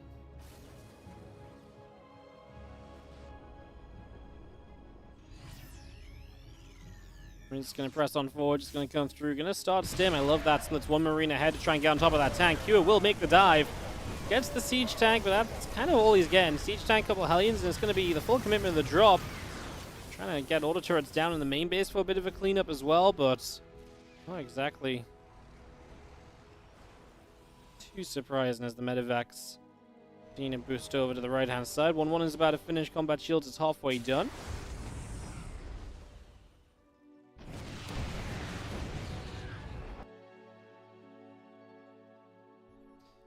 More army coming from Q. He wants to keep up the ante. He does not want to give this up too quick.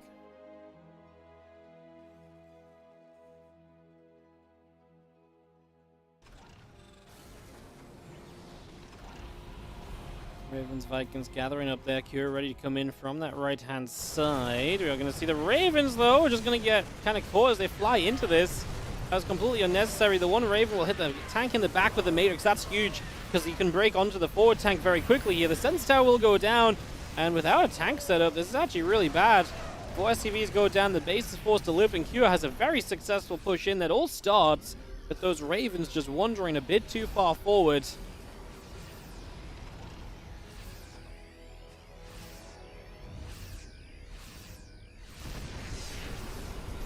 tanks going about. We just have ourselves the couple more shots continuing through. I'm just gonna get ourselves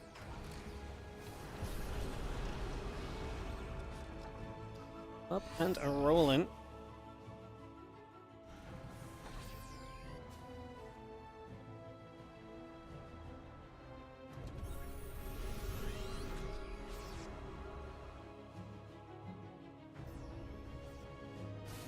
Cyclone's pulling back, tank still setting up. We have ourselves the Marines gonna start stemming forward a little bit.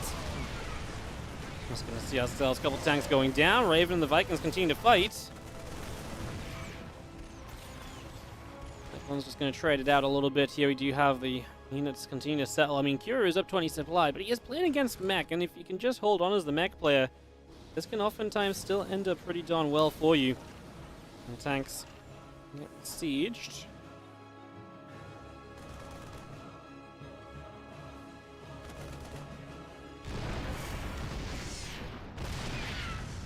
Shot, Hellbat going down. The rest of this Marine tank army still coming across down the bottom.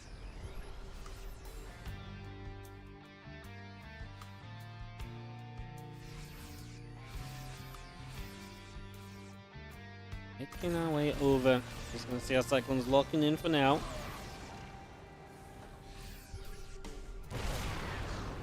Marines will come about. Just gonna have ourselves a couple more shots coming through. Auto turret gonna get knocked down. Marines are still trying to come forward here as the Cyclones will be there. We need to trade this back a little bit.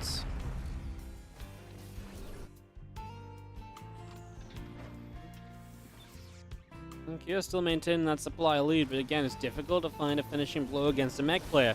That said, we see Kira making a big tech transition himself. Fusion core and 2 more starports. He's going to accept the later stages of this game, and he's going to go into his own kind of air-based units to kind of really capitalize on what should be him able to kind of expand. That said, it's still just about 4 bases at the moment.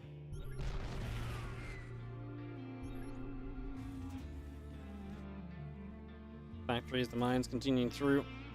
Hurricane engines going to start up. We have Infernal Pre-Igniter on the way. Plus 2 vehicle weapons, plus 1 vehicle plating coming about.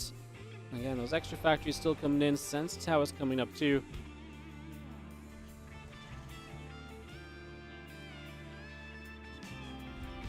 Plus 1 ship weapons is just on its way out here from Kira. So if you can get that ship weapons up, you can start to take control of the skies.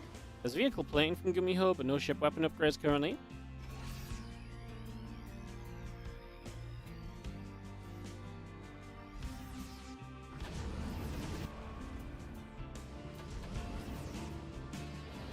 Couple of factories still coming up, missile turret coming in. We are going to see the attempt to drop into this main base.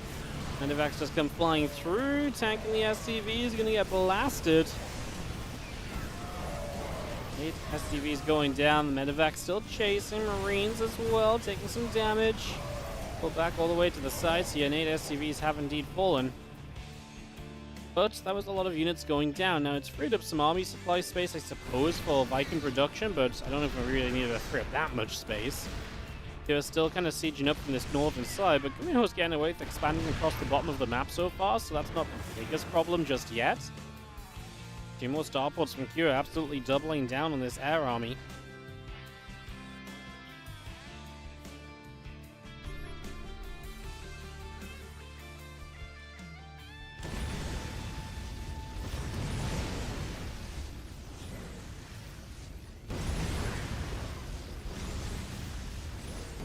Is fighting. There's a lot of SCVs starting to drop down. That's 21 workers killed, 23 workers killed. These Hellions are going to get 2 more. Holy goodness. Hellions are roasting SCVs. It's a barbecue up in here.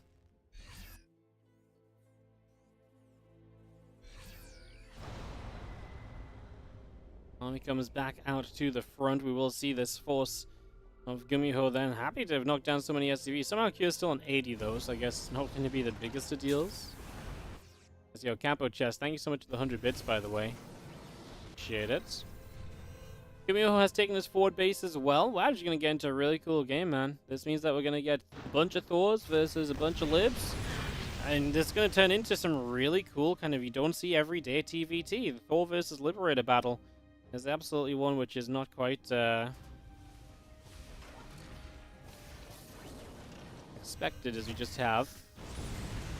The Hellions coming around. The tank, Marines, Cyclone going to get there. Hellions will be in a lot of trouble. They will all drop. This time the Hellions are not going to be led to kill so many SCVs, which makes a lot of sense. Well, advanced ballistics coming up. Viking Liberator continuing through. Just going to see the Hellbat still hanging about. Plus 3 vehicle weapons, just plus 2 vehicle plating coming about as well. And that Hellbat still boosting through a few more SCVs.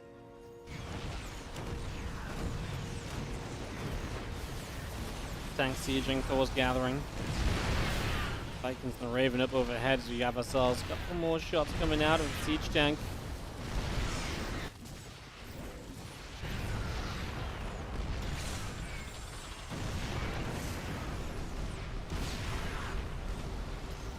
We'll be just whacking away at that planetary fortress. We do see the Raven gonna get caught up in the front. That's gonna go down. Viking Liberator still trying to fight. We see a couple more Thor shots out onto said Vikings, and we do still see tanks looking to keep pressing a bit further forward, sieging up this base, taking control of this position.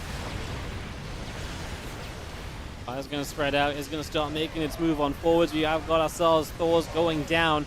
Tanks still firing from afar. Gumiho killed another 23 SCVs here. Now Q's economy is starting to actually take serious hits. Not mining from the top right either, because there's a tank here.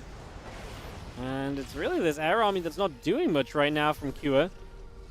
Thor poking away at it. 5 more libs coming up. Gumiho building his own Thors and a couple of Vikings too. This Thor unfortunately has been left behind.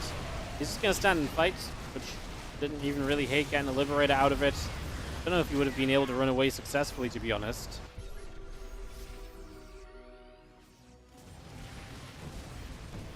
Couple missile turrets still being knocked down. Bio still fighting. Plus 1 ship weapons, plus 3 vehicle plating, all coming up. Have ourselves the army still moving around here. Thors and Hellbats get through the center.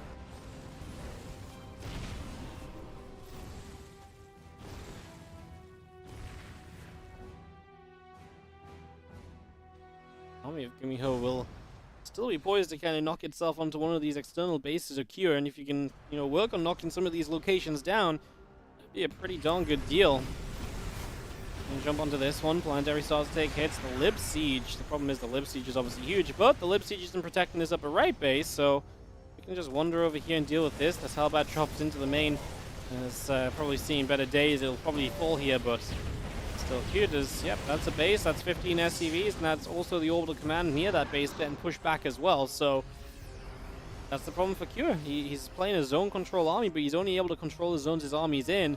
And that's not where his extra bases are at. So that is the problem he currently faces. He's got to try and figure that out and see how he's going to work his way out of this little bit of a corner he's been backed up into.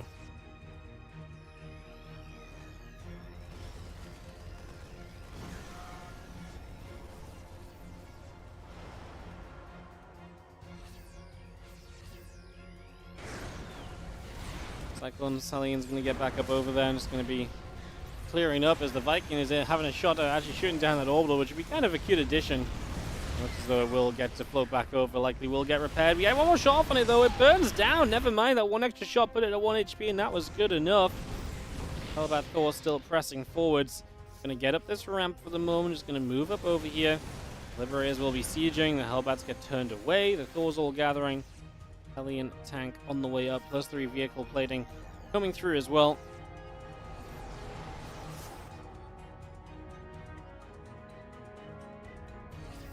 Gonna need smart servos. Yeah, sure. Why not? I mean, you should just get smart servos at this point, right? Just makes sense. It's not an expensive upgrade, so I don't see why you shouldn't.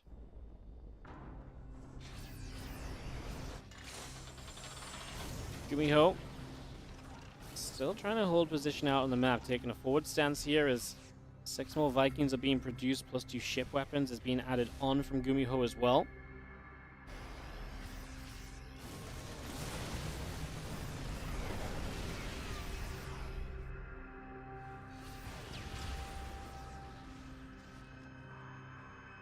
Got max out on both sides. 20 minutes DP on Golden Aura.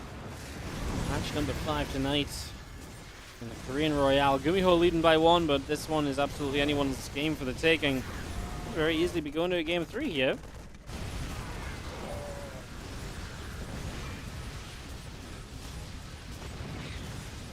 Marauders will pick off one more Hellion. Again, just attempted run bys, knocking down workers. Kira has so little worker count, but so much army supply. 154 to 118. That is obviously a massive difference. And that means he's got such a large army, but he's going to have way less money to rebuild with, and that's going to be part of the problem. I wonder if it would even be worth...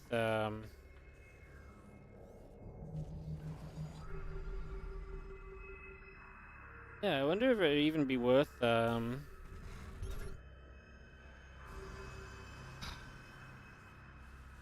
Kind of just giving up some SCVs as Gumiho is what I'm thinking, but he does have a lot of bases to be mining from. As long as he doesn't have one big fight where he is just outmassed army-wise, and then that pushes through to his bases, that should be fine. And by taking forward positions, that's going to help you to kind of stop that from happening. Because by being forward on the map, even if you do take a fight, you're going to have some amount of time to rebuild with, compared to if this fight happens like right across on top of one of your bases, and then it's going to be a whirlwind as the opponent will just go through multiple bases back to back to back.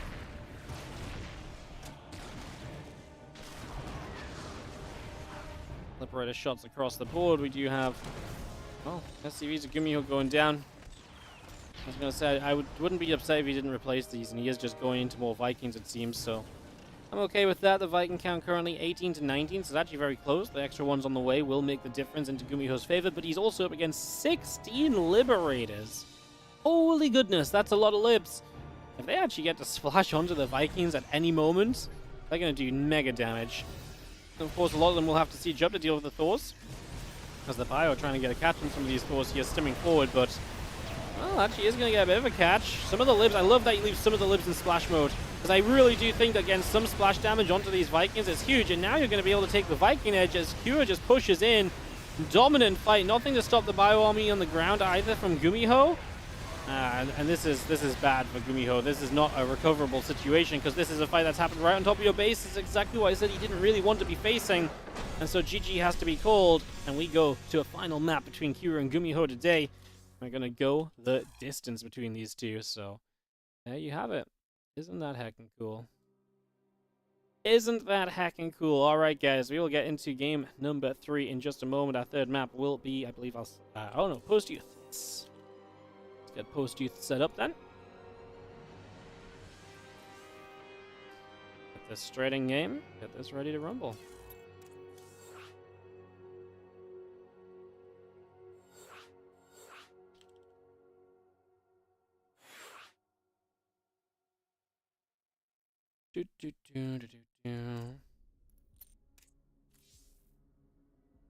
Alright, just wait for everyone to join us here. Take a moment or two, guys. Kira gets it. Get to go to game 3. We were just in the replay for a moment, so we're just waiting on him.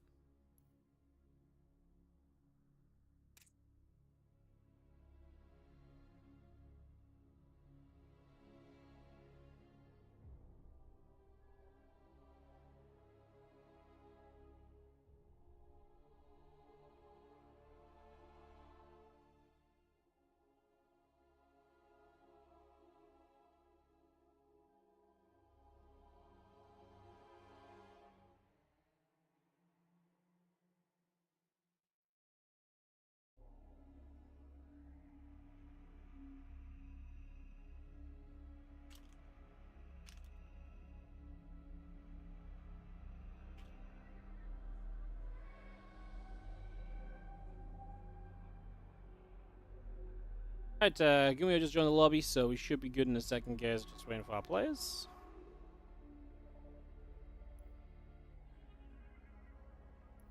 Chill, go. Count this down. Let's count this one down.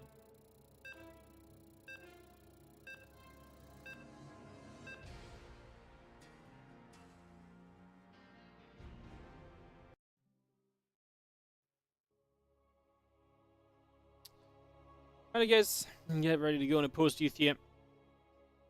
As Gumiho takes on Cure.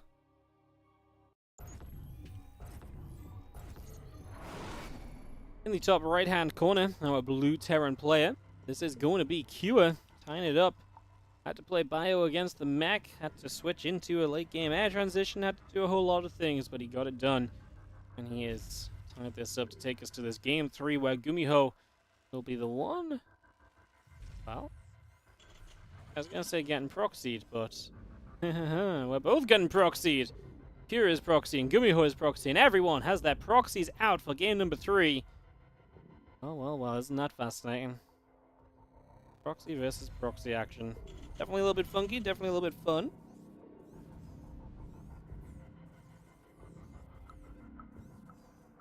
Get this underway.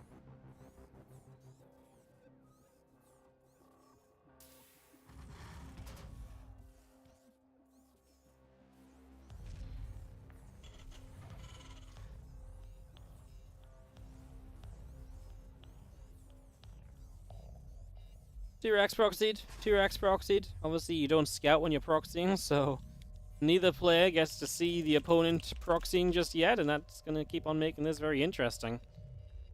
As second gas comes down here from Gumiho, Cure. No second gas yet. Potential. It's just Reapers on both sides. How much does the second gas matter when you're going to start losing SCVs? Probably not too much. I actually think a few more minerals will benefit you here more than anything else, actually. Right, because the more minerals that you have, the more you can probably build up on the follow-up. The gas is not going to be the limiting factor, I don't think, so. Oh. Both players are still blind, by the way. Gumiho sees nothing, Cure still sees nothing, and they're just sitting there thinking, well, you have not scouted me, this is perfect. The longer you don't scout me for, the more time I build up my Reapers, and then I shoot with all of them at once, and that's going to be great. Now Gumiho actually does reveal his first. Knowing this now, Cure is going to go. And now you've just got no option but to go and send it and just try and kill as many SCVs as you can. We're going to pull some SCVs, force the kiting to happen. That's obviously just absolutely essential, force the kiting. Boy, I like this from Gumiho. He pulls less SCVs. Do I like it, actually?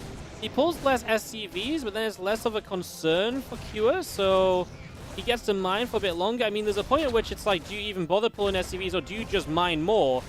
By mining more, you might give yourself the chance to have more money to build more units with eventually. You can see the money difference. Gumiho has 400 minerals banked, and Cure has 125.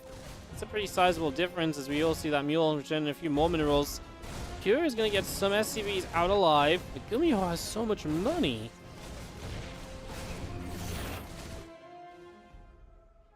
Okay, he's just queued up a ton of Marines. That makes sense. Cure does not have any Marines queued up at all, but he's going to go into an extra Reaper or so. Oh, Gumiho's on 46 gas. That's very sad, right? Because with 4 more gas, he could have had 1 more Reaper. And Reapers may still be overall the deciding factor of this. Now, Cure just going to sit tight and just pick away at the refineries, clear those out. Refinery's taking damage again. There's the Marine count coming up here now from Gumiho. So he's going to have, he's going to have less Marines. Less Reapers, but he's going to have Marines to help out. He will also have some Marines, but he will have nowhere near as many. And he's only going to have like 1 more Reaper. Like this, catches the orbital. You do not want to let that land. Mine. 13 supply to 12. Gumiho still building Marines. Cure, his last Marine currently building. Obviously, the orbital can spam a mule when it lands and starts to, set up to mine essentially. Reaper's coming over, catches the Marine. You know what? I actually don't know if I don't think I mind this at all for Cure. He's going to be able to set up a defensive position and start mining. His opponent has to come up a ramp. He's going to have his own orbital up this ramp, but he's still going to have to come up a ramp or some kind of position. And if he comes up the jump up spot here, he's going to have to micromanage the target fire onto the units instead of hitting the barracks. That has to be a confirmation. He knows his opponent isn't mining because he's got the SCV patrolling under the orbital here. So yeah, you can't really fight on the right. If you fight on the left, it's going to be with a ramp disadvantage. And we start muling. Yeah, this makes a lot of sense. We are going to see some grenades going down. At this point, I think this orbital command wants to just try and land so that it can absorb some shots. And if it absorbs some shots, kind of the same thing I'm saying about those barracks, just trying to make a difference. We are going to deny. Well, I actually don't take this at all from Kua because he just gets rid of some Marines for free. Yes, he loses his mules, but he's still mining, albeit more slowly than his opponent. He is still mining. And because he's still mining, that makes a massive advantage in his favor. His orbital command still floating about. I mean, Gumiho is on a timing. He's got to go, go, go. Man has got no mining available. Oh, we're going to get to the high ground here as Gumiho. That's a big deal. His SCV is going to have to come off the line to help fight this, as obviously this is where we have another Marine about to pop out. Just going to let the orbital take some of the hits. Okay.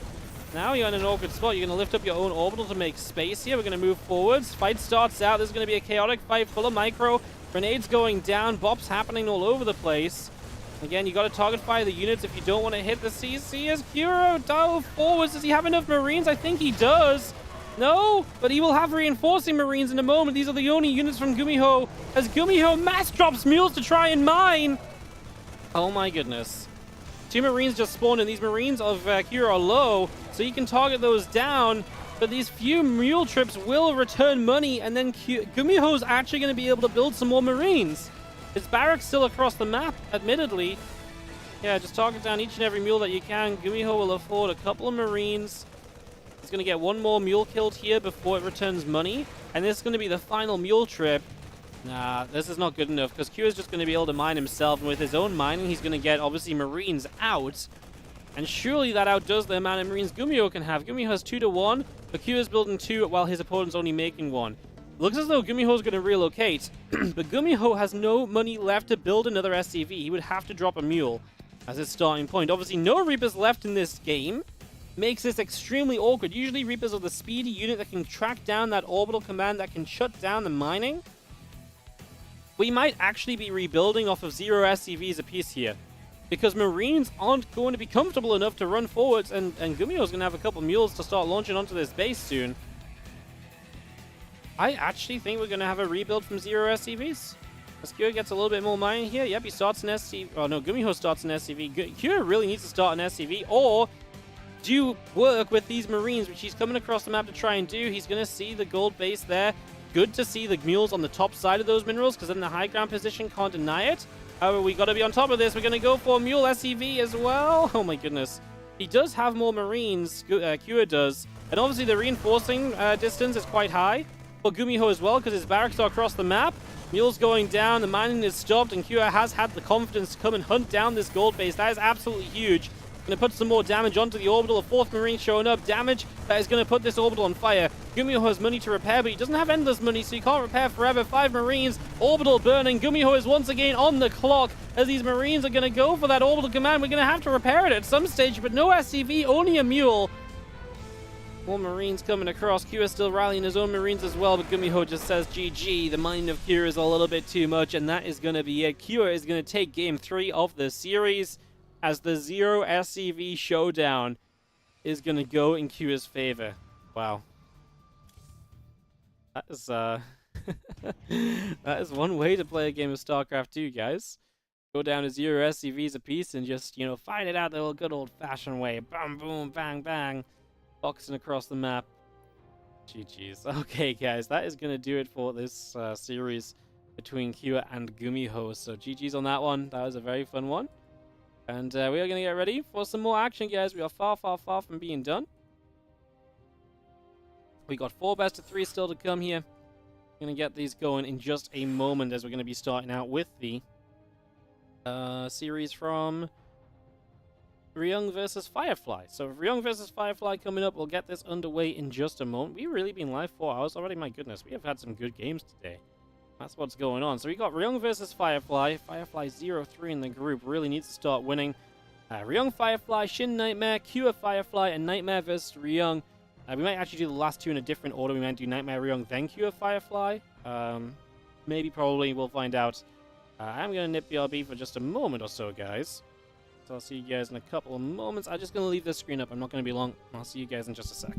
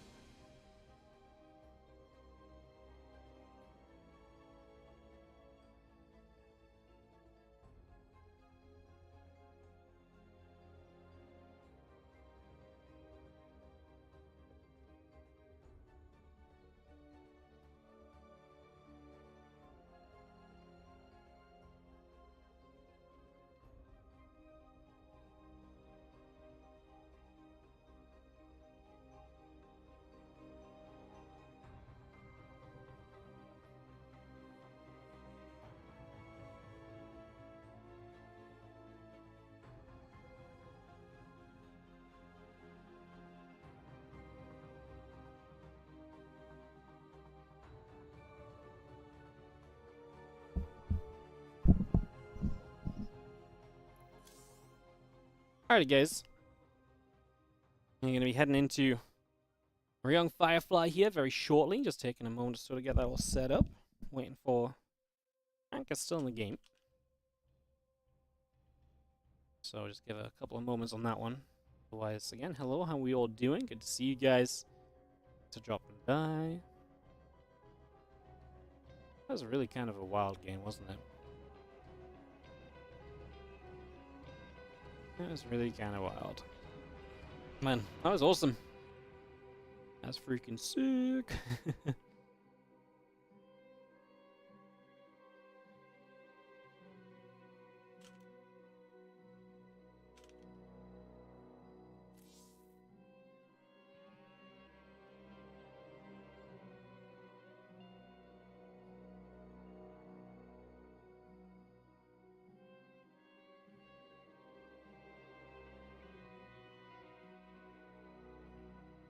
Alrighty.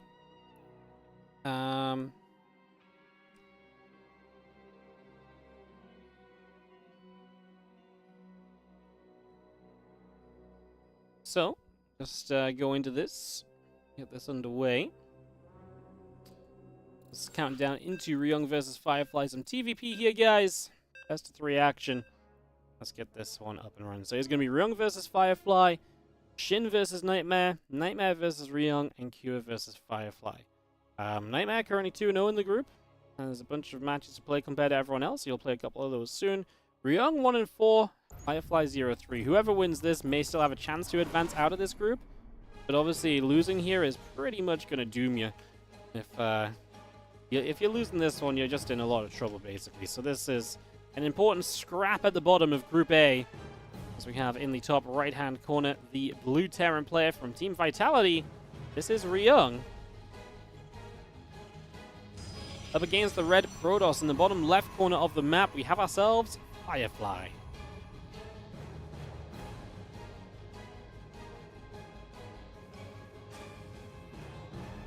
Game 1 of our best of 3 as we get everything underway.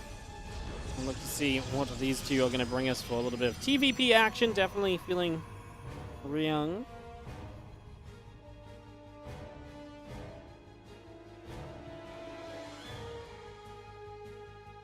As Firefly moves out onto the map with this probe heading out in towards the center.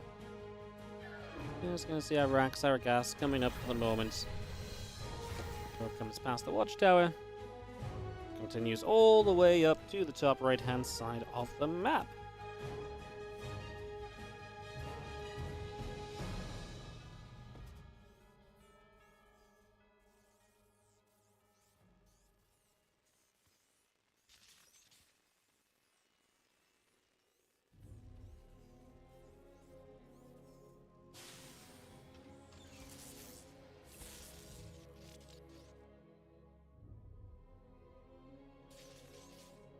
Couple of SCVs gonna go nibble at the probe, which is gonna go down. It's actually a nice kill because now you just don't have to worry about the probe being here and continue to be annoying. So you can send your SCV back up, and you don't you know that probe is not gonna come around anywhere else being annoying or anything along those lines. We're gonna come back through the top side, factoring the command center coming about, Nexus and the Cybercore coming through. Warp gate adept on the way as well. Simulator building. Let's just see a Marine going to pull back up to the top side. Factoring the reactor coming up. SCV going to come forwards. It's going to go scout, I think, because Ryung has not seen anything yet, so would like to know a rough idea of what's going on, unless he has proxy intentions. Could be a possibility as well, to kind of proxy a starboard or so, perhaps. Maybe turn this into some kind of an aggressive Hellion drop. Those are the possibilities. If Ryung wants to flick the aggression switch to on, that's absolutely a possibility. It looks like it too. Just the pathing of this SCV made me start talking about it. Obviously, head all the way over here now. And you will, drop down the starport, which, like I say, likely just leads you to a very fast medevac. And the potential to get a Hellion drop on the go pretty quickly. Across the map, there isn't a Deb poking around with a Marine, and this is the annoying part of this, because now you're going to have to deal with the couple of Hellions popping out, and then the Adept kind of fighting against those. And now you know that it's Hellions as well as Firefly, sorry, so you're a little bit more wary of the possibilities. That gets Push back out into the center, taking some damage on the way. As that blink starts as well. So we also get that on the way up. The warp gate coming through. Gate and a couple more probes coming about. Just for the moment as our adepts still gather.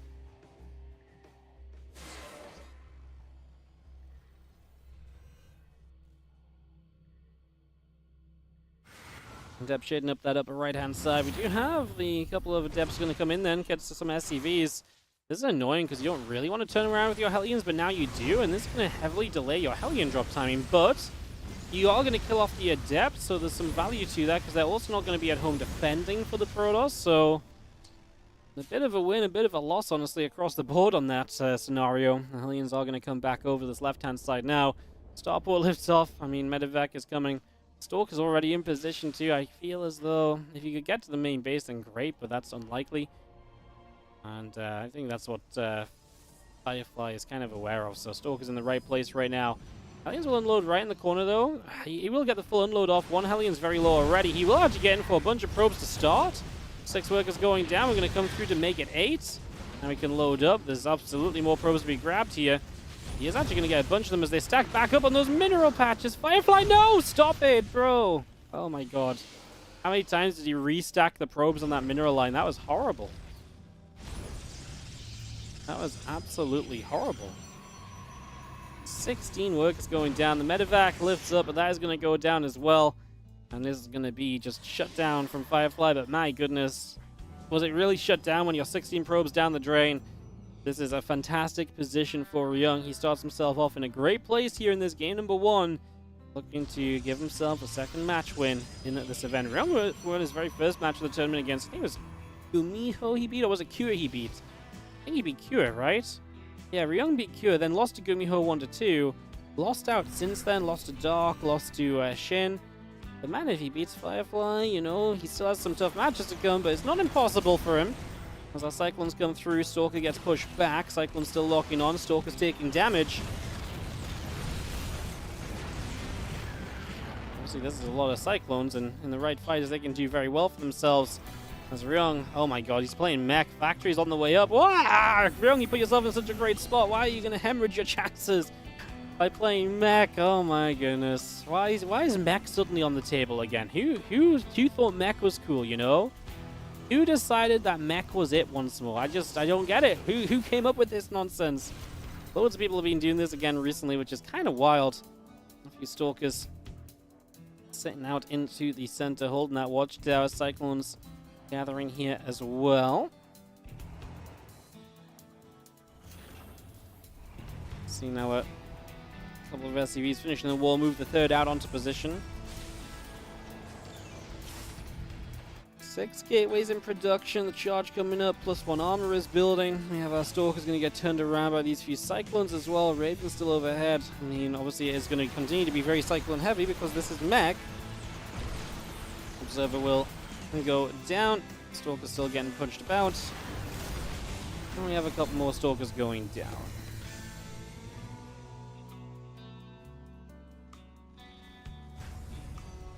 Charge +1 armor coming about. The Cyclone's going to pull back. Infernal Pre-Igniter coming up.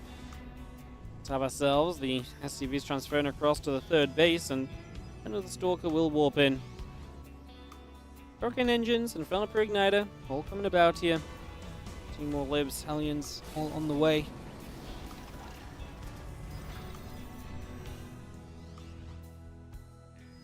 Stalker's is going to go past the watchtower, continuing to head to the upper right side.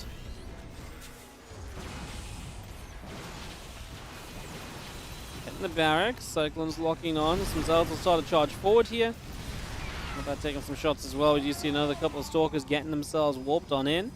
It's just bringing all of that up and running. The Prism continues to warp in as much as we can.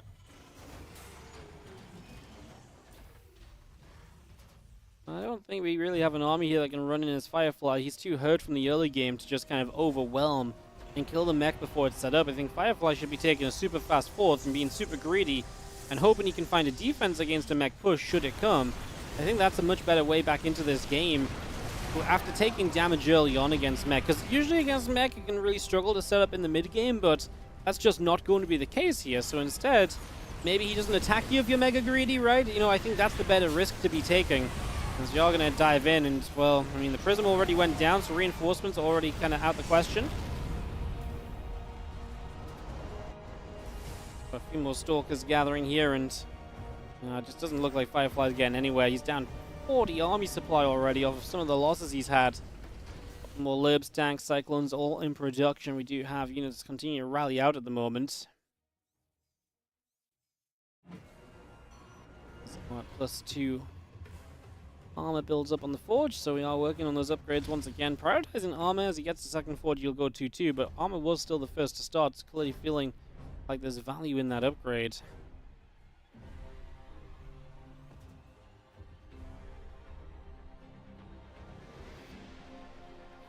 Stalkers move through the center, passing the watchtower. Cyclone's locking on. Stalker forced to blink back. We're actually going to get that Stalker now killed in the center. Takes the watchtower here for a couple of moments.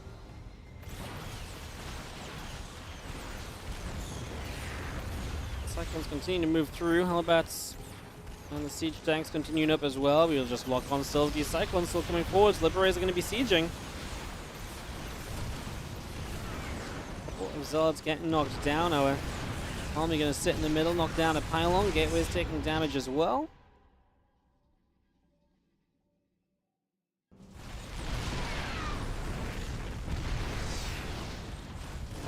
Couple of Halberds working their way through that gate. Stalkers in the center going to get a lib, and now tanks on the back side of this going to try and fight as well. Yeah, I mean, to be fair, this is where the mech army can still sometimes be weak. These wraparounds, these surrounds, but it's just ain't happening here, as we do have the force of Ryung. Absolutely still looking great. Pushing forwards, Nexus taking damage. The few Stalkers on the backside trying to come back through again, although not really going to be too successful. 9 probes, 10 probes going down as well.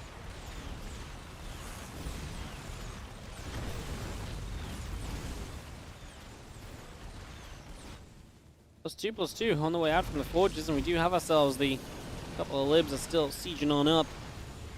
I mean, obviously Ryung is up about 80 supply. We're kind of just waiting to see if he's going to do a final push. He looks like he may fall back to reinforcements right now. Just kind of get going with this army once again. Just doesn't want to throw away what is a definite lead, which is understandable. But this is a very definite lead. This is a ridiculous advantage that you're probably not going to lose out on, even if a couple of units are getting sniped down. Extra libs coming through, sieging up once again. We have ourselves the army just going to fight out one more time. Tank's still sieging. We're going to blink forward with the Stalkers. It's not really a good option here, so blinking in, trying to kill some tanks, sure. Just have our Liberators still coming about. Cyclones are locking on once again. Additional Zealot Stalker warping in from Firefly, as we are going to get the tank sieged. And Firefly is just going to GG. Trying to make something of it, trying to stay in it, but obviously it's just the opportunity is not really there. This game is kind of decided. GG's. That is going to get wrapped up.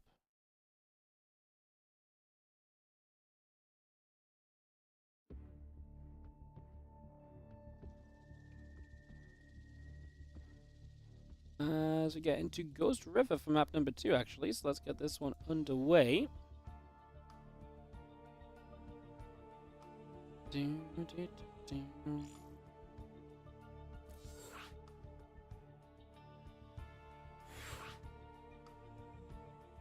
Alright, just getting everyone invited in here, guys. So game number 2, Ghost River will be the map. Let's see if Firefly can bring it back off. Ryung will make something happen for himself in this group. If Ryung wins this, he'd go to 2-4. It's the same scoreline as Gumiho. Ryung still has left to play Nightmare later today, and also nobody else. 2-4, that's 6 matches. Oh my god, yeah, 3-4 would be the best possible score for Ryung. Oh jeez, he basically has to beat Firefly and Nightmare. Like, really needs to. Like, if Ryung doesn't manage to do that, he's in trouble. So yeah, Ryung really needs to win this if he wants a chance to make out this group. He will be, I think, our first player in the tournament to finish all of their matches. Q is 3-3. We have Q Firefly coming up, so he'll also be done after this. Oh, it's getting kind of cool. Gumiho's 2-4. He has Classic left to play. Classic is 3-2 in the group at the moment. This Green Royale group stage definitely turned into a fun ending.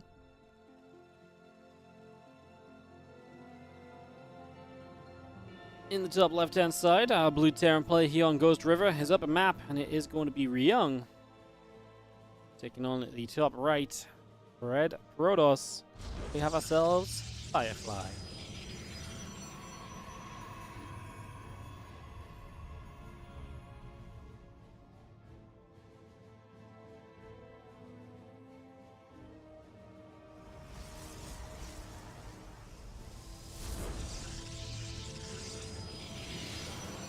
Alright, then game 2 of this best of 3. We have ourselves the racks, we have ourselves the gate coming out, refinery.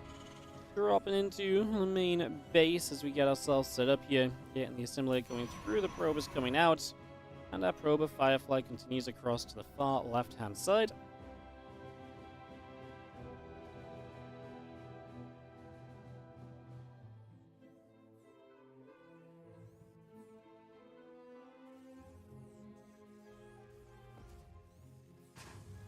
Probe moves up into the main base. Checking about as ISCV puts down the depot.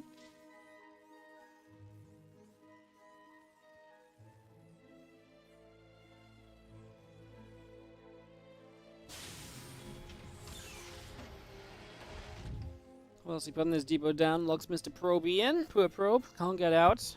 Can be stuck here until the Reaper kills it, unless you recall, which is obviously an option, but that is a 50 energy expense, which can be spent on a Chrono Boost as well.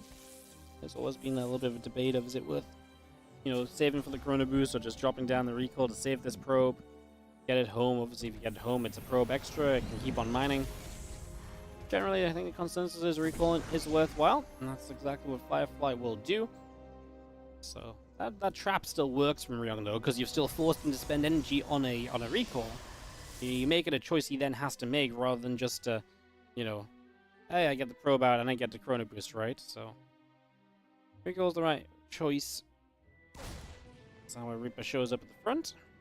I'm gonna go poking about on this Nexus for a couple of moments. So Nexus taking a couple of shots. Now we're gonna see our Reaper gonna come in over here and gonna start firing up a little bit as well. Probe very nearly going down. Good opportunity to get started there from Ryung. Some good initial pressure out. Still coming over. Reaper getting pushed back. Flight Council's about halfway done. The additional probes, Gateway, and the Stalker coming out also. Cyclone and Marines building from Ryung as well here. We've got our starport halfway done. Factory just bringing the tech lab into play.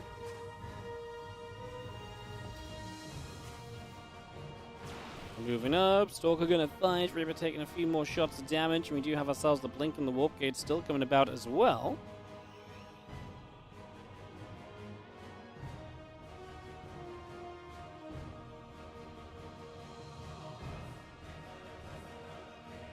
Banshee boat coming up, CC's gonna lift off, move down to the low ground.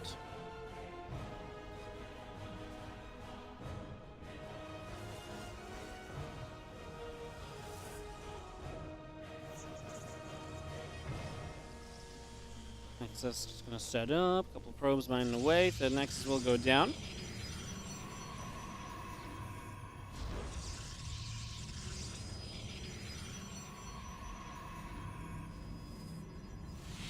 Still halfway done. Reaper pulling back over the far left-hand side. The Nexus coming through. Couple of probes coming about. Banshee Cloak, Tank, Marines, everything being brought in. The Orbital Command still building up as well.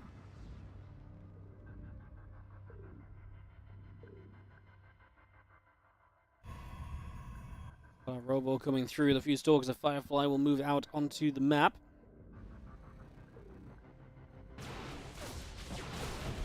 It's gonna knock down that Reaper.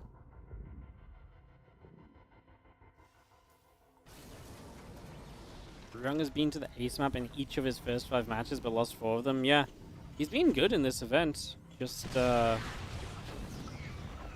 good enough. He's genuinely been playing well against everyone he's played against. And that's why it's kind of sad. If it does come down to a tiebreaker, like if he wins the next 2 matches and it comes down to like a 3-4 tiebreaker, he's gonna have one of the best map scores possible. So that's obviously something he's got going for him, so that's a benefit if it does come down to that. And it is possible Kira could lose, he could go 3-4, Gumiho could end up 3-4. A lot of potential. on what happens there, so things to definitely notice. This Banshee comes in, gets a few probes. Now we see the Marine tank pushing across as well. Cyclone Banshee will be helping to push onto this position as we jump in. Battery will start to take some hits. Tank will siege. Super battery just dies, activated while it was just the only thing being attacked. Now you've got no battery to help defend this as the Stalker's trying to step forward. Banshee will add some damage as well. Going to blink the Stalkers back defensively. 10 probes already died. Obviously, the Banshee harassed across the main base and everything has been successful. It looks as though this third base is not going to last much longer either, as Firefly seems like he is in a ton of trouble here. Oh, got our probes coming in from the right-hand side. They're going to try and help to break through the tank. Man, the tank in the back is able to get so many good shots off as well, though. And that is some huge damage dealt. 19 probes now dead. The third will still fall. Firefly was not successful in saving this base. And if we try and come up to the left-hand side, we're just going to get blasted by the tank as well. If Marines turn around, they will help to get rid of these Stalkers to make this a little bit better. I mean, obviously now you're tankless, but you've cleaned up so much of the army. We're going to get double observer kill here as well, which means the Banshee might just go unchecked into the main. There's a Banshee on the natural. It's already forced a bunch of probes to pull away. The damage just keeps on coming. Firefly has 6 army supply, and Ryung is going to get a 2-0. Alright, well, Ryung is going to keep his chances high here in this group. He's going to give himself a shot by going up to 2 and 4. He plays against Nightmare in a little bit, and that's going to be super important to see whether or not he can absolutely be in a great spot kind of moving through. So we got that ready to go. Before then, we are going to go into Shin versus Nightmare. That's going to be our next series on the board, guys. Get that ready to go.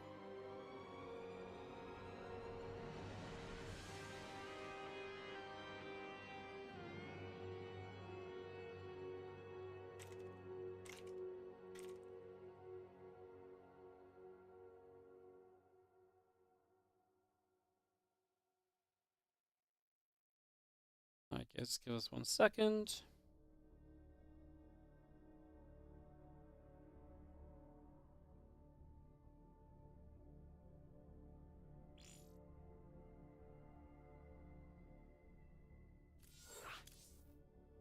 All set up. Let's take a few moments to invite people in. And to game number 3.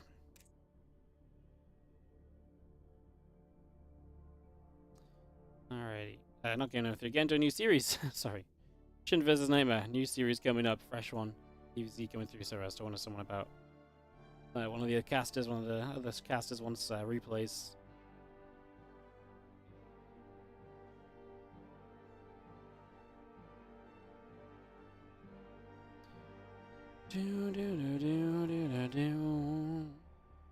I'll give it about a minute. I've just got some ads playing, so once the ads are a little bit further along, we'll dive into this PvZ best of 3, guys. Gals, appreciate you all again being here and tuning in for some StarCraft 2 with me. WardiTV Korean Royale action today. Great to be back online and streaming as well. Appreciate you all checking us out. And yeah, if you don't already, follow the Twitch channel, see when we go live in the future. Subscribe on the YouTube channel. The streams have been doing pretty well in terms of bringing in new subscribers and stuff. So if you're watching on the YouTube, you want to see when we go live again in the future, hit that subscription button. Helps out a bunch. I think we've also kind of gotten to 100 likes on the stream, which is really cool. Are we there? Yeah, we are. 100 likes. That's freaking amazing. So thank you, guys.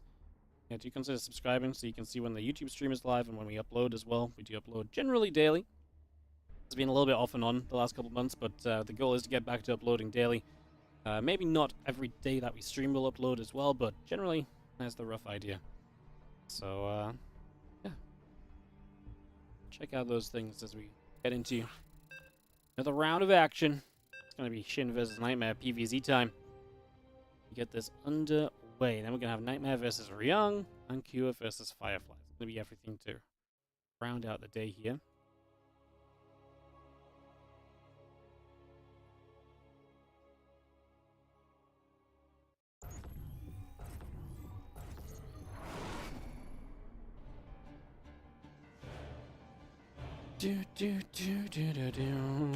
Let's go.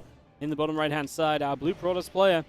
This is going to be Nightmare taking on the red Zerg. In the top left corner of the map, we have ourselves Shin.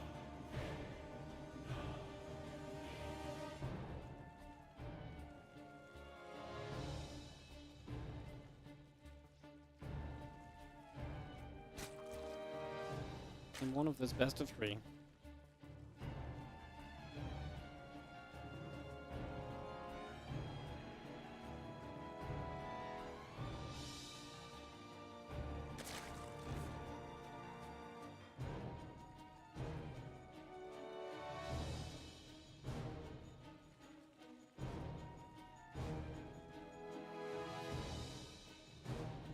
The drones hatch coming up. We got settled in. Just going to be seeing our assimilator and our gateway coming by from Nightmare. Overlord coming through. Probe coming about. Heading back over the left just for a little bit.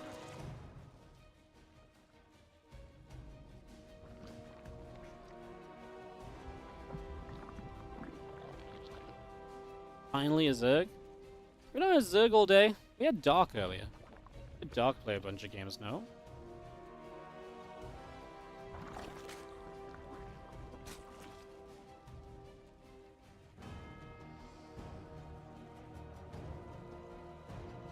And Dark vs. Secure, Dark vs. Gumiho.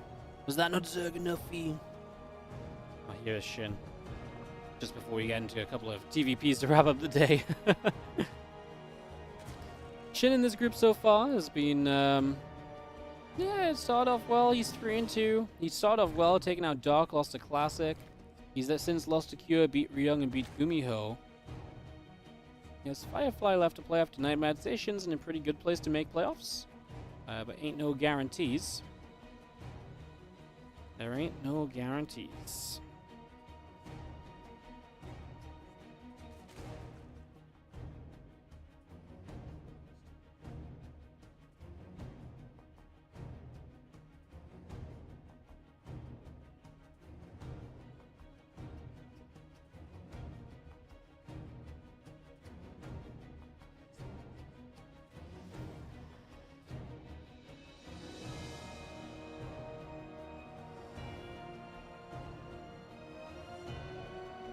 Alright, things be coming up. Hatch Queen all coming through. We have ourselves the Stargate building.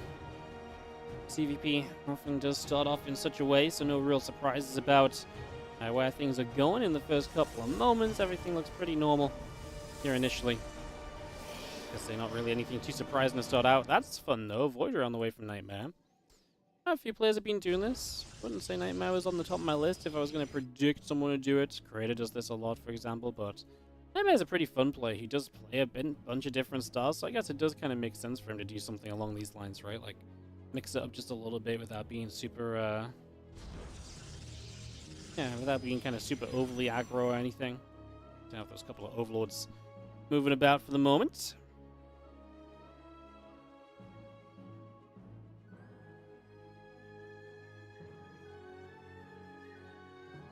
Over heading up the top, couple of spores coming through, the hatchery dropping into place. We do have ourselves the gateway and the oracle just coming up. Everything again feeling pretty normal now after the void ray. This void ray comes speeding across the map. Jeez, this thing's on. Man, why does it look so fast? I don't know. I don't know. I think that's just the normal speed of a void ray. Well, it is. It just for some reason I just jumped onto it. I was like, oh my god, it is running. Comes across. I'm gonna try and get an overlord, but the queen's on nearby and.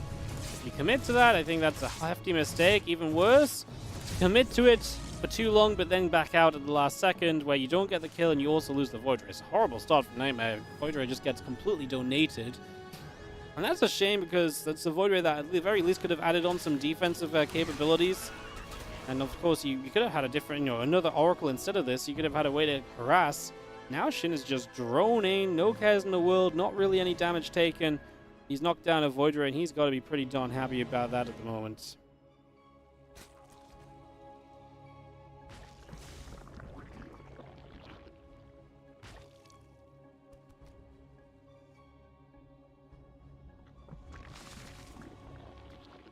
Okay, more drones coming up, Ling's still coming out, Rotron is finishing up from Shin, Twilight Council, Forge, and Robo Facility building up from Nightmare, a couple of additional gateways along with that. The Oracle's trying to poke around on the top and not finding too much success just yet, so they are for the most part going to end up being turned away. Twilight Council, Robo Facility coming up, the extra gates are building, the +1 attack is coming on the Forge. Just have our Adepts now joining up with these Oracles to try and apply some pressure, so charge on the way is going to be the choice of Nightmare, so we get an idea of what his mid-game is looking like. It's going to be, Zealot-based for a little bit, so that's obviously very cool to see. Kind of the aggressive choice, honestly, right? You can be quite the aggressive player with that charge upgrade, so definitely expecting that to be a bit of a factor as well as we continue through. As our Lings try and wrap around, the Adepts will fight back. The Oracles will be there to obviously activate and push back as well. And in general, these lings are getting turned away. The queen will come through. Just going to push the oracle back a little bit as well. These adepts are still heading over to the bottom right side. Going to split apart in two different groups. Two to the left, two to the right.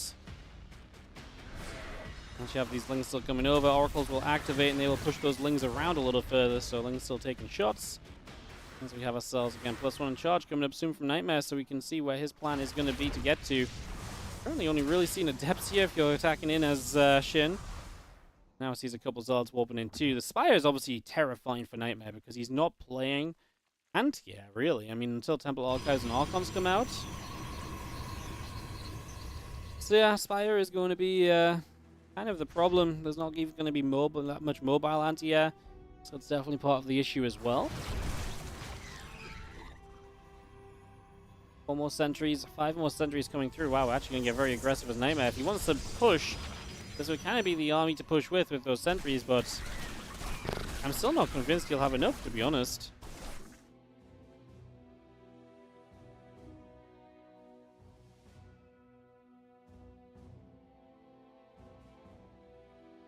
Meters on the way. Roach is going to be in the middle of the map. Oh, it's kind of dangerous because of those force fields, and yeah, you can see why. A lot of these roaches getting trapped. Nightmare's going to love this fight. He gets so many roaches out of this. Yeah, the rest of the roaches are going to kind of run in over here, but they're going to get hit a few more times by some zealots, and now we can actually try and cut them back off. The only good part of this is that it's not really the roaches we're interested in, it's the mutalisks that really hold the opportunity, as they do get to the right side without being seen, so that gives you a good shot of this as well. Yeah, and we are going to continue forwards as Nightmare looks to win on the ground. Stalkers warping in defensively. They will slowly get rid of these mutants, but not a super quick offend. Obviously, they can't blink between positions, and they can't blink to kind of keep themselves alive, as Stalkers often do, to kind of create the efficiency that Stalkers can find.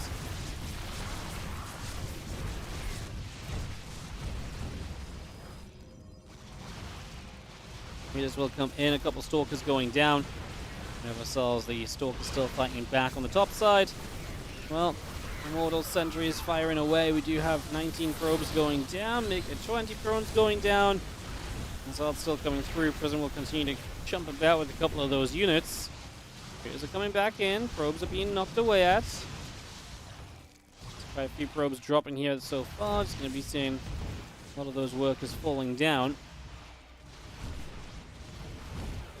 This is 38 probes killed. I mean, Shin is just doing so much work, and of course the army across the map is no more, so for any damage the Nightmare did, Shin's definitely done more. Actually can find the Prism here on the come back home, and if you drop anything out of it, it's just going to die as well, so Sentry and the Immortal. Well, we lose a Stalker, we lose a couple of Mutas for getting the Immortal, and actually the Blink now finished. Endless count falling, but is this even about the Mutas anymore? Not really. Mutas will get a few more kills, and that's nice. The real kind of damage dealer now is just going to be a rebuild on an army from Shin, and he's obviously up double the work account, so he's looking absolutely beautiful across the board there, honestly. Looking very good, if you ask me. Hydrogen's still coming up. Our +2 missiles come through. Archons are building from Nightmare. Nightmare decides to just say GG, so that's going to be that. Shin takes game number 1 of this best of 3 series. Yeah, you know, Nightmare, I feel like it was already bad from the start, losing the Void Ray and stuff. You know, it's bad. I wouldn't say it's like end of the world territory, but it doesn't exactly set you up for success. Even mentally, right? It can be kind of like oh god, you lost the Void Ray like that. It's not ideal. See what happens going into game 2 here in just a second. Get our invites out.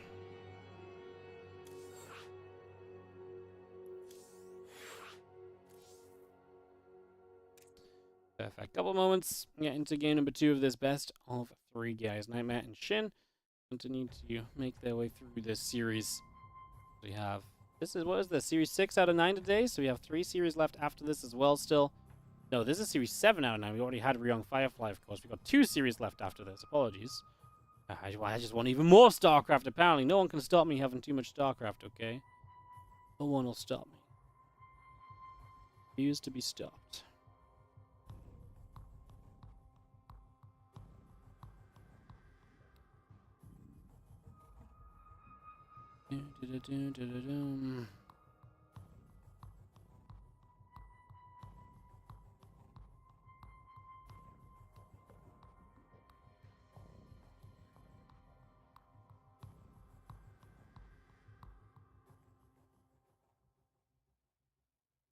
Alright, everyone's in. Let's start up game 2. That's the WardiTV Korean Royale Day 5. Continuing through right here. Getting into Site Delta. S-I-T-E Delta. Delta. In the bottom right-hand corner, I'm going to start this off with the blue Zerg who takes the 1-0 lead in the series. This is Shin.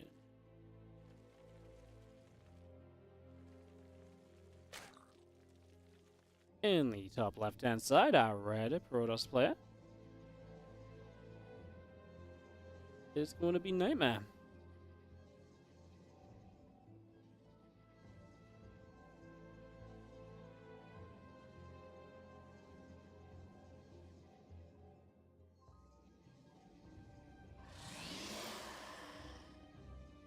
Game number 2 coming at you. What's up, Zergiel? How you doing? See you, mate. Good evening to you. Let's take just a couple moments, figure out where this game will go. I'd be kind of surprised to see Nightmare go Void. Well, he could go Void Ray again, just don't lose it this time, and already it would look a lot better for you, right?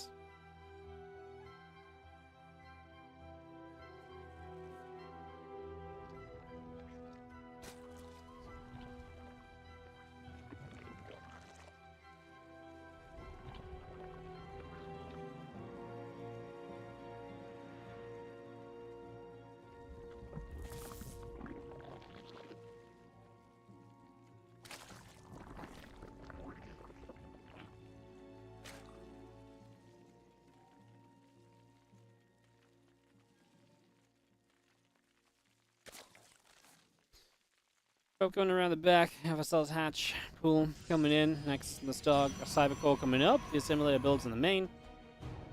And obviously, we're waiting for the Cybercore to finish so we can get ourselves our tech coming up. See what exactly it is the Nightmare's going to play into here.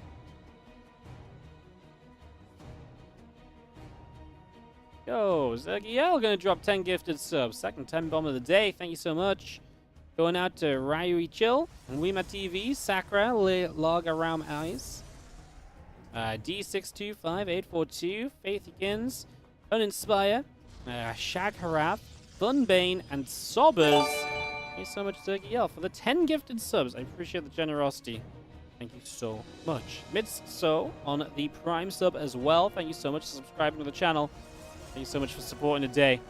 Appreciate the love, guys. Thank you so much for being freaking awesome. Really appreciate it. Thank you, thank you, thank you.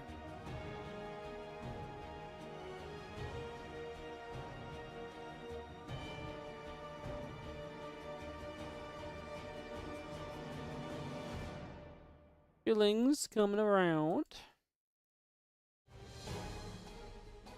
It's Stargate again from Nightmare, but is it going to be a Void Ray? Yes. Oh god, I'm already terrified of how bad this could go. I don't know if I want to watch this, guys. I don't know if I want to watch this. We do have the couple lings heading down the bottom side. Gonna be pulling back there, nothing too crazy. Obviously, expecting this Void Ray to have a little bit more care given to it this time around.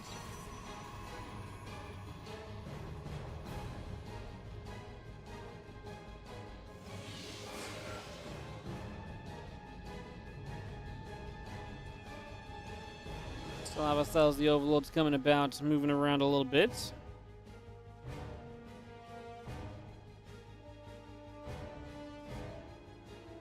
And coming through the Warp Gate building, this Void Ray is on its way down to the bottom right side. This time, I actually think we might get an Overlord kill. The Queen's not going to get there in time, and that's going to be Shin on a minus supply block. Overlord just finished. Actually going to be still close to supply block coming out of that, so... yeah, you know what? Actually, a pretty nice Overlord snipe, and there's actually this one over here he can get afterwards as well. He won't be supply blocked because there's 4 more OVs on the way. This Overlord realizes that he's probably going to get hunted, so he starts to move, at least pick up on some information on this naturally. He's going to see both the gases coming down and their timing, for example, so you're getting some info out of this situation. But we're going to get back onto said Overlord, and Ling's going to run into the third. Oracle and Adepts combined, though, going to be enough to play defense there.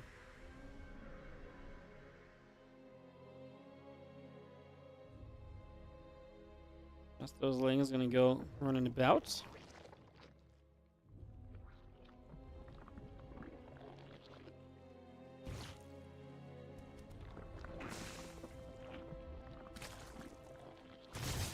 I was actually going to get to dive in for a few drones. So Nightmare actually having a much more successful early game this time than the last. Finds a fourth transferring.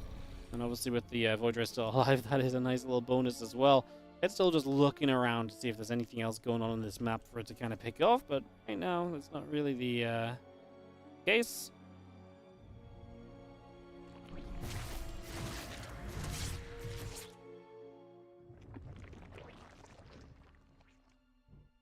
But we're still in position, is actually going to stop the fourth base from coming down immediately, so that actually works quite nicely. That single drone away.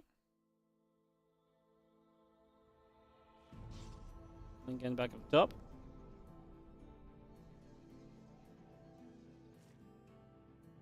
Then coming up, +1 attack coming through, additional gates in the robo facility. Can't put into place here. As you just see our Oracle is still coming over to the top side. The Adepts are going to get there for that link kill. Nitrogen going to be popping up as well. Just going to bring that through. We still have the Oracles make their way over to that right-hand side where they're going to have the opportunity to go ping through a hatchery. If they want to. I mean, not sure they necessarily want to do that, but it's a possibility. It's an option you have open to you. Things get turned back around again here. It's just going to get shoved away as the Stalkers and the Adepts get there. And now we've got those Lings still looking to try and find out what else is going on. Gonna go for a wrap around on this pylon, clean that out. Stalker's still coming across, and that pylon falls. The Lings get chased away. Warrior's gonna activate in the main base with the Oracles to support it. He's gonna go after a Queen here, but a couple Hydras spawning. I mean, still nice scouting from Nightmares. Now he knows what he's playing against. It would be nice not to lose the Oracles, though. No! Oracles, why? Oh, pain, pain, pain. That's when attack finishes. 7 Stalkers warping in, 8 Stalkers warping in from Nightmare. +1 missiles, muscular augments. We see our Stalker's going to go through this hatchery in the upper right-hand side. It's just going to pick that off. A few Broodlings popping out. Ling Hydra still coming over from Shin, just getting out the front. As you get a pylon and a gateway finishing as well.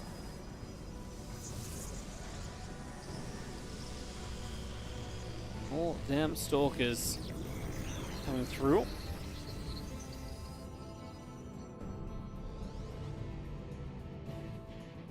We are just going to blink straight up into the main base, and all the Ling Hydras across the map. So this is going to be kind of scary, no? We're going to lose the main hatchery, potentially a lot more. Well, as you run through here, you're likely going to get the third base of the Protoss. I don't think we can hold the third, so Nightmare should just evacuate that, but just continue through, because this is a portion of his army doing a lot of damage. But this is the whole Zerg army over here. There's a very good chance that we could continue to, well, right now we're going after drones. He's also got a lot of Stalkers over here, going to knock down the spawning pool, perhaps. This is a base for a base. Obviously, main base is oftentimes arguably more important, although in this case, I don't think it matters too much. It's just going to be about straight-up mining available. We're getting rid of all the Queens, though, and Queens mean injects. Injects mean lava. Lava means actual ability to produce, and I don't think you get any further forward hitting the natural of the Protoss now. We blink down the ramp back on this side of the map, which means that we're going to play super aggressive into those Hydras. And now Link spawning will probably play cleanup, but I don't think I hate it still for Nightmare. He blinks away with these Stalkers. He is going to recall. We'll lose at least a couple more. If the target fire is there, we actually lose 3 of them. So only 1 Stalker recalled home safely. The thing is, 2 base against 2 base, this is where Protoss is just better off, because they don't lose production like Zerg does by losing the bases. And the Zerg lost the Queen, so there's really not a lot of inject or lava potential. The spawning pool is still up, but you can't really afford that many Lings because they're so lava intensive. And that's the issue you now face as the Ling Hydra will continue over. Zealot Stalkers coming about. More Hydra shots still coming through as well. Just going to be seeing this army pushed away. Kind of stuck on 2 bases, but like I say, not really super concerned about that as of right now. The Hydras will continue to hang around up on the top side. Charge in the Dark Shrine continue to come up.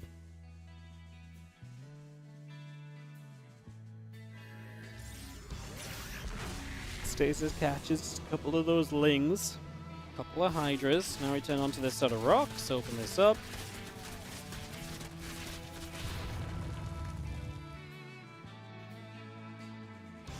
I like the Dark Shrine. There's obviously still a layer up and the spores in each base, but it's not a bad thing to kind of, especially in a kind of a busy game like this, could absolutely catch you up on off guard a bit. It's obviously a bit of a weird game too, so Overseer hasn't been with this army the majority of the time, and 5 DTs warping in. It'd actually be very good if they just end up in the right place at the right time. Stalkers and everything else going to push at the front to try and keep the main army away. Make it even tougher for these higher DTs to really be dealt with. And there is only one Spore currently acting as detection on this base. There is no Overseer in the game currently. That is a big problem. I actually think we're in trouble. This Hive that's building is actually going to go down. It's not going to finish in time. Overseer's on the way up. Yeah, DTs are going to get this Hive before the Overseer's pop, I'm pretty sure. Overseer's pop, and yeah, Hive is going to end up cancelled. Ling Hydra will clean up all the DTs, but we're killing off the top right base. There was no rebuild in the main, so this is your base, right? This is your third right now, essentially. Losing that's obviously huge as well, as Nightmare will take a third base behind it all. There is a first look out on the map. Is that going to be enough to be scary? Is that going to be enough to give Shin a chance still? I was going to say I do not think so, as a lot of the Zealots top right, which means these Stalkers are just having to retreat away, but we've got Archons on the way up as well, so there is tech on the way that's going to be a big helping hand for Nightmare. And these Zealots are going to come by. Good movement from Nightmare. He's constantly finding Shin just out of position, off guard a little bit, and just kind of as one army kind of really flings itself across the map, he comes in and counters, and that's where a lot of his damage has come from throughout the course of the game. 60 to 22 workers, army supplies even. You just need one defense, one hold here as Nightmare, and this game is in the bag. And you're going to be tying this up and taking us to a game 3.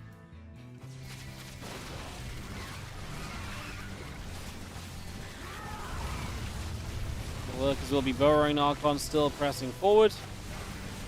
Stalker's going to fight those Lurkers. Lurkers are honestly doing okay, but I'm not feeling like they're going to be game-changing. Just not enough of them for that to happen. GG's. Nightmare ties us 1-1 in the best of 3. Going to go the distance. Again here in the Korean Royale. So many game 3s. Absolutely love that. We have had, so in Group A, we've had 1, 2, 3. So 3 2-0s and 3 2-1s.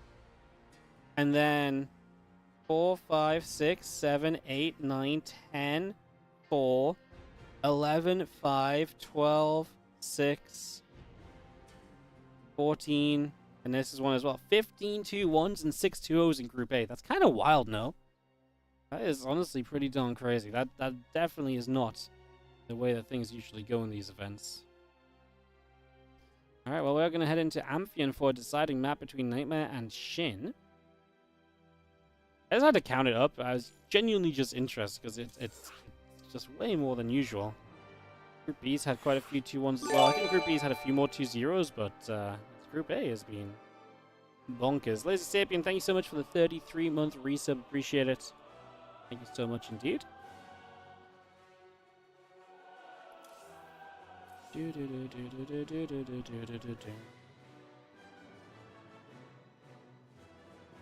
you very much.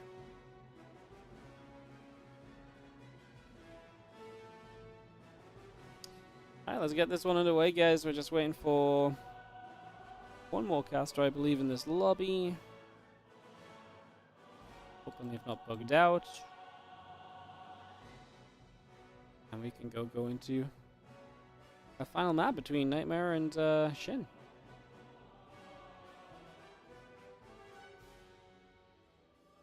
Going finally is working. Took a couple seconds. Alright, let's start this one up, guys. Let's get this going. StarCraft resumes here with Amphion. Game 3 between, again, Nightmare and Shin.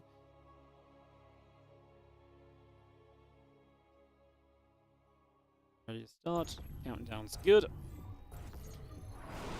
Let's get into it as we have in the bottom left-hand corner. Unable to really make the base trade-esque kind of situation that arose there work out.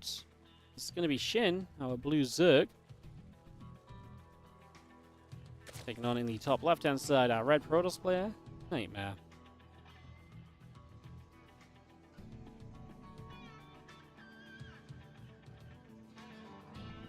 Poidre opening both games so far from Nightmare, so it'll be interesting to see how much further we go with that.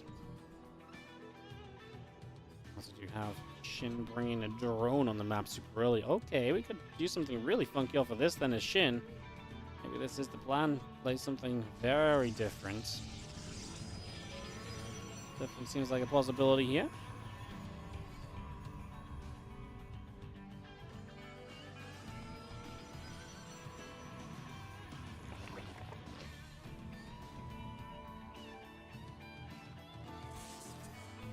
So it's giving me a hatch block. This is not something you see all of the time. Definitely something a little bit different. A little bit interesting.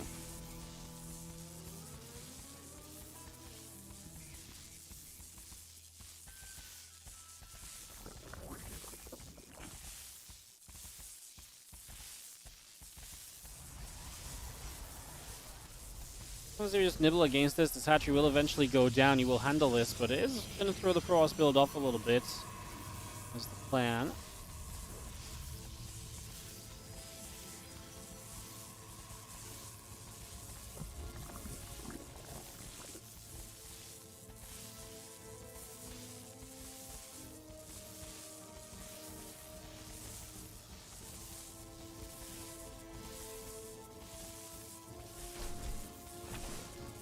The Zealot popping out. This hatchery will be cancelled. Like I say, forces a Zealot, forces a lot of probes to be pulled. And the drone just cancels, moves away.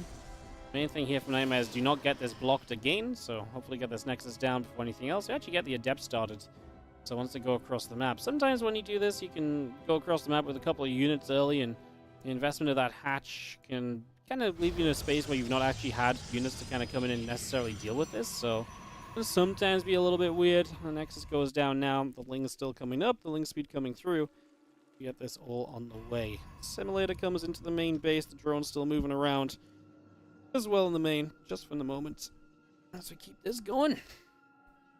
So drone is patrolling. Obviously gets pretty good scouting until the Adept comes through and deals with said drone. But the Adept actually goes across the map, so it's not in a rush to shut down the drone. Would rather come in here and try to be a little bit annoying.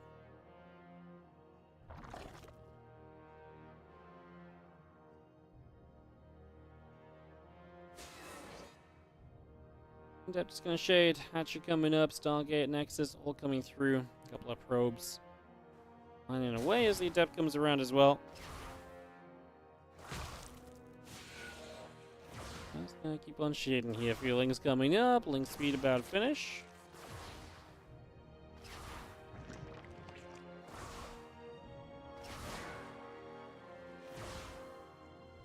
Rings is going to pop in, and we'll see the Adept going down. Similar to the little thing. Oh, extracted cancelled here. But the Adept gone, the drone is safe to pop back out, and we can get ourselves the Lings heading to the upper left-hand side. Oracle's halfway through. The warp gate is building up. But the rest of these Lings from Shin back down to the bottom side of the map. Away we go. Those extra drones building, the Spore coming up. Things still just gathering together. The Queen on the way, drones popping out. Oracle coming through with the warp gate also in production here. Just getting a lot of different bits and pieces on the way in for the moment. But Oracle flies in from Nightmare into the main, no, into the natural.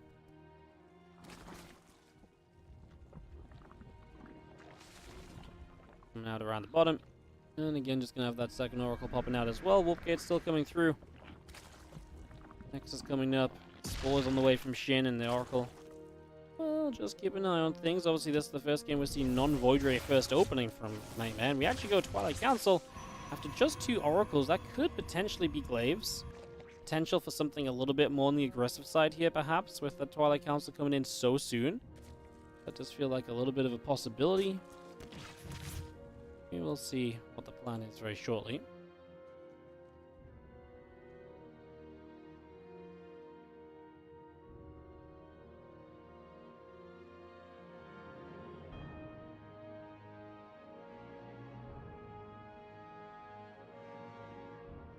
Orbital Facility coming up, Forge on the way, Gate coming by.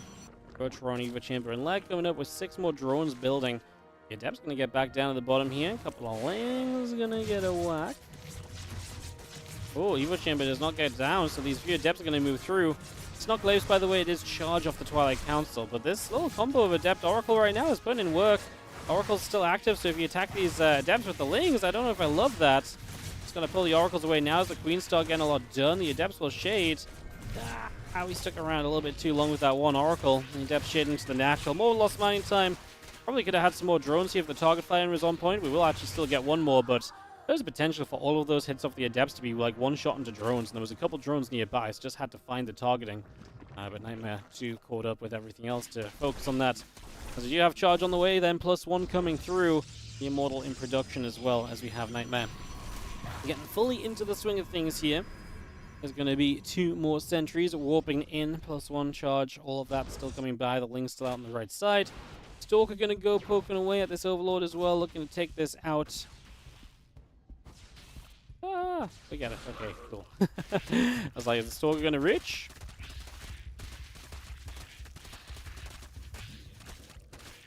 Hang on, good as the feelings are going to get back onto that set of rocks, so a little bit more damage being dealt. Just going to pick those rocks off. We see this extra gates going through, the cannon coming up, +1 attack, and the Immortal still coming in. Also, we have ourselves more Lings continuing across to the upper right-hand side, so still getting in position over here again, set to go, go, go. Ready to jump onto these bases, perhaps, is Shin. Obviously, I feel like Nightmare is ready to go, go, go. He's got a few sentries up. He's got charge. He's got the Prism on the way. Nidus and Infestation Pit finishing here from Shin. Does he plan on playing Swarm Host? If he does, great if he gets there. I wonder if he's just going to have to use them too defensively initially, though, because, like I say, it feels as though Nightmare is ready to go fighting. About to have his Temple Archives up as well, so he can warp in Archons, but he's actually just going to take a forward base, so maybe this is more just about expanding forwards than anything else, in which case I love the Nidus and the Swarm Host if that's what we're going into, because there's so much potential of Nidus and around these sides, and so many different positions to shoot from with the Swarm Host once you Nidus them over there, right? So, I kind of like it, and it is indeed going to be Swarm Host building from Shin, so Swarm Hosts are on the way. We get those up and running as the +2 attack, and the Blink coming through in the Twilight Council. As things continue to move about, Temple Archives in production, so we will have Archons coming in shortly. That's going to be important against the Lings and also against the Locusts. A little bit of splash damage goes a long way against those Locusts. Just clean them up a little bit more quickly. Get back onto everything else that a little bit sooner generally is a big, big helping hand. So expecting that to be important here. 6 of them continue to build at the moment. Playing Roach Ravage just going to come onto this base, and we start to pick ourselves through this Nexus. The more Zealots warping in, Blink, Storm, +2 attack, all coming through. We will see the Zealots continue to charge forward. Lings and Roaches continue to take hits. Top right-hand side, a Nidus network coming up as well. What is this bug, by the way? The building Nidus is overlapping what's in the Nidus? I've never seen that before in this overlay. It's wild. Alright, well, Nidus finishes, and we do already have some Locusts in the main. They're going to deny Storm, and potential to build Archons is actually a fairly huge deal. Storm especially is a big deal. We actually have 6 High Temple out. They'll just have to be Archons now. Storm would be massive to deal with future Locust waves defensively. So we're just going to see this Locust popping up here. There's going to be a denial on this attempted 5th base. Well, I guess 4th base. This was originally trying to be a base. That's not a thing anymore. Okay, okay. Army coming up through the center. Ling Roach coming across. Ravages as well. Army is just streaming through the middle here. Getting up to the top. The Ling's looking to try and get a wrap on an Archon. A couple of Zealots going down. Ravager gonna catch all these Archons so far. 1, 2, and 3. Thank you and see you later. A couple of Crows of Vals coming through. Immortal getting whacked. Lings are fighting. Zealots gonna come in from the other side.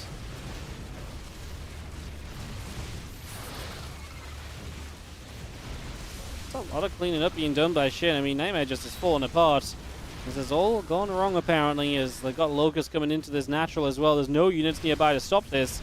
The units that are nearby are currently engaged with the Roach Ravager Ling, and he just doesn't have enough, so we're going to lose the natural. Yeah, we are going to right-click that down. I think it falls just in time. Ooh, literally like the last shot of the Locust gets the kill.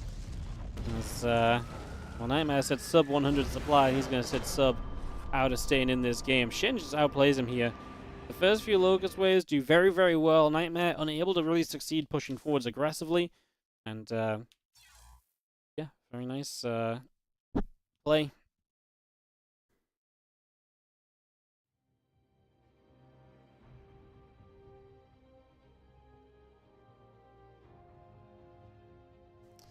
as we just get ourselves into another matchup then. So we have a couple matches still remaining, you guys. We're going to have Ryung versus Nightmare, and then we're going to have Kua versus Firefly to come. We're just going to do Ryung Nightmare first, just where I have the replays stored, because these were played a little bit earlier on. Just means I currently, how I'm already hosting the games, just continues the same if we could do Nightmare versus Ryung. So we're going to do that one first, and then we're going to do the next matchup after that. Alright, we're losing casters as we go, by the way. This has definitely turned into a bit of a longer stream. As we get this one set up and ready, we'll just be a moment, we'll run some ads, and then we'll get this into this next series. It is, like I say, going to be Nightmare Ryung. So Ryung, with his win earlier, is now 2-4. This is his last match of the Korean Royale. If he beats Nightmare, he'll be 3-4. He'd put Nightmare to 2-2. Now, it's not easy to advance at 3-4, but it's not impossible either. Gumiho 2-4. Ryung will have a better map score than him. Firefly would have to win out. Obviously, that's crazy. Pure could get above Ryung guaranteed. I guess Ryung is kind of hoping that Nightmare loses out or Classic loses along the way as well. Classic Nightmare is a match that happens. Nightmare also has to play Dark and Firefly. 3-4 might just not be good enough this season to have a chance of advancing. I think 3-4 in the past has pretty much always tiebreakered you, but it might actually be kind of tough here to get to 3-4. Shin is already guaranteed to be ahead. So you're really hoping Classic / Cure / Nightmare and then are going to mess up towards the end. Cure plays Firefly as mentioned. Nightmare plays Firefly, Dark, and Classic. I mean, and then Classic also plays against Gumiho. That's a very tough combination of results to hope for from Ryung. If Ryung goes out, it's going to be a heartbreaker because he did honestly do pretty darn well throughout the event.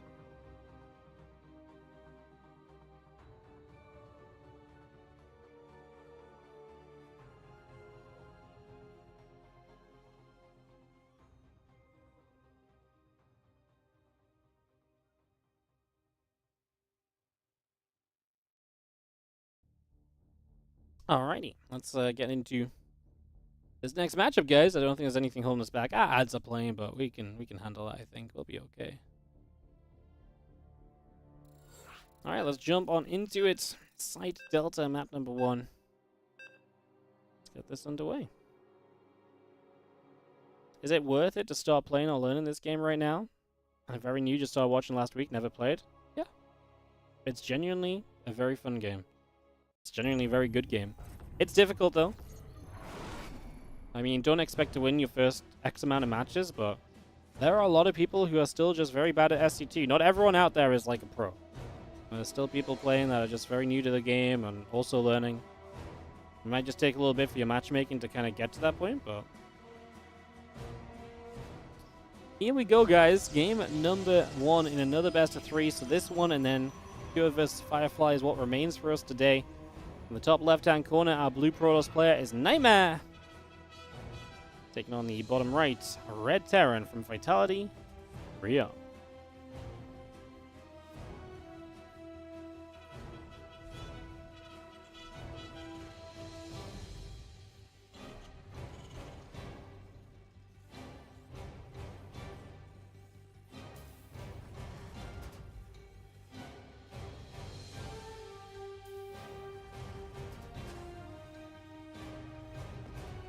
Game number 1. Nightmare, Ryung, TVP once again. Back to this matchup. I actually genuinely feel like this is a good matchup for each other. I feel like Nightmare's been a bit better and more consistent than Ryung lately. I'm not going to say that Ryung has no shot. I think he's been playing well too. And in this event especially, Ryung's been actually playing, in my eyes, very well. He went to Game 3 against Gumiho. Classic. Dark. He beat Kua in 3 maps as well. He went to Game 3 against Shin. Like, everything that Ryung has lost has been close. He's been playing well, so let's see what Nightmare can do. Nightmare 2-1 Gumiho, by the way, 2-1 Kua. He had a great start to this event. He's a big reason why the middle of this event is so close in terms of all the players right now, and why there's a lot of scorelines that are still very possible. And yet he doesn't... Nightmare's not that kind of guy that carries that kind of invincible aura, so it still kind of leaves this group very open, it feels like. There's a lot of possibilities still in play. So if Nightmare loses this, so actually here's the thing, if Nightmare loses this, he would only be 2 and 2, so then 3 and 4 is still kind of realistic, right? Even if he beat Firefly, if he lost to Classic and Dark, for example, he could end up with 3 and 4, and that could be Ryung's path to playoffs. It's a Robo facility to open up with, so Nightmare already sending himself into a little bit of a fun start. Robo is not what you see all of the time, although it is becoming a more popular option. It's still the least used option out of Stargate, Twilight Council, and those kind of typical ways of playing.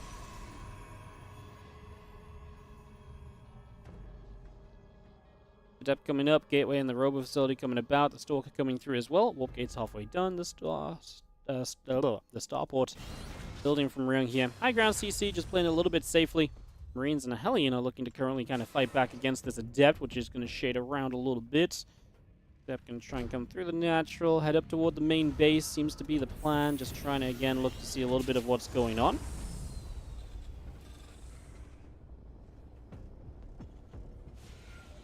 Orbital will go landing across towards the natural, as you just obviously have a natural up for Nightman. He's going to go Prism. That will allow him to put some early pressure on by bringing the gateway units across the map, so we'll be keeping our eyes on that opportunity over this next little while.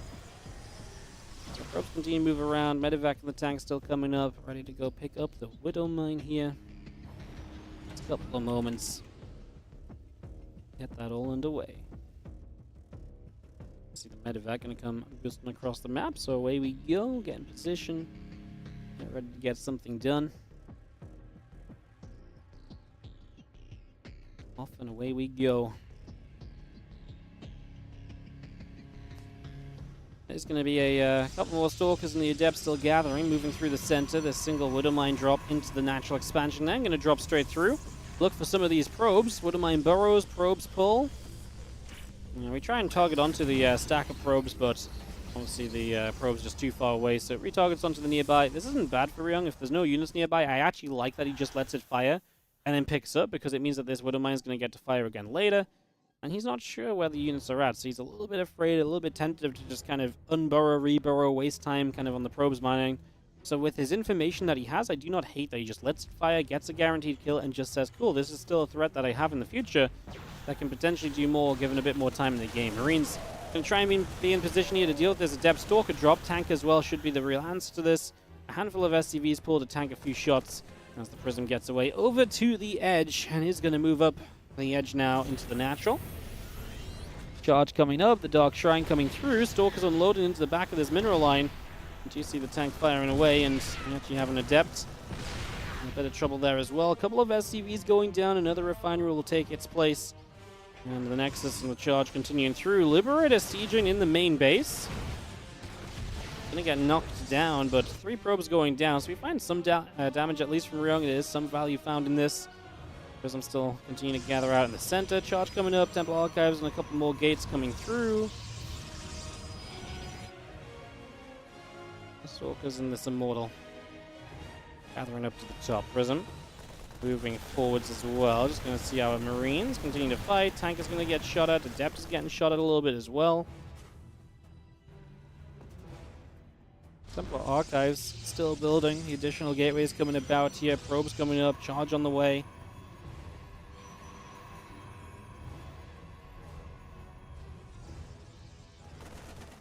+1 stim and combat, still all producing by here.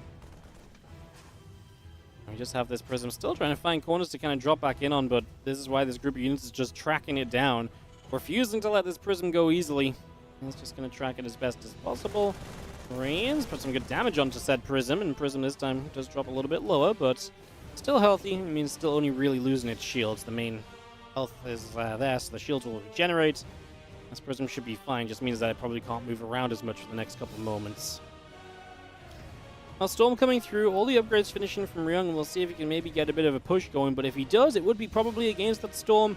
Storm's going to be finished very shortly. I mean, Storm is still a very hit-and-miss spellcast that's available in this matchup, so it still should be kind of intriguing.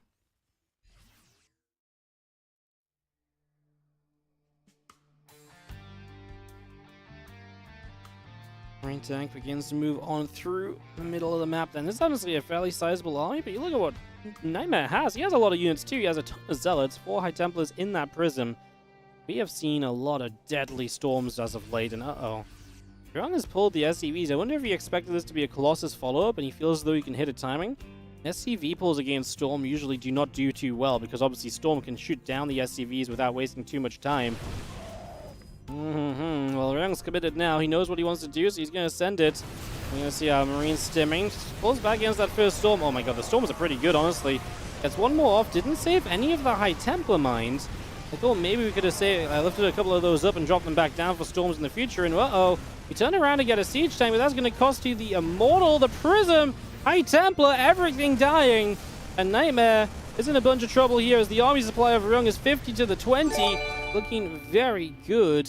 And just have ourselves, the Marine's going to continue up this ramp. Pylon will go down. Gateways will be depowered. These probes are going to drop on the natural. There's a group of units, a group of zealots in the center that are going to find reinforcements, but honestly, then Ryong just pulls back and kind of deals with this, honestly. Moving forwards, we're going to get up this ramp as well. One more storm comes off. 2 more storms come out.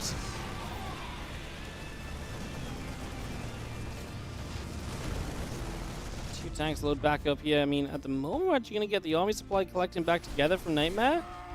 As we are going to just get to reinforcements. You could do with a fresh medevac to heal. I actually like the Archon from Nightmare as well. That's pretty neat. Some Zealots are going to try and catch reinforcements. We're not done yet. Nightmare's in a tricky spot, but he's going to try and work his way out of this. Continues to go after reinforcements with those Zealots. That is the right call, the right play. Archon will tank some shots. It's going to go down. We lift up, and now we're actually going to lose a tank because of it. Zealots are still dealing with reinforcements as well, so Ryong is not really getting any stronger on this side of the map. Only getting weaker as his opponent works his way through it. 2 bases now to 2 bases. 37 probes, 28 SCVs, because obviously the Terran pulled all those SCVs initially as well.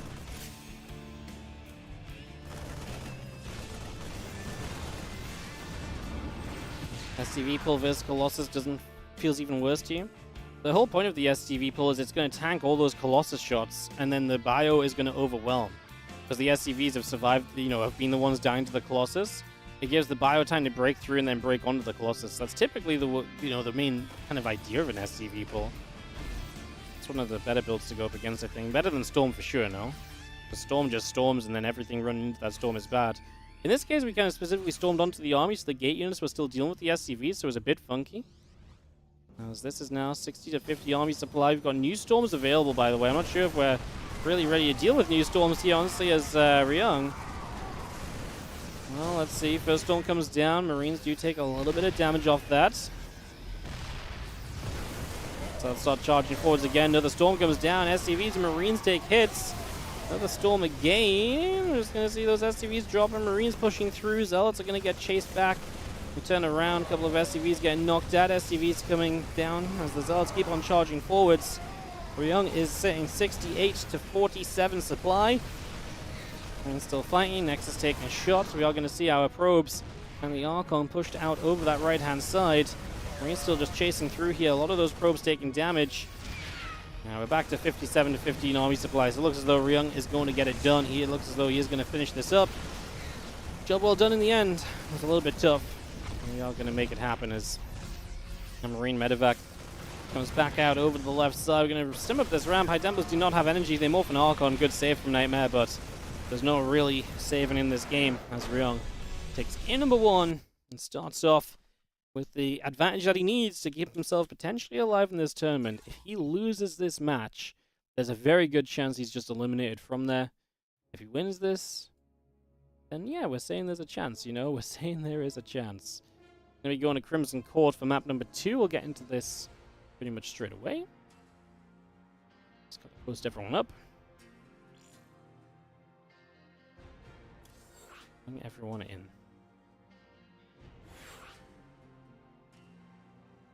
Game number 2.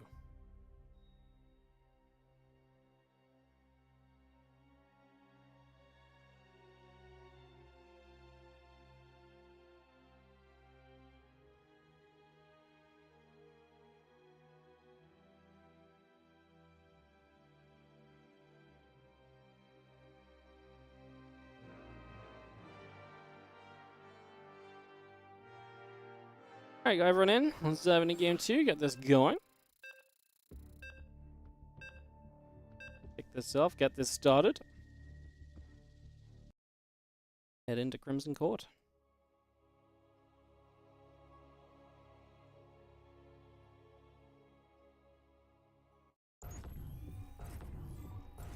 In the top right-hand side, down a map, will be our blue Protoss player Nightmare, who was unable to hold off the SCV pull. Bottom left, our red Terran from Vitality, Royale.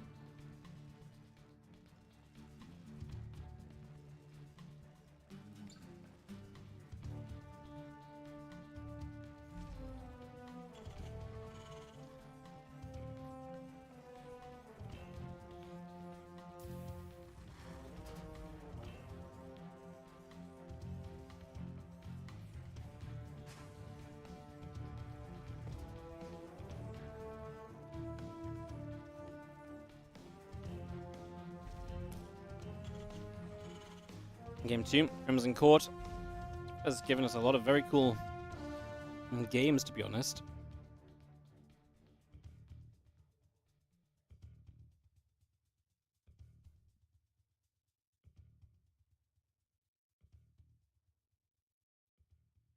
Rope coming over. Well, racks, gas is coming up, ranks coming through.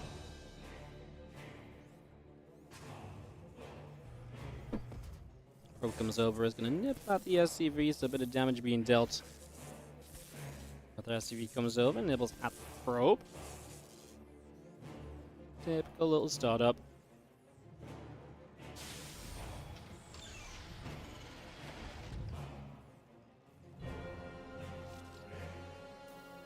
Pro's gonna not do too much here. There's a nexus across the map as the Cybercore finishes. We'll see what the tech choice is from Nightmare.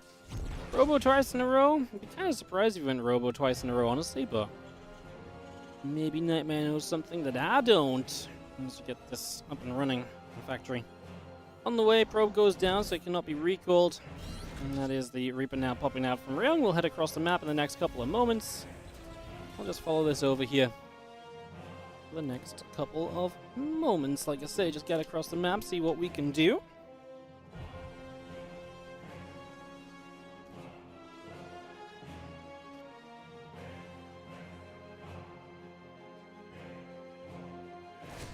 Shows up, just gonna nibble at this pylon, so a bit of damage being dealt. A Stargate coming through, Nexus coming in.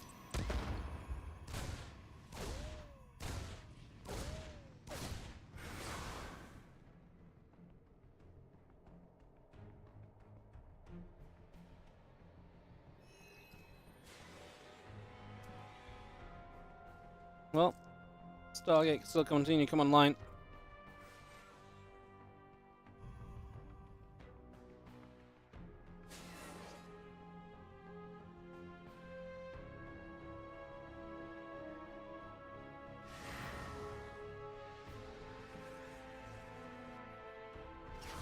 Into fires, Reaper gonna hop up to the high ground here.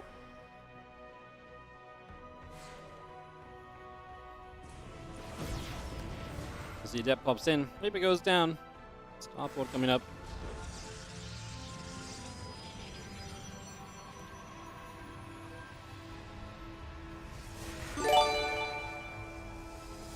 Yeah, we're finishing. A couple of devs continue to shade across. No, Bassatan, thank you so much for the Prime sub, mate. Appreciate it. Thank you. Hope you're doing well.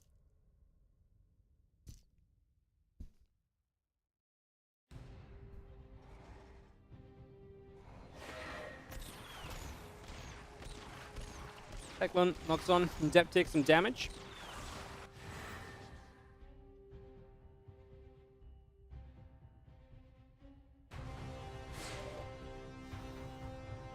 A little bit of pushback. Once you see our tank and Marine join together. Phoenix in the bottom left. Marines and the Viking gonna be good to push that Phoenix back. So obviously Stargate into Phoenix. And then a Twilight Council. So Phoenix Charge going to be the plan here from Nightmare. Very good at dealing with Terran aggression, so that can be kind of intriguing.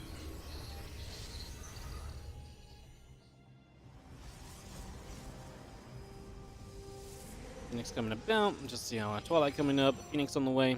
Liberator and tank continue to build.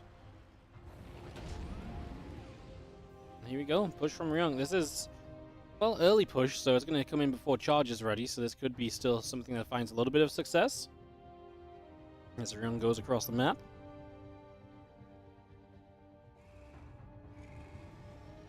Marines, Cyclone, Tank, Viking. Tank in production. We've got 2 tanks in the medevac. We're just going to show up, dropping the tanks down. Siege starts. This is very adept heavy, by the way. Adept's actually very tanky as well. With the super battery active, they're just going to start fighting to clean out some of the Marines. The Phoenix can lift the tanks up. But this being so adept heavy, this is actually looking like a very comfortable defense. Out of a nightmare. He's going to completely shut down this army of Ryung, and Ryung is just dead. Well, this push is dead at the very least, but I wouldn't say he comes out in a pretty situation. Adepts are even going to start going across the map and looking to see if there's any opportunity here. And okay, Ryung is going to say GG.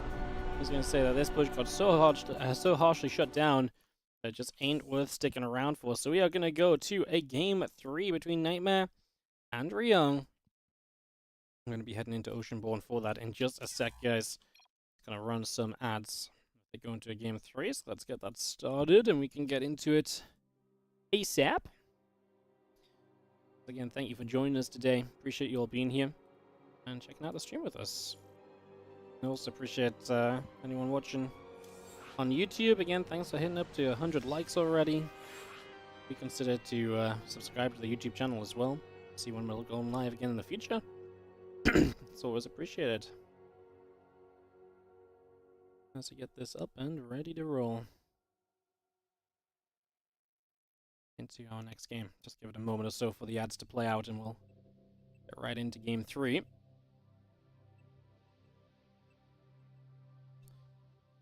Tick, tick, tock.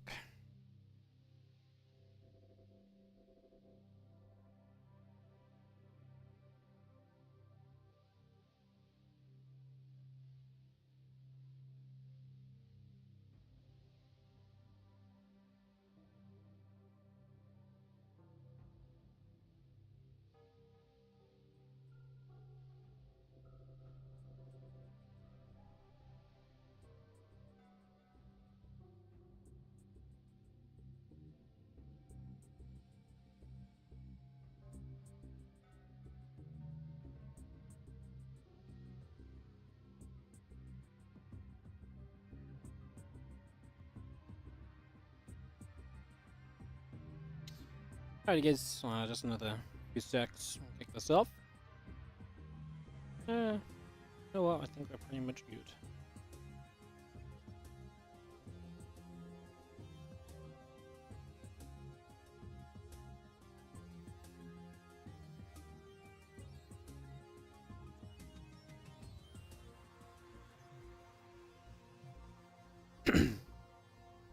Alright, yeah, let's do it. Let's click start.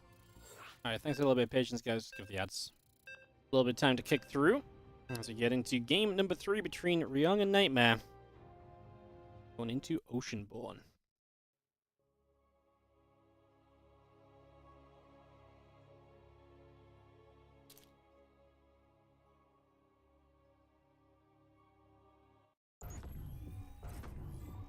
In the bottom right-hand side, our red Terran player from Vitality. It is Ryung. Was not able to make anything happen with his push there, losing the advantage he had in the series. Just in the top left, Blue Protoss is Nightmare. What's your MMR? Not very high anymore.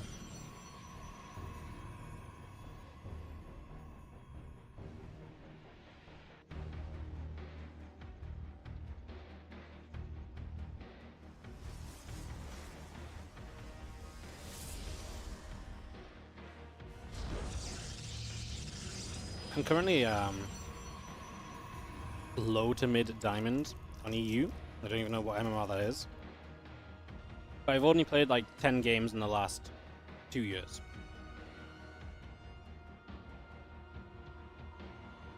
I think if I play 50 games, I'll be back in Masters.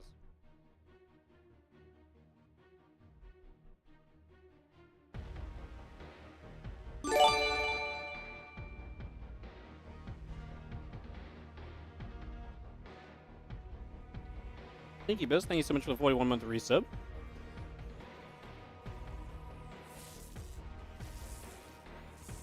It'll be fun to see a caster tournament casted by pro players.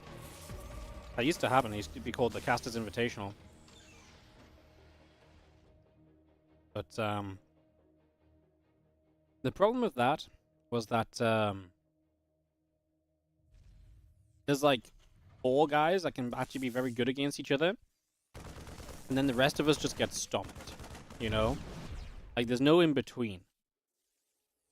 So the group stages were always a stomp, and then even the round of 8 was usually like a mismatch.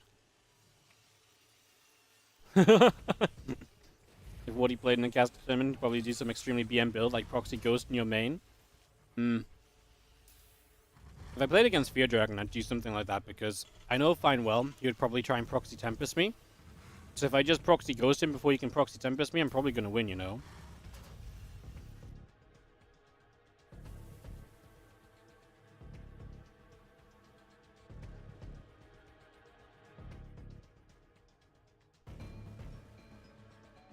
I love how the game you actually Proxy Tempest me. I went blind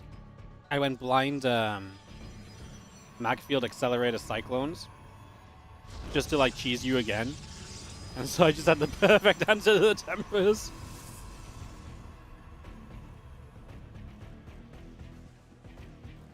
He hated me so much that day. I was pretty miserable. To be fair, I got to cheese the shit out of the caster tournament before that one.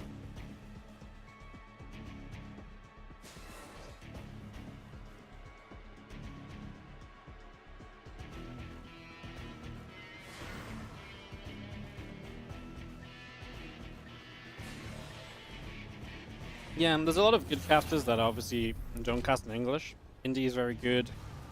Alex is very good. The French guys were used to be pretty good. I don't know if Yogo plays much anymore, but... honestly, Ben is very good still, if he plays.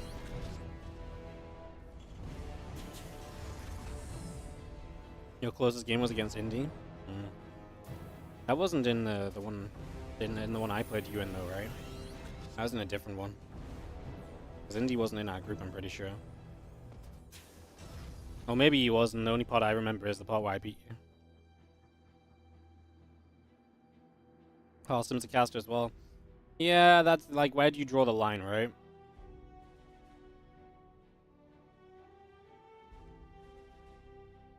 Because yeah, he casts. Is he cast enough to be in the caster tournament? I don't know.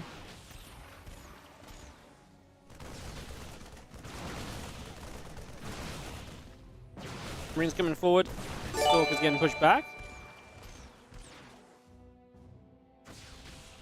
Hey, what's up, KJ? Thank you so much for the 81-month resub. Go, Wardy, go. Thank you so much. Appreciate it. Stim combat shield on the way here from Ryung.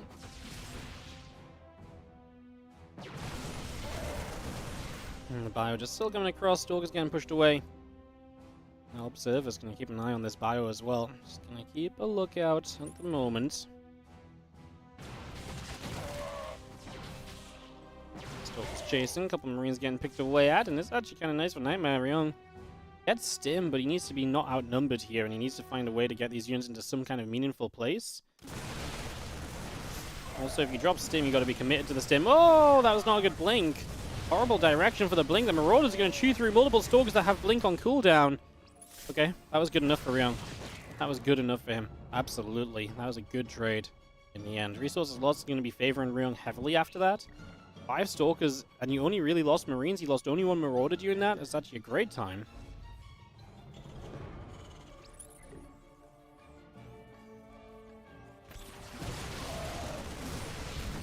Cyclone goes down.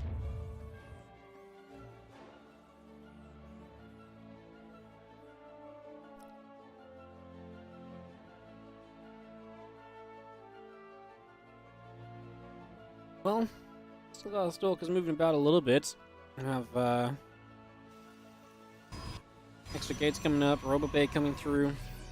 She caught this Observer as well, which is a nice catch. Good to get rid of that. Good to clean that out already.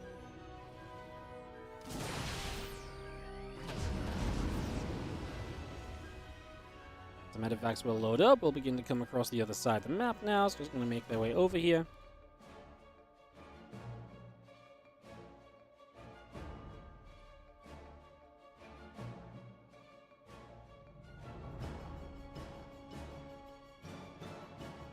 Those Medevacs both coming over the far left side. Charge is going to be finishing soon. Colossus next to Thermal Lance coming out. Extra gateways as well. These Medevacs, where do we want to go? What do we want to do? We'll see. Maybe combine with the Medevacs on the other side, just kind of push in two different places. Give yourself an opening, create an opening for yourself would be an ideal way to play it.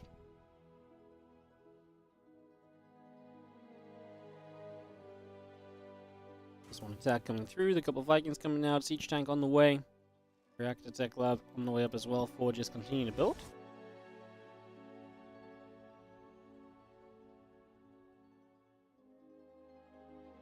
Army back down the right hand side as we do have single Marine going to make a bit of a step forward. Vikings coming up, plus one attack is coming through.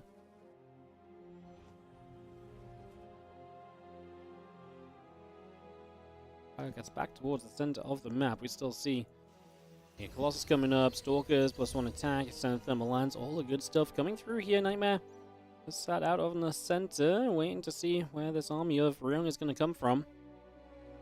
So we're still split into two parts. Nightmare vision-wise has this one obs here, does not really see the right, does not really see the left. So definitely missing a bit of info as Ryung lifts and starts to make a move. He's just going to find this army on the right side, but this is also just escapable from Ryung. He's just going to run away, doesn't even necessarily need to do too much. Stalker's blink, we still try and come in, but the Stalker's here.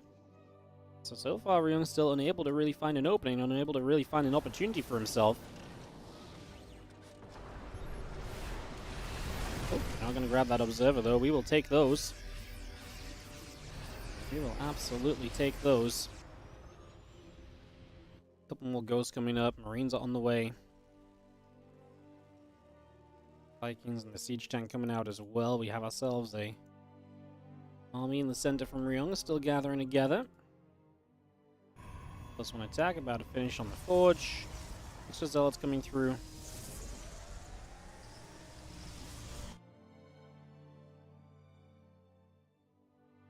Plus one Nexus, missile turrets coming up.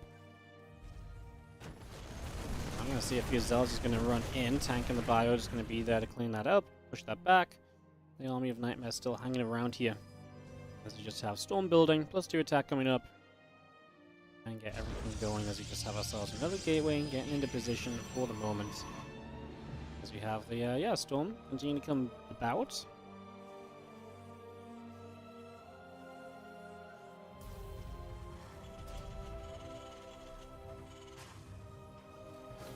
The ranks all building through, the rest of this army still getting settled in.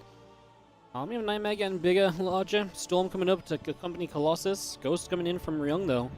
So both players are going to have really their work cut out for them in terms of just a macro gain here. Trying to win some bigger fights, trying to win some big positions. Very important match in this group. I think a win here for Nightmare gives them a way better chance of being able to advance. Whereas a win for Ryung is probably the only way he stays in the tournament, honestly.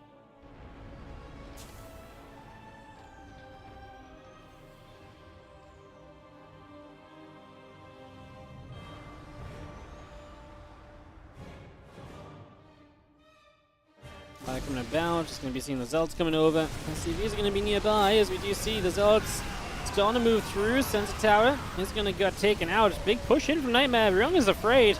Afraid so much that he's going to pull the SCVs into this. I don't know if he needs to. He's got a good flank from the left-hand side. I think pull the SCVs away. He did not need these anyway. The flank from Ryung may have been a little bit slow to arrive, but it was really good when it came in. This is not the place for Nightmare to fight. He gave Ryung the flank. Ryung was set up to defend his low ground forts, and it just naturally created a concave for him. There was nothing to zone units out from coming up the ramp, and that is going to be a massive win from Ryung. As units have to start rebuilding, all the tech units got cleaned out there, all the, Immortals and Archons and everything. Getting knocked down, and, well, rebuild obviously is quick to come in form of Zealot. I don't love the Vikings landed because Colossi are rebuilding. So you kind of want to save those Vikings, but I can understand you also want to deal damage right now, as we do not currently have any armor upgrades. These Zealots are melding. Tanks getting siege. Do the High Templars have energy if these tanks target fire these High Templars? Okay, they actually feed back Ghosts.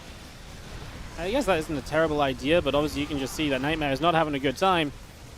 Tank's still sieged as we try and dive onto a Colossus, but actually not really enough power there. We get to a battery as well, so that was a waste of units from Ryung.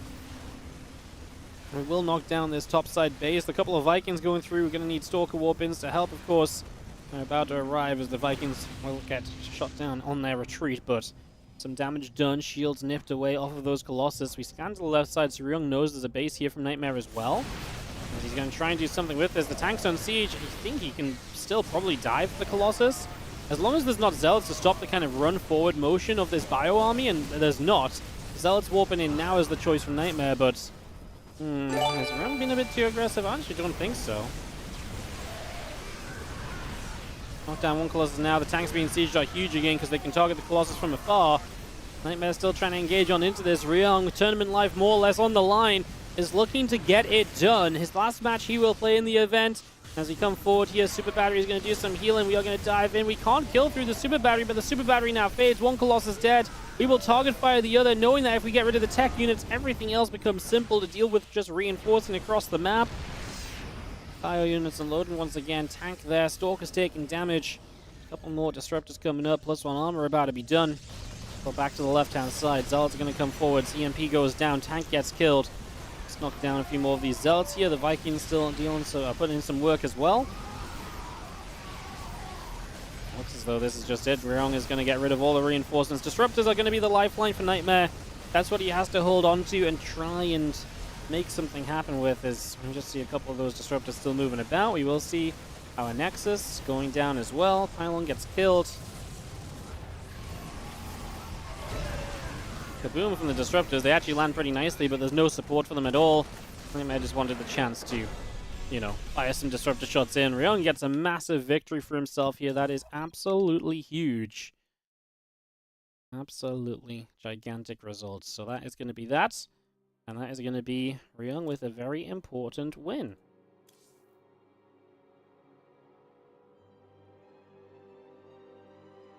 Alright guys, we will just be going into one final match of the day. Then it is going to be Kua versus Firefly. That comes up in just a couple seconds. Just get the ads rolling here and we can get this going.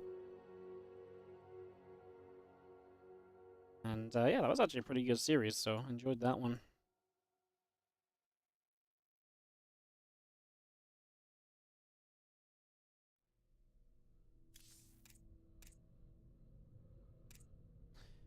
Alright, Firefly Kua coming up.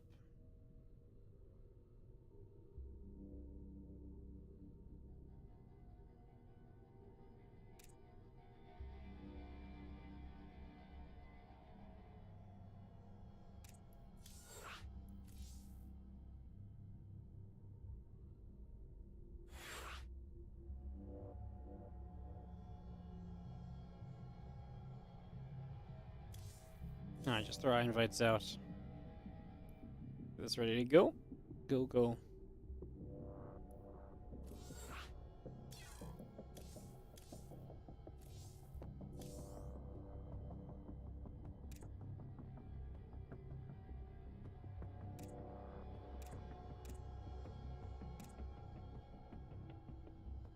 So yes, it's on now.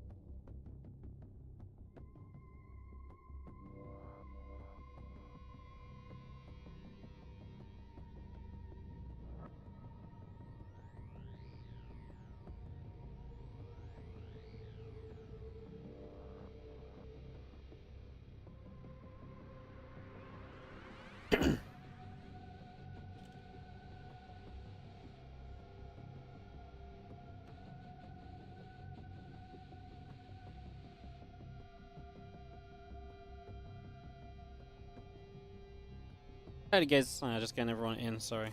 We'll check, we've got everybody, we're missing someone. We'll get into this final series of the day, sorry, just double checking on everything. get this started up.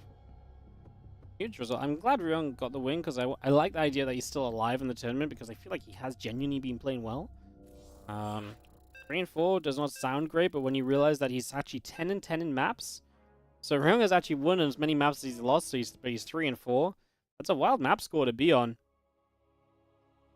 Yeah, taking a map in every single series that you lose is definitely impressive.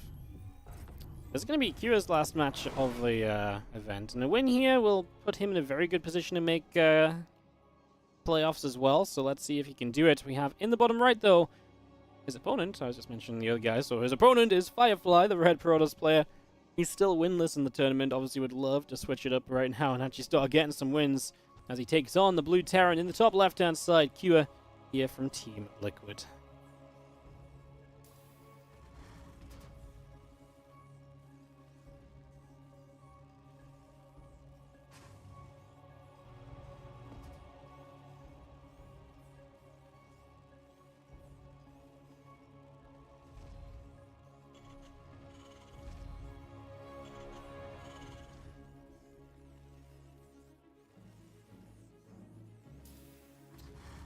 So, we just got ourselves up and rolling. See what Kira is looking like for the TVP today. And Kira's definitely had some stumbling blocks to kind of try and scramble over as of late. By the way, I think Firefly loses this, he'd be 0-5. I think he'd be the first player to be officially eliminated from the event. Apparently, Firefly is not officially out yet. There's still a way for him to advance. I guess if he won out from here, he could be 3 and 4 with -1 map score, and then potentially Kira would be -1. He'd have the head-to-head over him, and Nightmare and Gumiho could lose out. So it is possible, just unlikely. So yeah, I think a loss here would actually be the elimination for Firefly. Maybe even if he just lost a map would be enough to eliminate Firefly, because then he wouldn't be able to tie-break with Kira, so... yeah, we'll see how it goes. Obviously, Kira should be a favorite coming in. Firefly has potential. I'd still say he's the underdog as we get this one started up.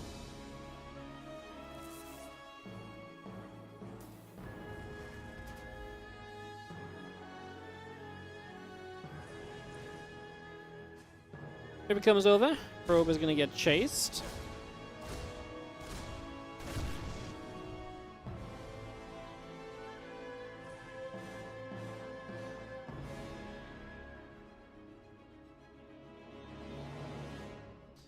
He's going to have a bunker coming up, so a little bit of defense from Kira early on.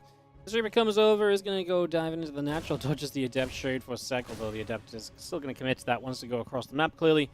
Obviously has a battery finishing in this main mineral line, so there should not be a problem with dealing with the Reaper.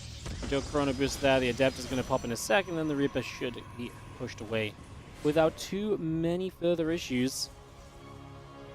So we're going to take a little bit of a shove there. Going to get punched around a little bit. Just hanging out though for a couple of moments as we continue by. Reaper continue to fight. The Probe's still taking some damage. We are going to see that Probe dropping down. The Adept is there, chasing the Reaper about a little bit. Going to try and shade on about. Twilight Council finishing in the main base from Firefly as well. Probe still moving through. Adept chases. Reaper takes some shots. This Adept going to come back over the upper right as well. So just going to get on the move. Starport's still coming up. Photo Mine on the way. Marines and SCVs all producing forwards. Get all of that ready to go. We have a couple of Adepts still just making their way around, figuring out where they want to be, how they want to be, what they want to be doing. Again, Blink still coming up. The Reaper heading to the bottom right. Coming in here next couple of moments.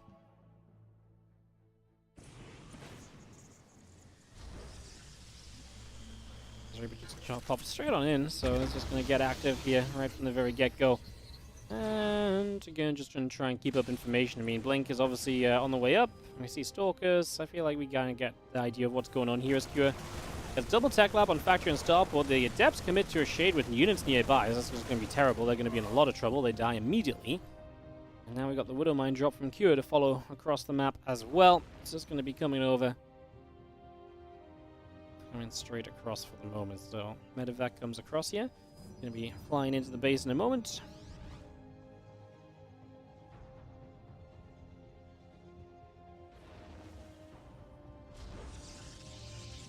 Medevac flies into the main, just going to be able to drop off these Widow Mines, start to look for a little bit of damage, look for this unload, look to see what we can get done as we put some damage out. Widow Mines is going to pull. We're actually going to unburrow, reburrow. Still got the same Widow Mines in position. We can retarget it, yeah, onto the middle one. Yeah, that's going to be a bunch of damage. Man, Firefly took a bunch of damage off of Widow Mine drops earlier today as well, and he's going to do the same again here. That's already a ton of workers killed. He's lost 13 in the game. Firefly, this has gone horribly for you already. This is exactly what he lost to against Ryung. And he just needs to be better against Widow Mines. You can't let Widow Mine drops control your game like this, right? You can't let this happen. Otherwise, you just end up in way too much trouble. You end up in such a rough position. +1 attack and Stimpak still building through from Kira. We get the reactors on the way from Kira as well. Bringing those up. This Hellion is going to try and slip by into the natural and eventually get some damage because, you know, the Stalkers weren't in position. Okay, we will actually get out, but the Stalker's here too, so the Hellion goes down. But to be fair, you're not really expecting this Hellion to get too much done. I feel like the Hellion already really surpassed expectations just by getting in there and potentially threatening the idea of getting out. That would have really been amazing. Extra gates coming up as Firefly builds into this big gateway style that he's so well known for, but when you take damage in the early game, styles like this really suffer because it's momentum based. If you're starting at like negative momentum, like, you know, you're adding more weight to get started, right? So yeah, maybe if you get going, you hit it even harder because it's like, I'm coming back in the game, but to actually get started is even more difficult. And now these Stalkers show up, they're going to get rid of an SCV, cancels up a little bit of defense, and just control the map a little bit from Firefly. But the reality is, upgrades are about to be done. We're going to have a fully stimmable bio army in just a moment, complete upgrades, ready to rumble. Hard to imagine that this is going to be a success story. You have our Stalkers sat out the front. +1 attack coming through, concussive shells is building. Stalkers fire, Marauder taking a shot at the Stalkers pulling back. Extra Zealots coming through as well.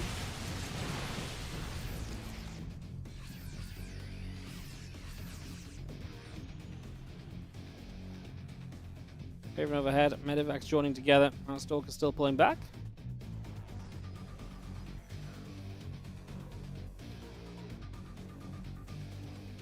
Medevac just moving up that right-hand side. We still do see a couple more Widow Mines coming out. Marauders, Marines, Medevac's mines continue to come in. We just see ourselves, the Stalkers, gonna start hitting at the front. A couple of Marines taking some damage. The Widow Mines coming in there. Bio will stem forwards. A couple of Zealots going down immediately. Anti-armor missile, geez, just in case this army wasn't going to be destroyed anyways. Anti-armor missile just to double down on that. We're trying to fight it as Firefly, but the reality is this game is done. Not the greatest of games here, unfortunately. Not the greatest. I mean, if you lose that many probes to the Widow Mine drop early, right, there's not going to be too much kind of getting back in the game you can do, really. As our bio sets up, as the Stalkers just chilling. Stalkers, +1 armor coming through, +1 armor coming through on the engineering bay of Kira as well. Bio still pressing forward.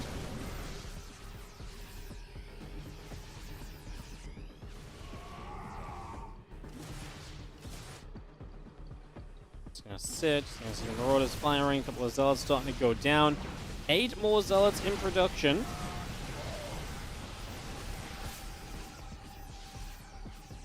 Back around, Zealot Stalker coming forwards. I mean, again, it looks like a lot of Zealot Stalker until you realize that realistically, this Terran army is just going to melt it because there's +1 against 0-0. Yeah, the Zealots honestly had a better fight than I might have thought they would, but Widow Mines actually blowing up on Stalkers isn't exactly fun either. Losing the Stalkers isn't exactly going to do you any favors.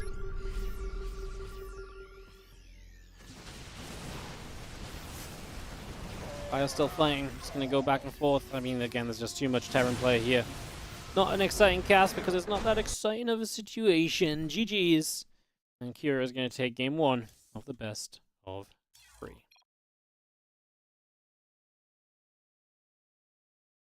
Alright, Kira. Going to be up 1 in this match as we get ready for game 2 here in just a second. On Oceanborn for our second game.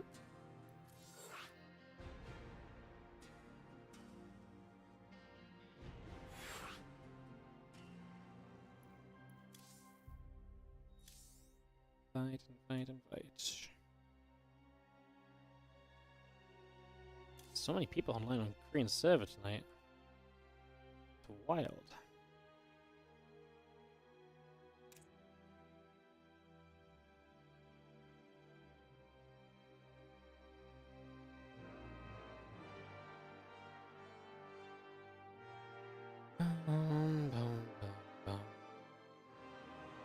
Alright guys, just inviting everyone in. Get ready for this game number 2 in just a moment. Thanks for your patience. That is everyone.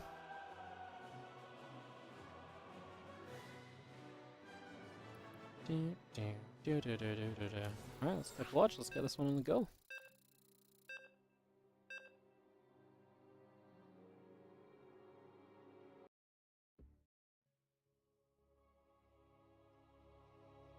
Some multitasking, don't mind me.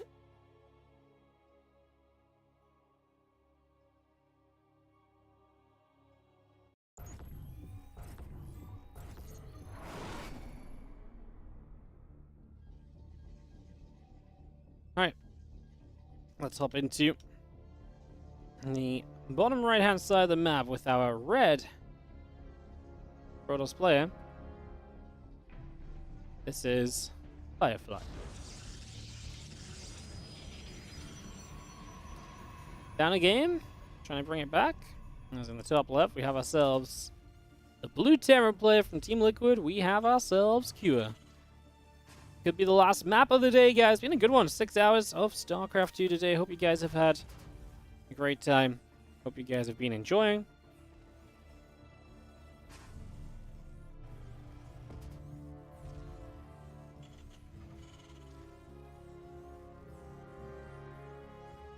Yeah, so yeah, having a good old time of it all. To get set up.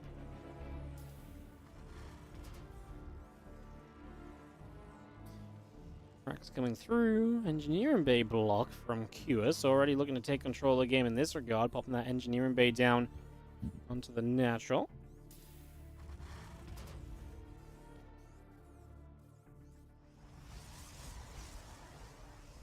Get that set up. Just gonna see our cyber core building here from Firefly as well.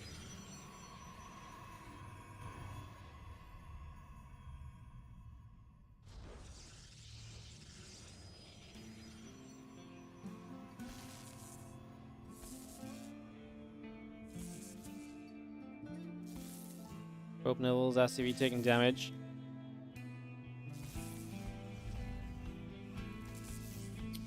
An engineering bay block the second base. Don't really see that happen. And Firefly's like, fine, screw you, I'll block your base. Oh my god. No one is allowed to expand in the right place, guys. Zealot is going to try and deny that engineering bay. The block upon block upon block. I guess everyone's very serious about trying to deny their opponents here as the pylon cancels. Obviously, Terran can just build a CC elsewhere and float it down. You're all going to cancel engineering bay. One off to the left. As he sees the Zealot, it's basically just going to be a base here eventually anyway, so you may as well cancel that engineering bay, get money back to start spending on your expansion. And that is an investment, right? Money spent before you can expand and some money lost in the cancel. Hellion coming through. A couple of Marines are on the way up. As Outstalker Firefly still moving into the center.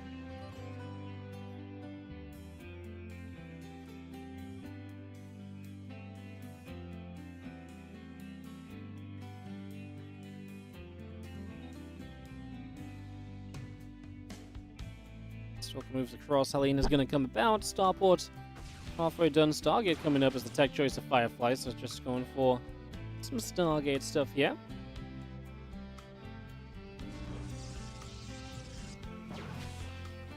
Well, Stalker's going to poke around. Firefly would love to try and find some damage early. Hit some Marine one time right there, for example.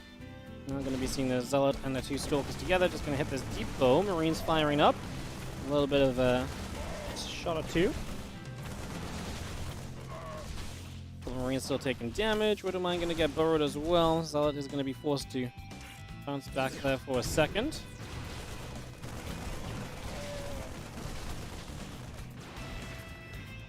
The Widow Mine gets picked up. Hellion continues to come through. And Marines will continue to pop out. Sorry guys, I'm just trying to comprehend what the hell show yourself means. I'm so confused. Okay.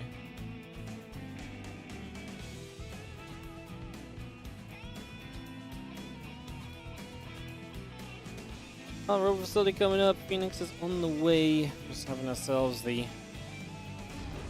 Interference Matrix and the Raven continue to come about. As that unloads over to the side, the Marines will be getting set to rumble forwards. Trying to find some damage here. Sure. Is going to be putting some damage on the Stalker, which was the defense, really. So now a couple of probes in trouble. We actually only killed one so far. How are we going to get denied? They're going to be important if there's a follow-up attack as well. See Phoenix continue to chase.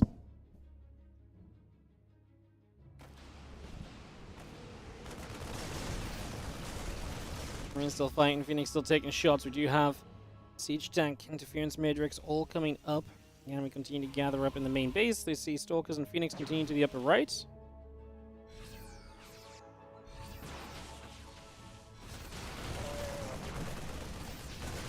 Stalkers want to try and get rid of the medevac, which they will do right there, but I'm trying to get a Stalker back in return. Firefly that goes back effectively and minimizes losses all across the board here, I guess. Still losing some probes. We got our Raven halfway done. Tank and Marine still coming up. If Firefly wants to go put the pressure on, I guess. I mean, no third base. Only one gate? Wait. Oh my god, he's so late to add the third. What's going on? Is he being thrown that far off his build at the third at 5? Like, that's such a late third base, but then he only has one gateway. Firefly, what's happened? He's going to try and attack in, but this is... he's going to die to a counterattack if we just move across the map here as Cure, because he has no he has no way to warp in units. One Raven dies to the Phoenix, but yeah, if Cure feels confident enough to make a move across the map, he will absolutely succeed. There's the third Nexus on the way. I just can't believe we're still on one freaking gateway, guys. I had to do like a triple check to make sure I'm not like just blind here, but like, yeah, he's just in so much trouble. Firefly is... I don't know what's gone wrong. Well, I don't know what it is especially that's kind of thrown him so hard in this game, but he is in a world of trouble. He is in a bad place. This feels like it might just be a bit of a stomping to wrap up the day, unfortunately. Guess I'll turret deflects the Phoenix. Cure probably not going to go until Stim and Combat Shield. But when those upgrades finish, if he makes any kind of a push, I guess there'll be Colossus out, so it's not a guaranteed win, but I don't know, man. And we're getting a Colossus going. Now we add on 3 more gateways.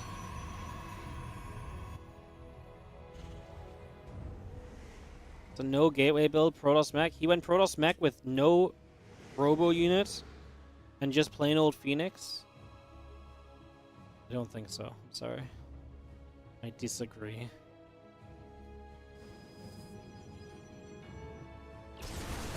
I mean, if he was going to do that, then he should have had more units out. And the thing is, I could understand that if he had a third base, but then he just didn't have a third base either. And he didn't have units to justify not having a third base. You know, like, the timing he took this third base out was so late as he's dead. There's no units here. This is... Something went horrifically wrong for Firefly. And, yeah. GG.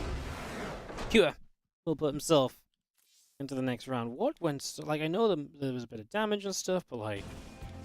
That was just... horrific, no?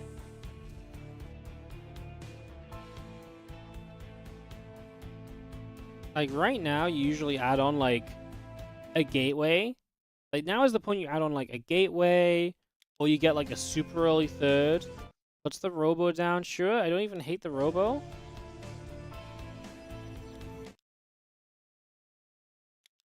But then, he's running around, he loses loads of mining time, and he just never adds on anything that you're meant to add on. Like, if you're gonna go with no gateways and then a third, then you should have had... This should have been a second gate, no? At some point, and maybe he just didn't have the money because of this, and then the Third isn't fast anyway because he lost mining time. It was just completely not what he wanted to be doing. All right.